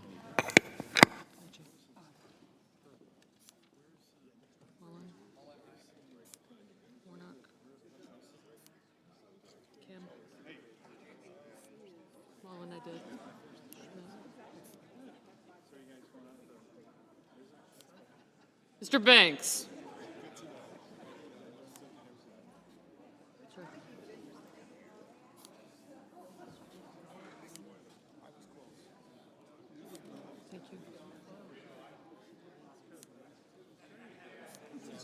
Thank you. Thank you. Warren, Markley.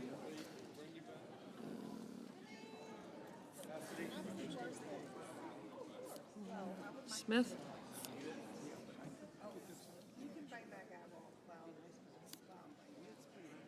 Gotcha. Thank you. I got you.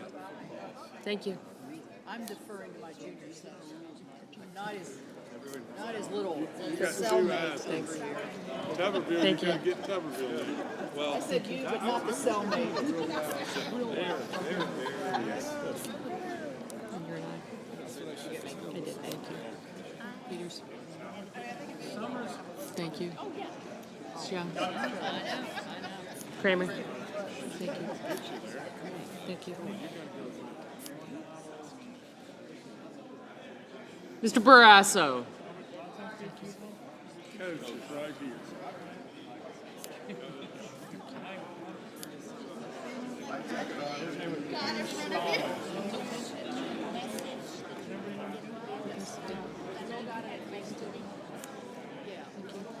Bozeman's next.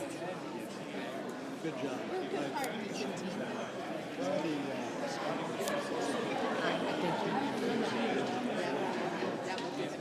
Mr. Bennett, Mrs. Blackburn, Mr. Blumenthal,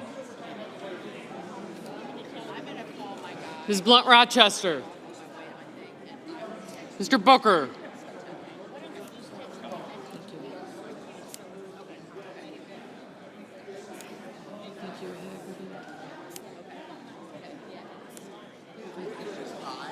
Sullivan. Good job. Mr. Bozeman, Mrs. Britt. Thank you. Mr. Budd, Ms. Cantwell. Mrs. Capito, Mr. Cassidy, Ms. Collins, Mr. Coons. I got you, thank you.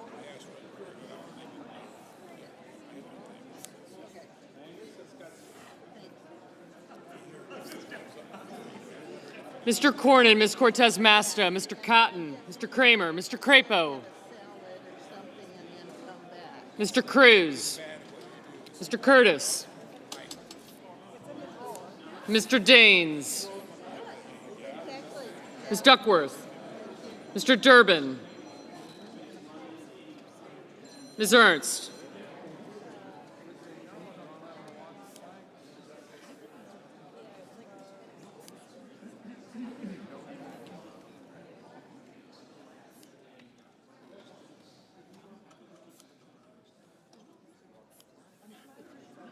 Mr. Fetterman.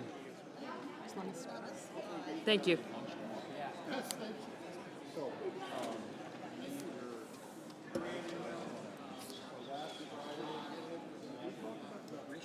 Thank you.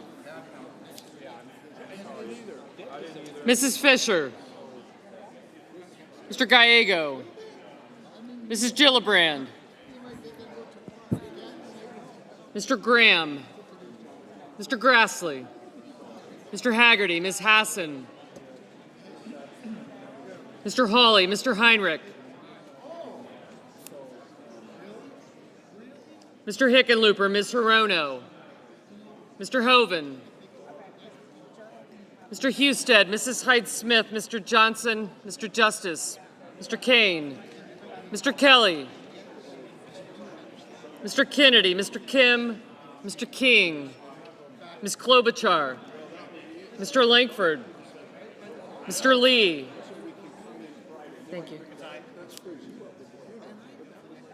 Mr. Lujan, Ms. Lummis, Mr. Markey, Mr. Marshall,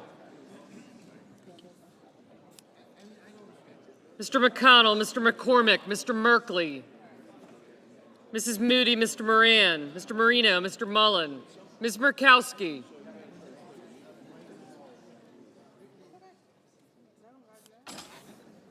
Mr. Murphy,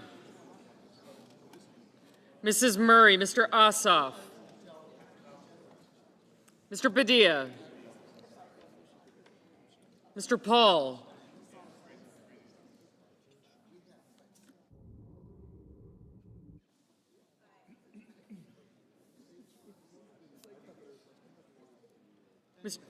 Mr. Peters, Mr. Reed, Mr. Ricketts, Mr. Risch, Ms. Rosen, Mr. Rounds, Mr. Sanders, Mr. Schatz, Mr. Schiff, Mr. Schmidt, Mr. Schumer, Mr. Scott of Florida, Mr. Scott of South Carolina, Mrs. Shaheen, Mr. Sheehy, Ms. Slotkin,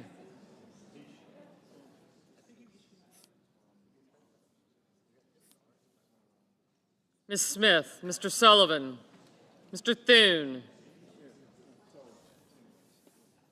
Mr. Tillis, Mr. Tuberville, Mr. Van Hollen, Mr. Warner, Mr. Warnock, Ms. Warren, Mr. Welch, Mr. Whitehouse, Mr. Wicker, Mr. Wyden, Mr. Young.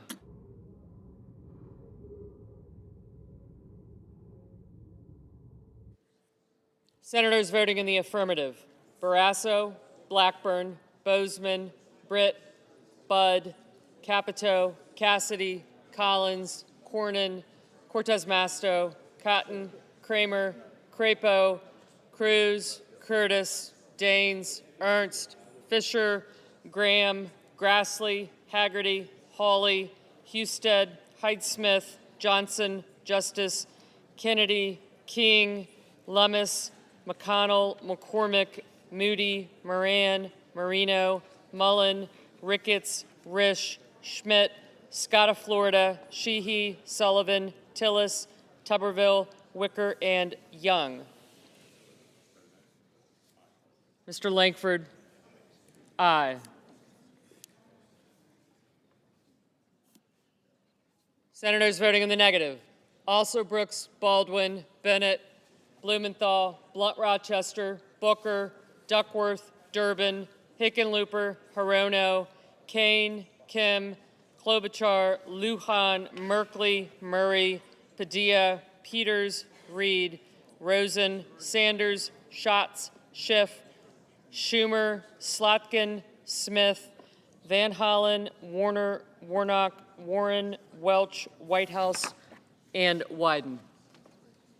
Ms. Cantwell, no.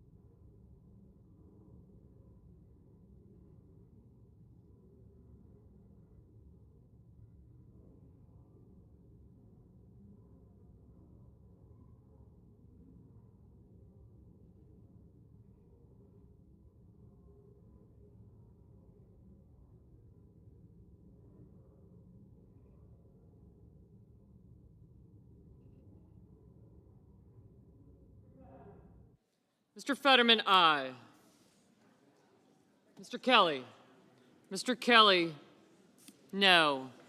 Ms. Murkowski, aye.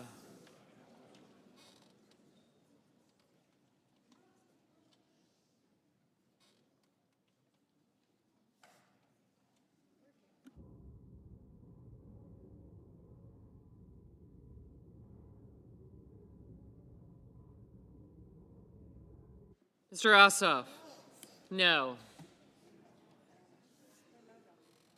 Mr. Banks, aye.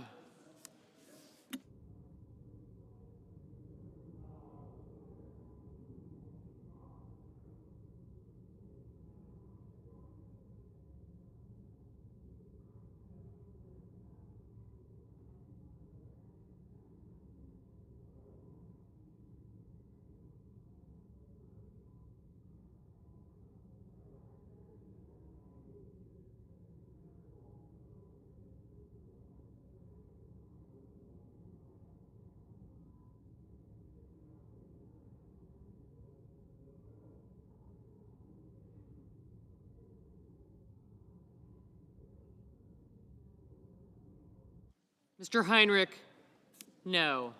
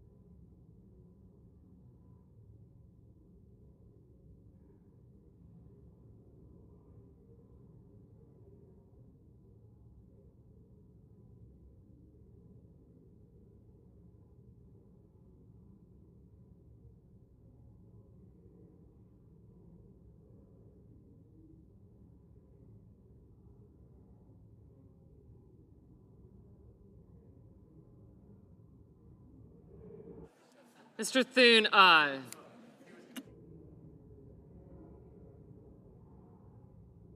Mr. Hoven, aye.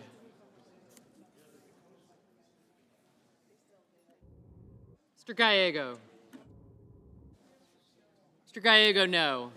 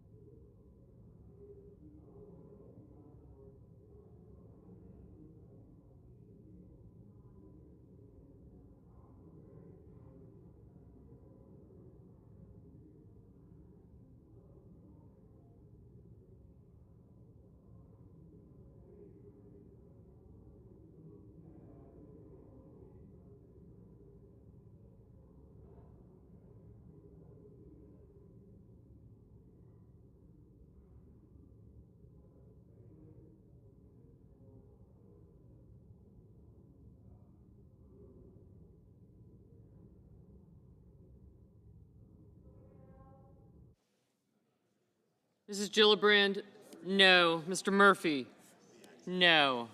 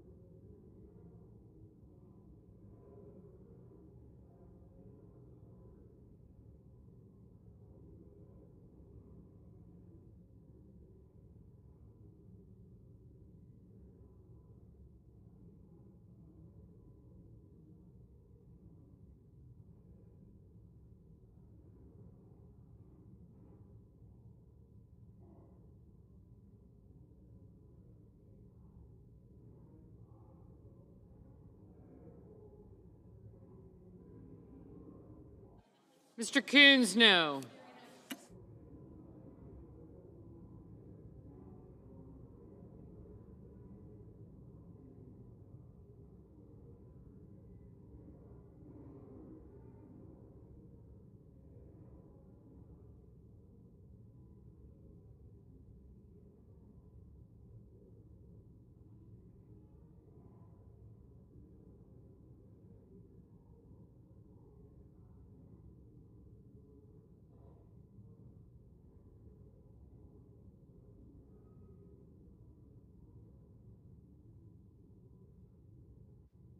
Ms. Hassan, no.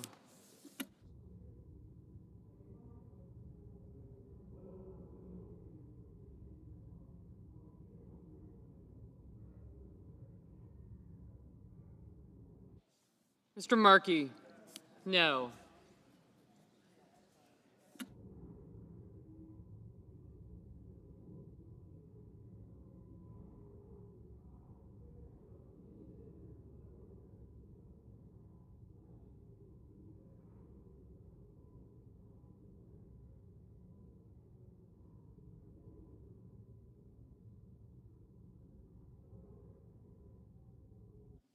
Mr. Lee, aye.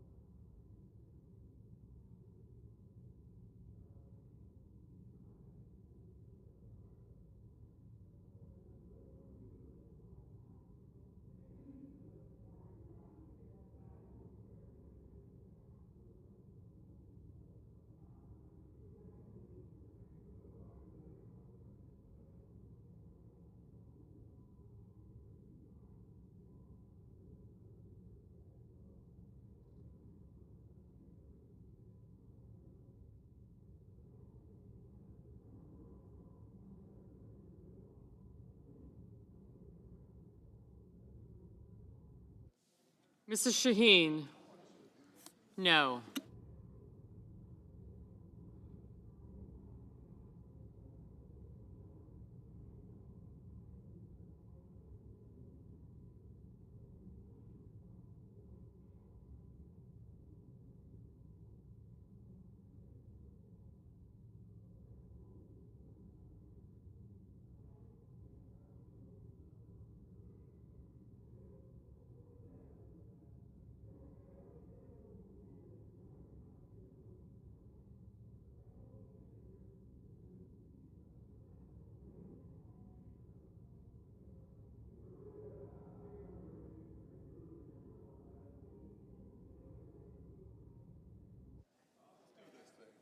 Mr. Marshall, aye. Mr. Scott of South Carolina, aye.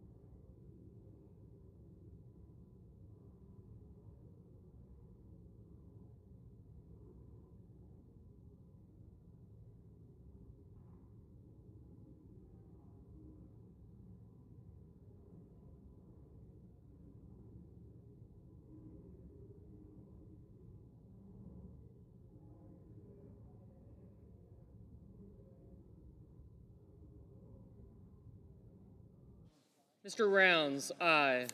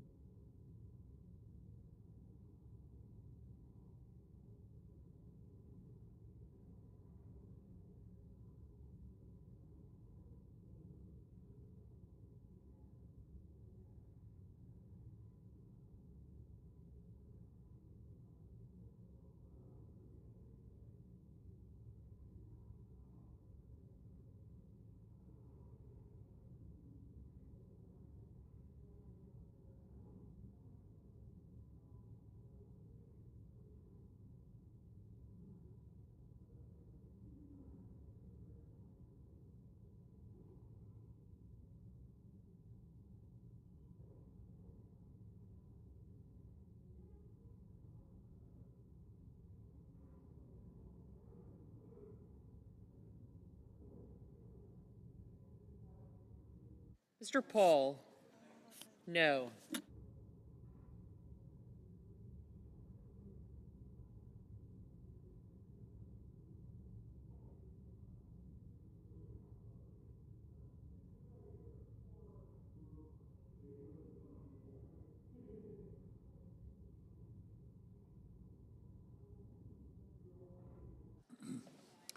On this vote, the yeas are 55 and the nays are 45.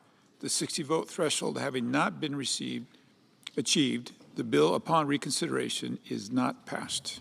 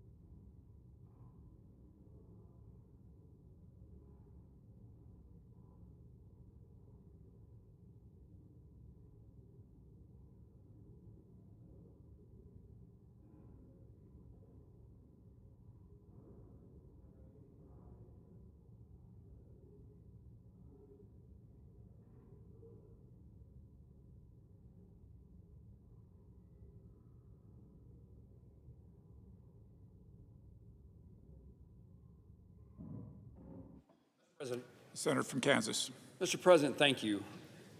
We just, for a second time, failed to pass a continuing resolution to allow the federal government to continue to operate.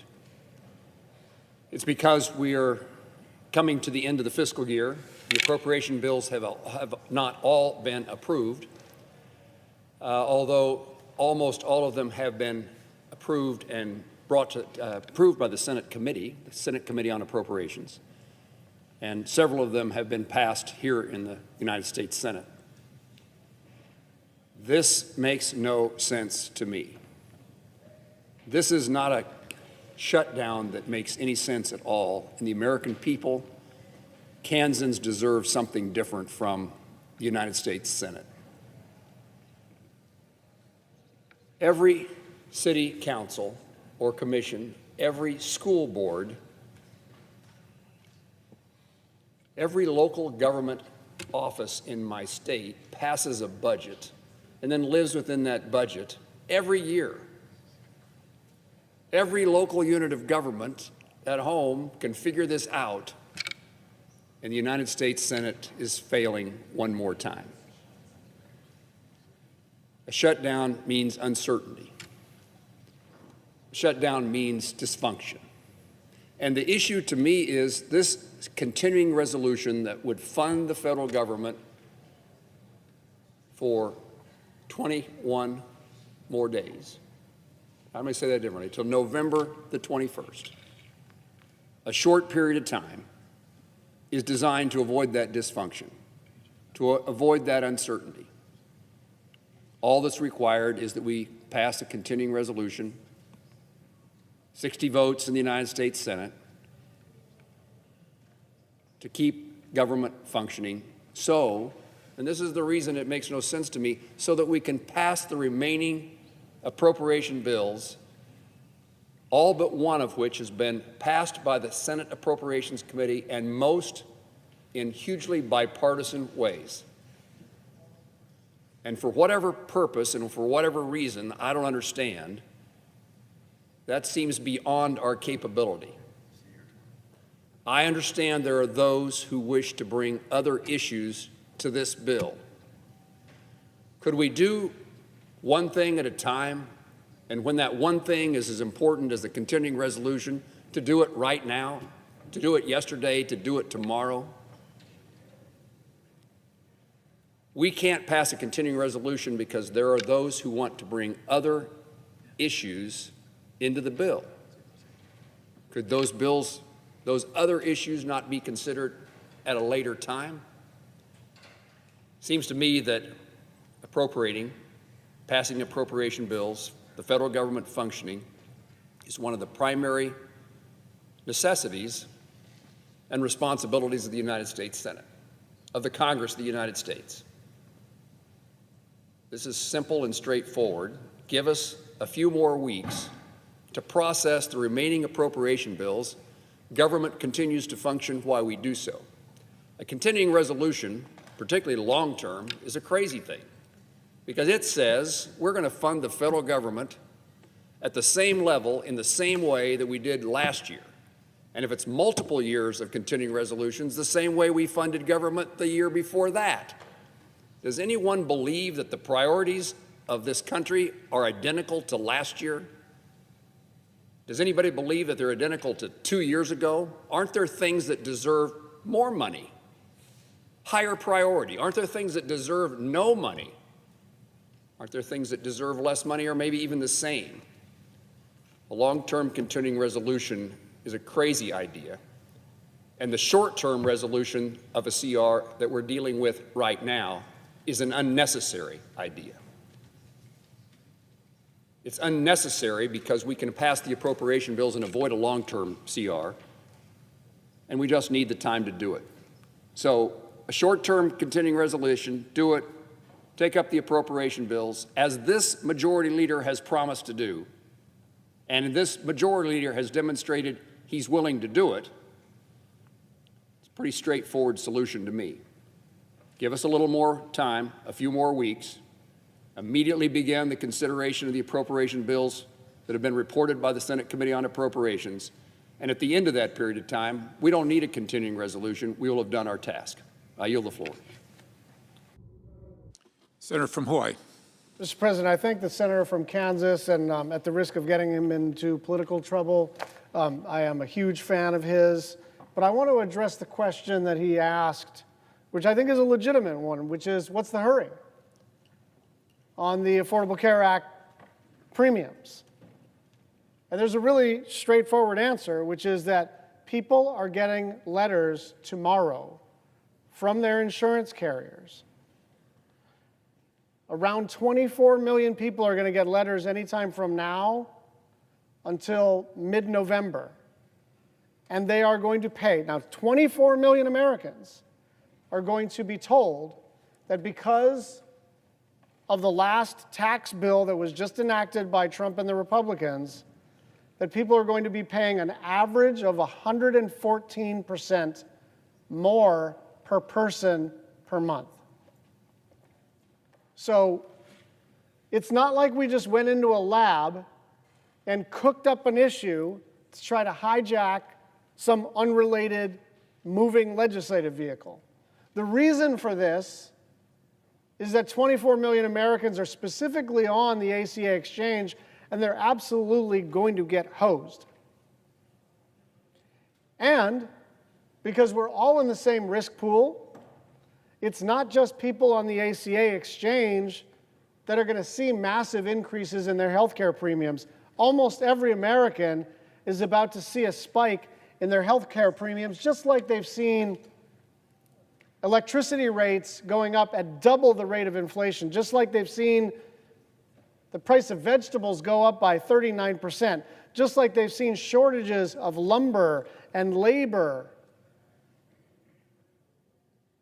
We have an opportunity to do something because our Republican colleagues, at least some of them, understand the magnitude of this problem for their constituents. And so the normal thing to do in a functioning legislative body where the President of the United States does not believe that he is an elected monarch is to try to negotiate some accommodation. After all, these are all of our constituents. It's not like they're exclusively in urban areas or something. They're not exclusively Democrats. In fact, they're slightly more Republican than Democrat on the ACA exchange. And so if this were a normal, functioning time in American-style democracy, the President of the United States would convene what they call the four corners, majority and minority leader of the Senate, Speaker and minority leader of the House, and we'd try to figure out whether there was an accommodation to be made to save our collective constituents from all this pain. And so when Democrats had the trifecta, When Democrats had the House and the Senate and the presidency, we didn't have any shutdowns. And it wasn't because there's more goodwill on the Republican side towards continuing resolutions than there is on the Democratic side towards continuing resolutions. The reason is because Chuck Schumer and Nancy Pelosi sat down with Mitch McConnell and Kevin McCarthy or whomever it was and the president, and they figured out a deal. Even to raise the debt ceiling, Kevin McCarthy said, not for free. So this idea that the minority party, only this minority party, only in this time in United States Senate history, we are to shut up and do whatever we are told. And what's worse is they're asking the majority party to do the same thing. This president believes that he's a monarch. This president finds the legislative branch to be a nuisance. And you know what? The legislative branch is a nuisance. That's the architecture of the Constitution of the United States. We're supposed to be in a struggle with each other. We're supposed to argue and fight. And then we're supposed to come to an accommodation. But we can't come to an accommodation until there's a meeting. And so we're going to be here fighting for health care, and we're also going to be here fighting to reopen the government. If the clock strikes midnight and we're not able to avert this shutdown, then we are going to be here ready to deal. We understand we're not going to get everything we want. We understand we're in the minority. We understand we're out of power. But understand this, we're not powerless. We still represent, pessimistically, 47% of the, certainly 47% of the Senate seats, but something like half the country wants us to represent their point of view. And the point of view that we are representing, by the way, is shared by most of the constituents who are represented by Republicans too. And so there is still a pathway, but it has to be pursued. And so the onus is on the President of the United States and the Majority Leader and the Speaker to find that pathway. I yield the floor.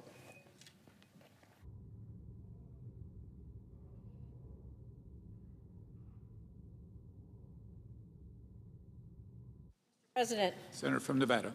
Thank you, Mr. President. We're just a few hours away from the start of a government shutdown that could have been prevented by Washington Republicans just talking to us. But Donald Trump and Washington Republicans chose to once again put politics ahead of the American people. They won't come and talk to us. After slashing Medicaid and taking health care away from families who need it the most, Donald Trump and Washington Republicans are now shutting down the government, like I said, because they refuse to come to the table. They refuse to have a conversation. They refuse to work in a bipartisan way to stop a massive spike in health care costs for hard-working families, for all of you. And that's it. That's it. This is why Trump's about to shut down the entire federal government. You know, my dad often said, if you don't have your health, you don't have anything. And it's clear that Donald Trump and Washington Republicans want you to have nothing. Nothing. Because they're doing everything they can to take away health care from as many Americans as possible. And for every American, everyone out there, your health care premiums are about to double. About to double, everybody across the board. So while Republicans, those folks here in Washington, fight for billionaires, Democrats are here fighting for you, for your health care, for your ability to see a doctor, get your prescriptions without breaking the bank. In my state of Nevada, over 110,000 Nevadans get their health care coverage through the Affordable Care Act's marketplace. We know it as Nevada Health Link. Nearly 95,000 of those families are able to afford their premiums using Nevada Health Link, thanks to what we call the enhanced premium tax credits. So I want to be clear, because there's a lot of misunderstanding here. It's not a handout, it isn't welfare, it's just a tax break that helps lower the costs for nearly 95,000 Nevadans so they can afford to buy an insurance policy, so they can go to the doctor when they're sick and have a copay, and go to the pharmacy to get their medication for a copay, so they can just afford their insurance. And we're talking about hardworking families, small business owners, workers who don't get health care through their jobs, so many of them. And these enhanced tax credits, they're about to expire. They're about to expire this year. And if Congress fails to act, health care costs across the board will double for everyone. Everyone. So when premium costs go up, many families won't be able to afford it any longer, meaning they'll lose their care. And the ones who can afford it, their deductible is going to be so high, they're never going to meet it, and they're still going to be paying out of pocket in ways they can't afford. You know, more than 38,000 people in my state alone, well, they're going to probably lose their coverage right away, all because Washington Republicans just refuse to extend this tax credit, allowing them to purchase their own insurance. Families, sadly, are going to be forced to make impossible choices. They'll be forced to delay care. They'll skip doctor's visits. They'll cut their medication in half. Cut those pills, give them half a shot of insulin to make ends meet.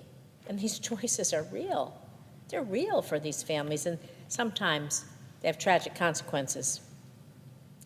And since the beginning of this year, Democrats have been trying to work in good faith with Washington Republicans to extend these ACA enhanced premium tax credits and protect Americans' health care coverage. We've even introduced bills to extend the tax credits. We've tried to pass them right here on the floor, and at every turn, Washington Republicans have refused. They refuse to hear your voice, refuse to listen to you. My phone is ringing off the hook about people scared to death about losing their health insurance. And earlier today, when given an opportunity to keep the government open and extend the credits, every Republican voted no. Instead of working with Democrats to keep health care affordable, Washington Republicans are holding the government and the American people's health hostage to score political points. So I'm going to be clear here.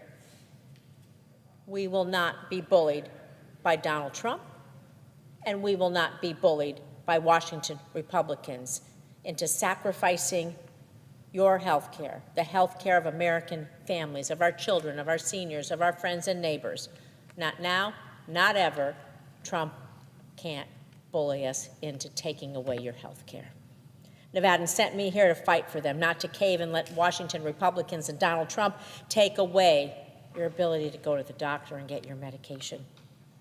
Everyone should have access to affordable, quality care. Health care is not a bargaining chip. It's not a political weapon. It's a lifeline. And Washington Republicans have the power. They have the power to prevent this shutdown today. Just come and talk with us. So I urge them to do their jobs. Come to the table, have a discussion, have a negotiation, extend the ACA premium tax credits, put people over politics. The time is now. Thank you. I yield the floor.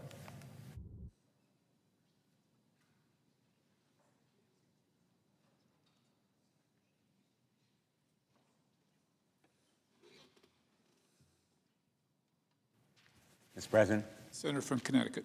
Thank you, Mr. President. My thoughts tonight are with the millions of Americans who will bear the brunt of this shutdown.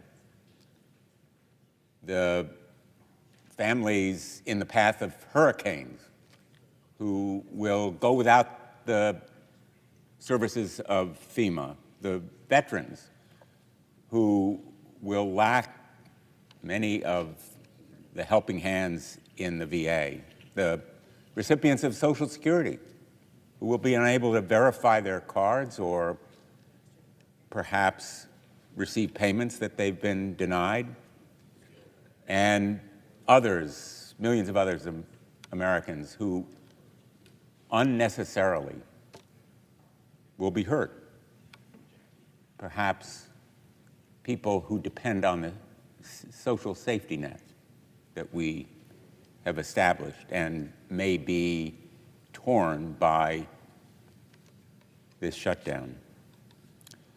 And I'm thinking about the millions of Americans, about 24 million in total, 139,000 in Connecticut alone, who will be notified that they can buy health insurance as a result of open enrollment.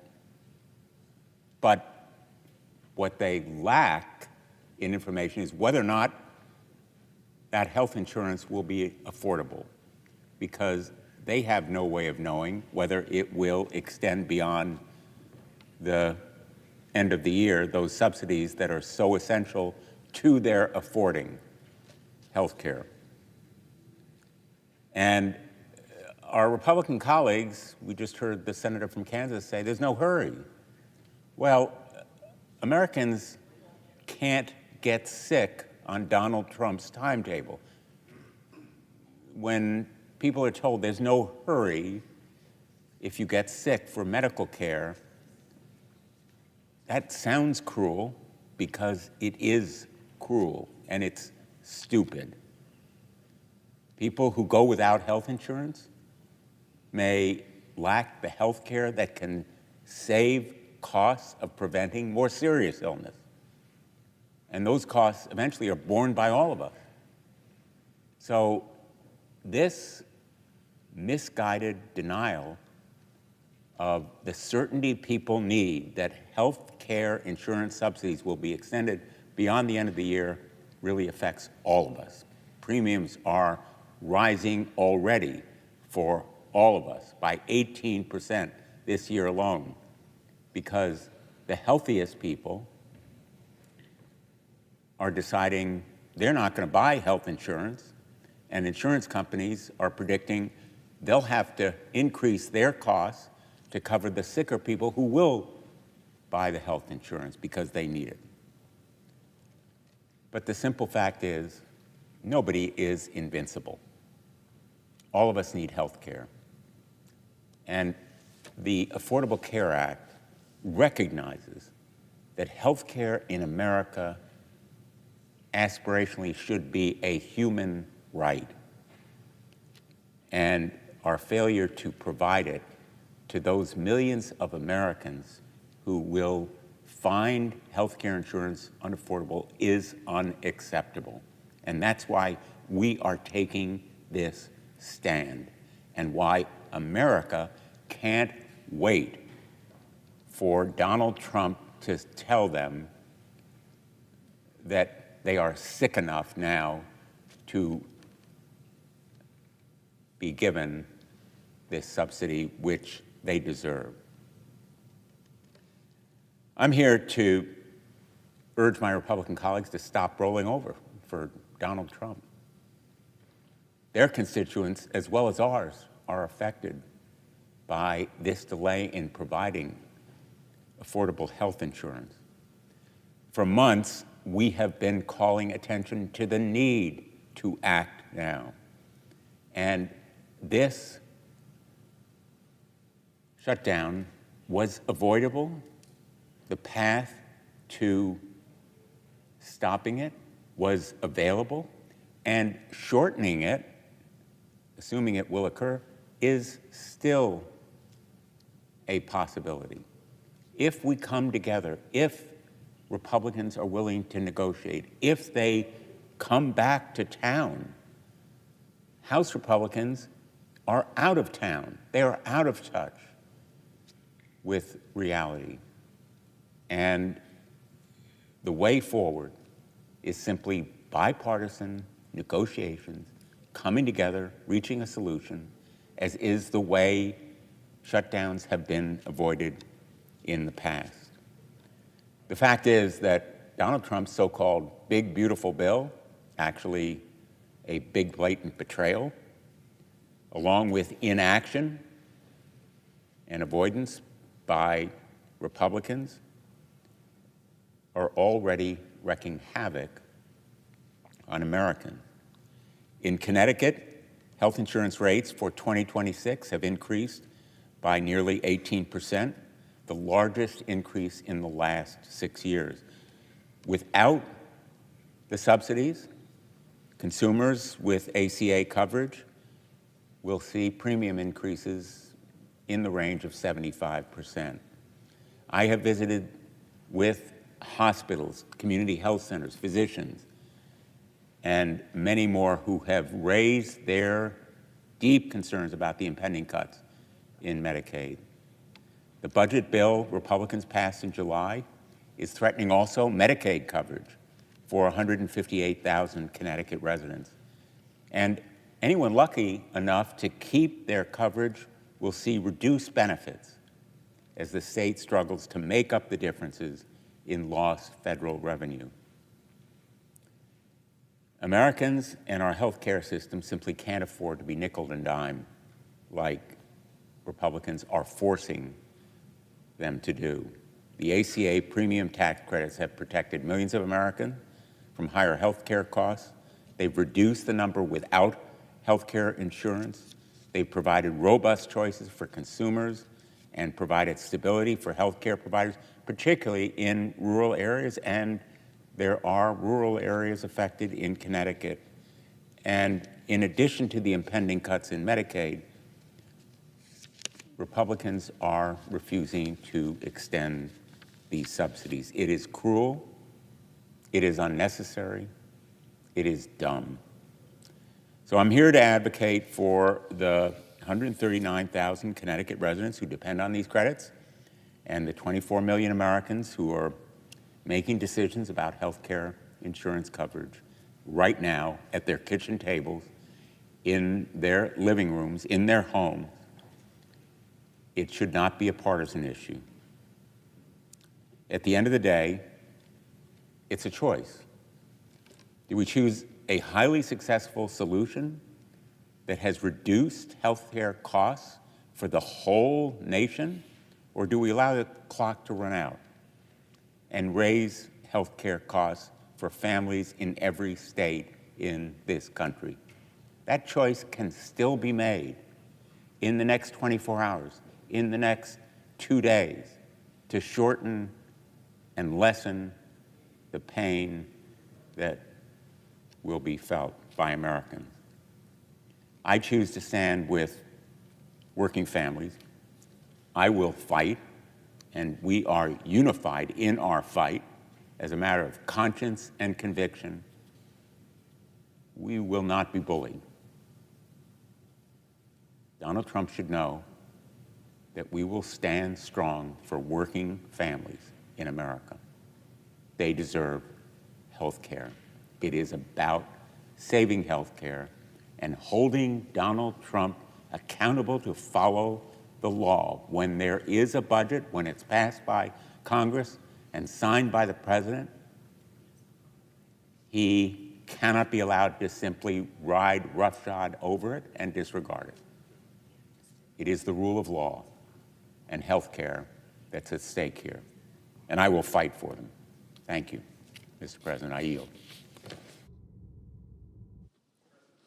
The senator from Rhode Island. Well, we are headed into a miserable situation. It is a miserable situation for all of the federal employees around the globe who are going to be put into shutdown mode.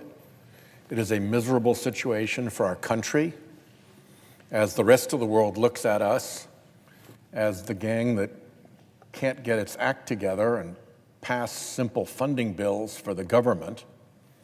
It is an extraordinarily frustrating moment to be here now. There are very few people for whom this is not a miserable prospect, but there are a few of them, and one of them is OMB Director Russell Vogt, who is a strange character who has spent his life in the care and feeding of the fossil fuel industry and big polluters, and who takes a perverse joy in destroying American government from the inside. Mr. President, I see that the Majority Leader has come to the floor, asked unanimous consent that when he is concluded and I pick my remarks back up, my remarks be linked back together as if they had been made without interruption. Without objection. With that, I yield the floor to the Leader. Thank you, Mr. President. Thank the Senator from Rhode Island for yielding. I'll be very quick here. Mr. President, I ask unanimous consent that the Senate be in a period of morning business with senators permitted to speak therein for up to 10 minutes each. Without objection. I ask unanimous consent that the Senate now proceed to the in-block consideration of the following resolutions which are at the desk. SRES 427, SRES 428, SRES 429. Is there an objection to proceeding en bloc? Without objection, the Senate will proceed en bloc. Mr. President, I ask unanimous consent that the resolutions be agreed to, the preambles be agreed to, and the motions to reconsider be considered and made, laid upon the table, all in block. Without objection. Mr. President, I ask unanimous consent that the Committee on Judiciary be discharged from further consideration. The Senate now proceed to SRES 396. The clerk will report. Senate Resolution 396, condemning the tragic act of violence on September 10th, 2025 in Evergreen, Colorado, and so forth. Is there objection to proceeding to the measure? Without objection, the committee is discharged and the Senate will proceed. Mr. President, I ask unanimous consent that the resolution be agreed to, the preamble be agreed to, and the motions to reconsider be considered, made, and laid upon the table. Without objection. I ask unanimous consent that when the Senate completes its business today, it stand adjourned until 10 a.m. on Wednesday, October the 1st, that following the prayer and pledge, the journal proceedings be approved today at the morning hour be deemed expired, and the time for the 2 leaders be reserved for their use later in the day. Morning business be closed, and Senate resume consideration of calendar number 115, S2296. Without objection, so ordered. Mr. President, for the information of my colleagues, senators should expect 3 votes at 11 a.m. and further votes later in the day. If there's no further business to come before the Senate, I ask that it stand adjourned under the previous order following the remarks of my colleagues. Without objection. The Senator from Rhode Island. So there will be misery ahead for most normal people, not counting the weird ones who like inflicting pain and doing damage for the benefit of a bunch of creepy right-wing billionaires who've propped them up their whole lives. And the reason we're here is really twofold. One, as they've shown during the Trump regime, Republicans really don't want to govern. They want to rule. They don't want to talk to Democrats, even where they need our votes. Here they need our votes. And yet, what have we been offered to get those votes? Nothing. Not even discussions. The president only met with the Democratic leaders just yesterday. And he didn't seem to be aware of what was at stake here for the Americans who are about to lose a huge health care benefit. They just go wildly forward. We've seen it over and over again here on the Senate floor. How many times in just the few months that we've been here in this administration have Republicans done the thing that they were furious when we even talked about doing, to overrule the parliamentarian and change the rules to make things easier for themselves rather than negotiate with us? My count is 4 already. 4! And we're only 9 months in. They don't want to govern. They don't want to talk to us. They want to rule. They want to dictate to us. And at the same time, the other reason we're here is that there's this strange Republican fixation with taking health care away from people. I do not understand it. There are lots of Republican constituents who really depend on Medicaid, who really feel great that they're on Medicare, who really have their family budgets made possible by the credits from the Affordable Care Act. It's not like Democrats get the benefit of this. Everybody gets the benefit of this. And yet, what have we been put through just in these months? $1 trillion in cuts to Medicaid. $1 trillion in cuts to Medicaid. Already, hospitals and nursing homes and doctors' practices are reeling at what those cuts mean for their financial viability. Medicare, $500 billion in cuts, hidden in the bill in a tricky way so that the cuts come through sequestration and nobody has to own them. They can do a Pontius Pilate hand wash of the cuts. Well, no, we saw what you did. You own it. It's a $500 billion cut to Medicare. And why you would want to do that, I cannot imagine, but that's what you did. And now we have these cuts to people receiving help, paying for their health care under the Affordable Care Act. It's going to be about 40,000 Rhode Islanders. These aren't people who have loads of money. Their premiums are going to, on average, double or better. I mentioned a retired mental health counselor yesterday. She's going to have $477 in added expense every single month because of this. And it all starts now. It all starts happening now. So when we're told, why are we forcing the issue now? It's because now is when the issue is upon us. When we're told, why don't we negotiate later? My question is, why aren't we negotiating now? Why would we believe when we're told that you'll negotiate later on this when you won't negotiate now on this? Now when you need our votes, you won't negotiate on something that you say you'll negotiate later? Why does that make any sense? Why is that even remotely credible? The harm starts now. The negotiations should start now. And frankly, what Democrats are asking for is something you ought to be doing anyway, just to help your own constituents. This shouldn't be hard at all. We should not be here having this conversation.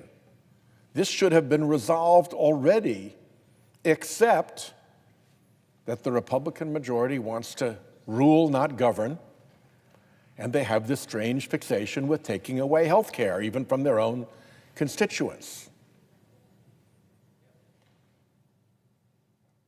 Over and over again, we've seen it. We've seen it with the repeated overrulings of the parliamentarian. We've seen it with the Beautiful for Billionaires bill that got rammed through with a simple majority. We've seen it with the change in the rules to allow 100 nominees to go through at a time under advice and consent. We have seen it with clean air standards that help everyone being repealed over and over and over again. The Republicans take the path that allows them to rule, not to govern, that allows them to ignore the minority party even when they need our votes, even when what we're asking for is in their constituents' interests, even when what we're asking for is something that their constituents want. Even then, we're up against this blockade.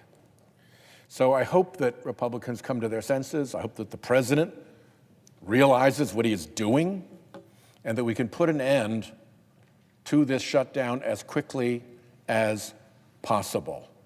But let me make this absolutely clear.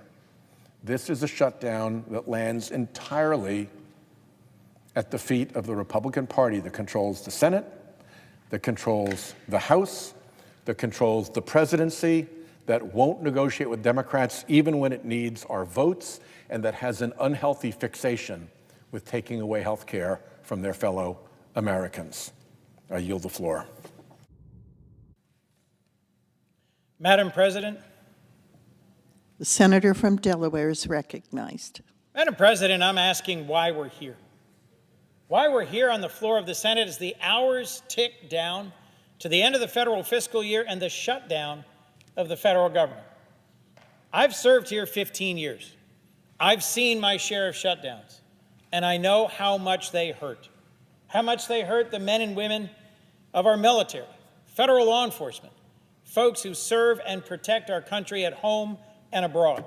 And they should not have to wonder when or if they'll get paid.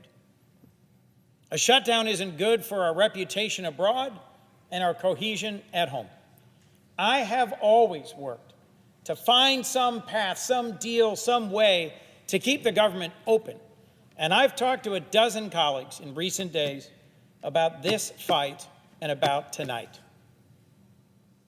This is about health care. This is about my party saying enough is enough. We know that if you have health care, everything else can work itself out. And if you don't have your health, almost nothing else matters. President Trump ran on making America healthy again, on reducing prices, on making life easier for the working people of our country and their families. And instead, what we've seen is decision after decision, action after action by President Trump and the Republicans in Congress that raises prices on health care, on insurance, on drugs, on medications, whether it's the tariffs being imposed on prescription medications or the decision to end subsidies that keep health insurance affordable, or it's laying off thousands of researchers working to help cure pediatric cancer or address ALS or do research into HIV/AIDS, decision after decision that moves us in the wrong direction, that makes us sicker, poorer, and more divided. I'm usually one of the first to walk across the aisle and say, let's find a solution, let's find a way out of this, and I've been doing that in recent days, talking with colleagues. But I can't see a way forward if we can't change direction and together say to the people we serve, we want to help with your health care. We want to stop the cuts to NIH and CDC. We want to reduce the increases in health insurance costs. We want to help you and your family. In my home state of Delaware, emergency room wait times are too long. And as millions of Americans get thrown off of health insurance, they're going to go to the emergency room. And those wait times will get longer and longer for all of us. Next month, we're going to find out how much health insurance premiums go up. For some Americans, they're going to double, but for all of us, they will go up. Healthcare is getting costlier, and Americans are getting sicker. So why am I standing on this floor tonight saying I'm not voting to keep this government open? Because enough is enough. There are ways we can and should work together to change direction, to put on the floor the bipartisan health appropriations bill that'll restore tens of billions of dollars to the NIH and CDC, that'll stop Trump's cuts to American health care and insurance and research. There's a path towards reforming and extending the Affordable Care Act that both parties should agree on. But folks, if you're listening, your member of Congress needs to hear from you, needs to know that you want us to work together to reverse course and end Trump's tragic cuts to health care. If my colleagues don't get those calls, they won't change direction. If they don't change direction, we won't reopen this government. Make no mistake, we have Republicans in control of the House and Senate and the White House. If they want to find a way forward that reduces the harm to Americans and our health care, we can. And I'll be one of the first to extend my hand to find that path. But if we don't change direction, we shouldn't reopen this government, because Americans have taken too many hits already, too much additional cost, too much cuts to health care research, too much increase to health insurance costs. This is a fight about America's health care, and we're fighting for you. Thank you. With that, I yield the floor. The chair recognizes the gentlelady from Minnesota. Madam President, I have 7 requests for committees to meet during today's session of the Senate.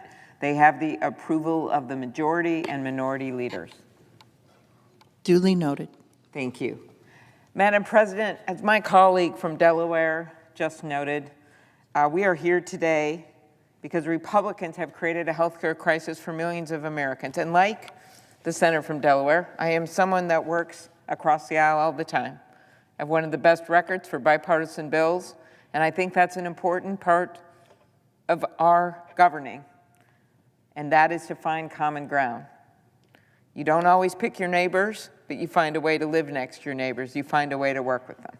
And what is so unfortunate about what's going on tonight is that didn't happen here. There was no crossing over the fence with some coffee for the neighbors to try to have a meeting, to try to work this out. In fact, it was Senator Schumer and Leader Jeffries that had a request time and time again that got canceled on a meeting with the president. There is still time to continue to negotiate, but not if they're just going to say, hey, this healthcare thing, it's not a problem. Well, maybe we can deal with it in December. First of all, who would believe that when Donald Trump just decides one thing one day or posts something on Truth Social and then everyone changes what they agreed to, which has happened time and time again. So that's one reason it's not reality unless he's at the table. Number 2, it's not reality because this is not a December problem. This is not a January problem. This is a now problem. November 1st, that's when people start re-enrolling. Whole bunch of small businesses, 20 million people. More than a quarter of the farmers in this country who are already facing, as one of my farmers said to me last week, a perfect storm of ugly. That's about the tariffs, that's about their input costs with fertilizer, and that's about their personal health care costs. A perfect storm of ugly. When you're in a big storm in Minnesota, you don't just go outside and hold an umbrella and think maybe it'll go away. You do something about it then. You take cover then. You help people take cover then. That's not what they're doing with this vote tonight. We have a bill that would help millions of Americans sleep easier. We're still dealing with the tariffs. We're still going to push on that, which has led to all of these grocery cost increases. We see what's happening with the electricity cost increase. Costs are up, chaos is up, and corruption is up. But there is one thing we can do, and that's one of the biggest cost drivers when we look at inflation, and that is health care. So let's start with how we got here. We know that over 110 million Americans depend on Medicare and Medicaid. 110 million. These programs cover everything from hospital visits to life-saving prescriptions to the long-term care that allows seniors to remain in their homes.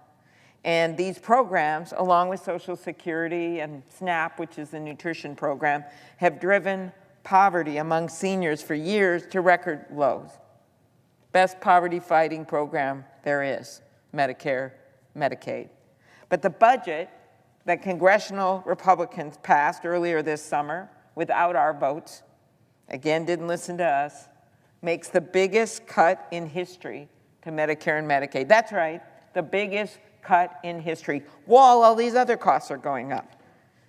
Their budget cut Medicaid by over $1 trillion and will trigger more than $500 billion in Medicare cuts. How does that happen? Because they didn't put, well, the debt is so high from that bill because of the $1 trillion in tax cuts to the wealthiest Americans and the $1 trillion in tax cuts and giveaways for corporations, that it actually automatically triggered $500 billion in Medicare cuts on hospitals. So when we go, as we did, our members on the Democratic side last week, and met with people in hospitals and patients and doctors and nurses, we heard about that.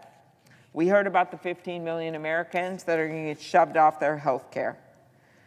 But the one thing they could have done, and they voted against it once, but we know behind closed doors they're very interested in doing something about this, it is the tax credits to help people afford their health insurance. Without these tax credits, more than 20 million Americans will see their premiums skyrocket. Kaiser study just today came out. Double the premiums, double the premiums. That's why one of my hospitals told me, look, of course Medicaid hits us hard, of course Medicare does, but so many of our patients and the people who visit our clinic are on MNsure, that's the Affordable Care Act plan in my state, that if this happens, a whole bunch of them won't be able to afford it. Then they're going to show up in our emergency rooms, they're going to show up without insurance, they're not going to get the surgeries that they need, and they're not going to do their doctor's visits. That's why you've seen some Republicans, some overtly saying, we've got to do something about this. They shouldn't be talking about off-ramps. They should be talking about how to get their constituents off a cliff. Earlier this year, we marked the 60th anniversary of Medicare and Medicaid. As we look back at this monumental achievement, we should be strengthening health care in this country, not undermining it. We made progress, right? Capping out-of-pocket costs, passing my bill to allow Medicare to finally negotiate for better prices, making health care more affordable. But we should be building on that progress because the status quo is not okay for people right now. We should be building on that progress by making improvements to these programs, not making them harder. So we are calling on our Republican colleagues to pass our bill. And if they can bring themselves to do that, or at least to sit in a room and negotiate and actually get this done, the president prides himself in the art of the deal, well, show us the deal. Don't say you don't need our votes, because you just found out tonight that you do. They need our colleagues to stop taking cues from a guy who, after a meeting about one of the most important moments in his presidency, puts out a deep fake video, offensive, making fun of the leaders. Who does that? What other president has done something like that when they're actually in a negotiation? This isn't political theater. These are real people, like the woman at Senator Shaheen's Spotlight hearing today, who was from Maine, and she is going to talk to her doctor, literally met with her doctor to say, okay, I can't afford these increases, so how do I manage to ration my medication for MS? And the doctor said, it doesn't work like that. The pressure will build in your brain. Well, I hope the pressure from the public, when they see what's going on, is going to build. And we're starting to see it all over the country right now. This is not the time to just accept the status quo and say we can't do anything about it while our constituents are going off that premium cliff. So maybe the president needs to get out and talk to that farmer whose soybean market has dried up. Now he's not going to be able to afford his health insurance, and see that perfect storm of ugly. He's not going to meet those people on the golf course at Mar-a-Lago. I can tell you that right now. He needs to get out there. And it's time to start taking cues and listen to real people and not memes and not fake deep fake videos. This is not a joke. Our bill is a path forward, and we ask them to come to the table and negotiate with us. Madam President, I yield the floor.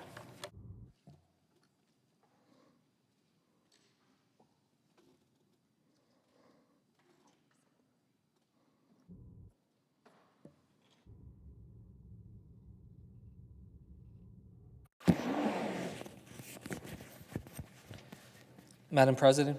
The senator from New Jersey is recognized. Madam President, I rise today because I literally just about 2 minutes ago finished a telephone town hall with over 5,000 people back home in New Jersey that joined up to try to figure out what in the world is happening to our government right now when they see just this abdication of leadership from the White House to leadership here in Congress to step up right now at a time of need. Thousands of people from across New Jersey that had called in worried about how this shutdown is going to affect their lives, how the healthcare costs that they are going to be experiencing are going to reshape their ability to be able to deliver care for those that need care the most. The simple story is they're scared. The people I talked to, they were nervous about what comes next. And frankly, they're pissed off about this. They know that this is not how a government should function. They know that, yes, we need to be able to step up and have negotiations, but how can you have negotiations when one chamber of this Congress isn't even showing up to work this week? That's right. When I told them about how Speaker Johnson didn't even bring the House of Representatives to work this week, even though they were supposed to, they were furious. If we're going to ask public servants to show up to work tomorrow, if we're going to ask our military to show up to work tomorrow without getting paid, the least that our Republicans in the House of Representatives can do is show up to work here. We should be furious about this. It's an abdication of leadership. It is a dereliction of duty. It is one of the most shameful things that I've seen in terms of just giving up on something that is so important, is going to have so much impact on so many people across this country. What I heard is they want us to be the adults in the room, to sit together, to be able to have the kind of dialogue. But instead, what we see is just this posturing and back and forth from Donald Trump, from leadership on the Republican side that hold the gavels here. And yes, the Republicans control the White House, they control the Senate, they control the House of Representatives, and the American people know that, and they know who is at fault for where we stand right now, that we are all about 3 hours away from a government shutdown. And this is something that I take personally. As someone who worked as a career civil servant before, I told my constituents today how I worked as a civil servant. I worked through multiple shutdowns before. Of course, I don't want to see us get to this place, and this should be an absolute last resort. But again, when they're not even bothering to show up to work, we know where their priorities land, that they have been moving towards this and barreling our country towards this for a long time now. So my constituents have every bit a right to be feeling pissed off about this. Because after we were already going through this in March, they see government once again not working for them. And they're right. Where have the attempts been over the past few months to work together to avoid this scenario? And again, it's not just about process. I don't want people to think that this is just some tug of war, that this is just some battle for political power, that this is just some challenge between political parties for who has the momentum on their side. There's real struggle. And I heard that on this town hall. We had people like Letitia from Camden who said that with the prices so high, quote, every choice feels like a sacrifice and the stress is constant. It's affecting how they're able to hold up and how they feel when they wake up every morning, what keeps them up at night. Still, she remains determined to advocate for families like hers who deserve stability, dignity, and hope. Or an urgent call from Barbara, who begged us not to back down from this fight. Laura from Brick, who called and urged Democrats not to back down from this fight, and being able to say how concerned she was for just regular citizens to be able to make things easier for everyone impacted. She was asking, how can she help? She's asking, how can she help those that are struggling from the shutdown? She frankly wants to do more than what Speaker Johnson is doing on the other side of this building. Or people like Mick from Toms River, who although was trying to be an informed citizen and learn what was going on, was having trouble figuring out fact from fiction regarding this budget because it's just the sheer amount of disinformation and lies that we see out there in political rhetoric. Lies that are blatantly trying to smear and make it difficult for the American people to understand what's at stake. So yes, when we hear the Speaker of the House talking about how this funding, that this is Democrats that are trying to cut resources from FEMA or make it harder for people to get care through the WIC program for women, infants, and children. Well, look, it's just deception. Because what we already know is that that reconciliation bill that was passed, this is something that is estimated to potentially affect 3 million people, preventing them from getting care through the WIC program already. 3 million out of 8 million that get care now. So who is it that's actually hurting people's ability to get those services? And FEMA? Are you kidding me? I literally heard it out of the mouth of the president and the Homeland Security Secretary that they want to abolish FEMA. And here we are hearing it from the speaker, making it seem like the blame is over here.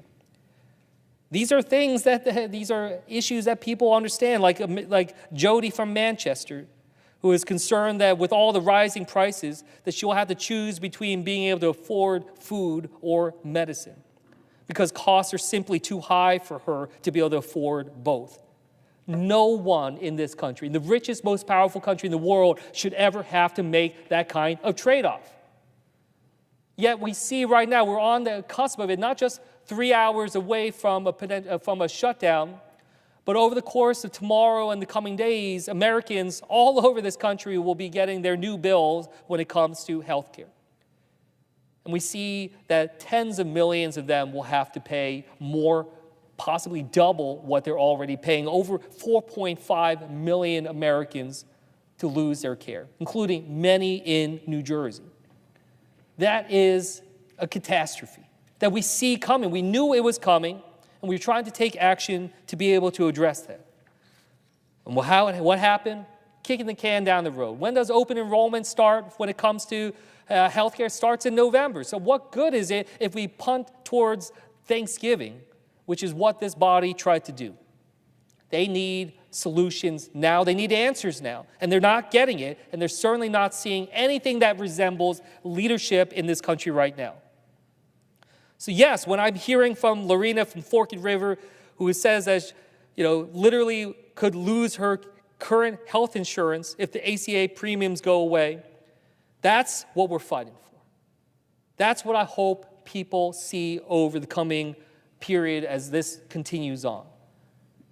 Because I know it's so easy to make it feels like, again, it's just completely detached. And often it really seems that way. It feels like people here in the Senate, here in Congress, at the White House, that we're playing with other people's chips, that we don't feel it ourselves.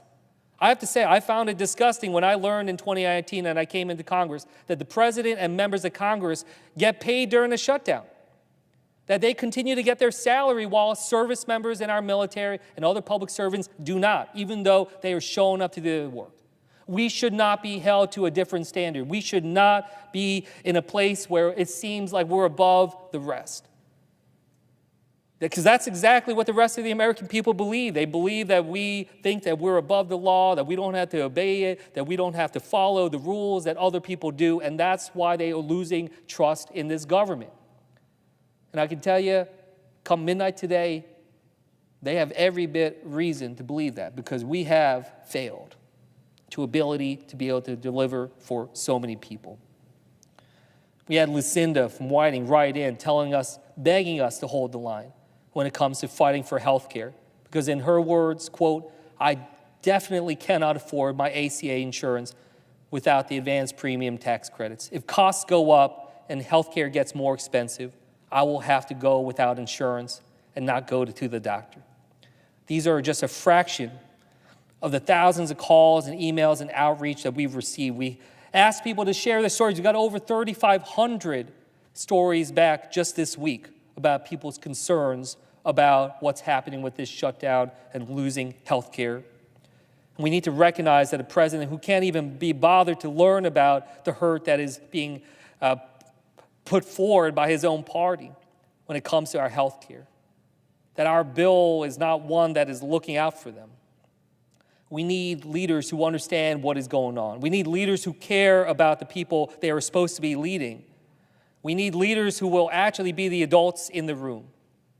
And yes, so I rise today to make that promise to New Jersey and to the American people that I will keep fighting for you and fight with you as we go through this. And we're going through uncertain times. We're entering unprecedented times. And I know that it's a lot for everyone. But again, we remember why we fight here. That while I'm giving this speech, I'm worried about the care that my father's getting. My father's health is declining rapidly. Every single one of us knows what it's like to have a loved one struggling when it comes to their care. And I know everyone knows that experience of saying that we would try to move heaven and earth to be able to make sure that they get the care that they need in their time of greatest need? And how can I, when I stand by thinking about 4.5 million Americans, including many in my state, losing health care, making it harder for them to be able to deliver for their family, how can I say that this is a time to roll over, that this is a time to stand down? No. We draw the line here. We fight for your health care. We fight for your lives, your ability to deliver for your loved ones, and to be able to stand up together and say, this is not how our government should work. This is not how our democracy should function. We deserve better. The American people deserve better, and that's what we're going to fight for. We're going to fight for better. With that, I yield back the floor.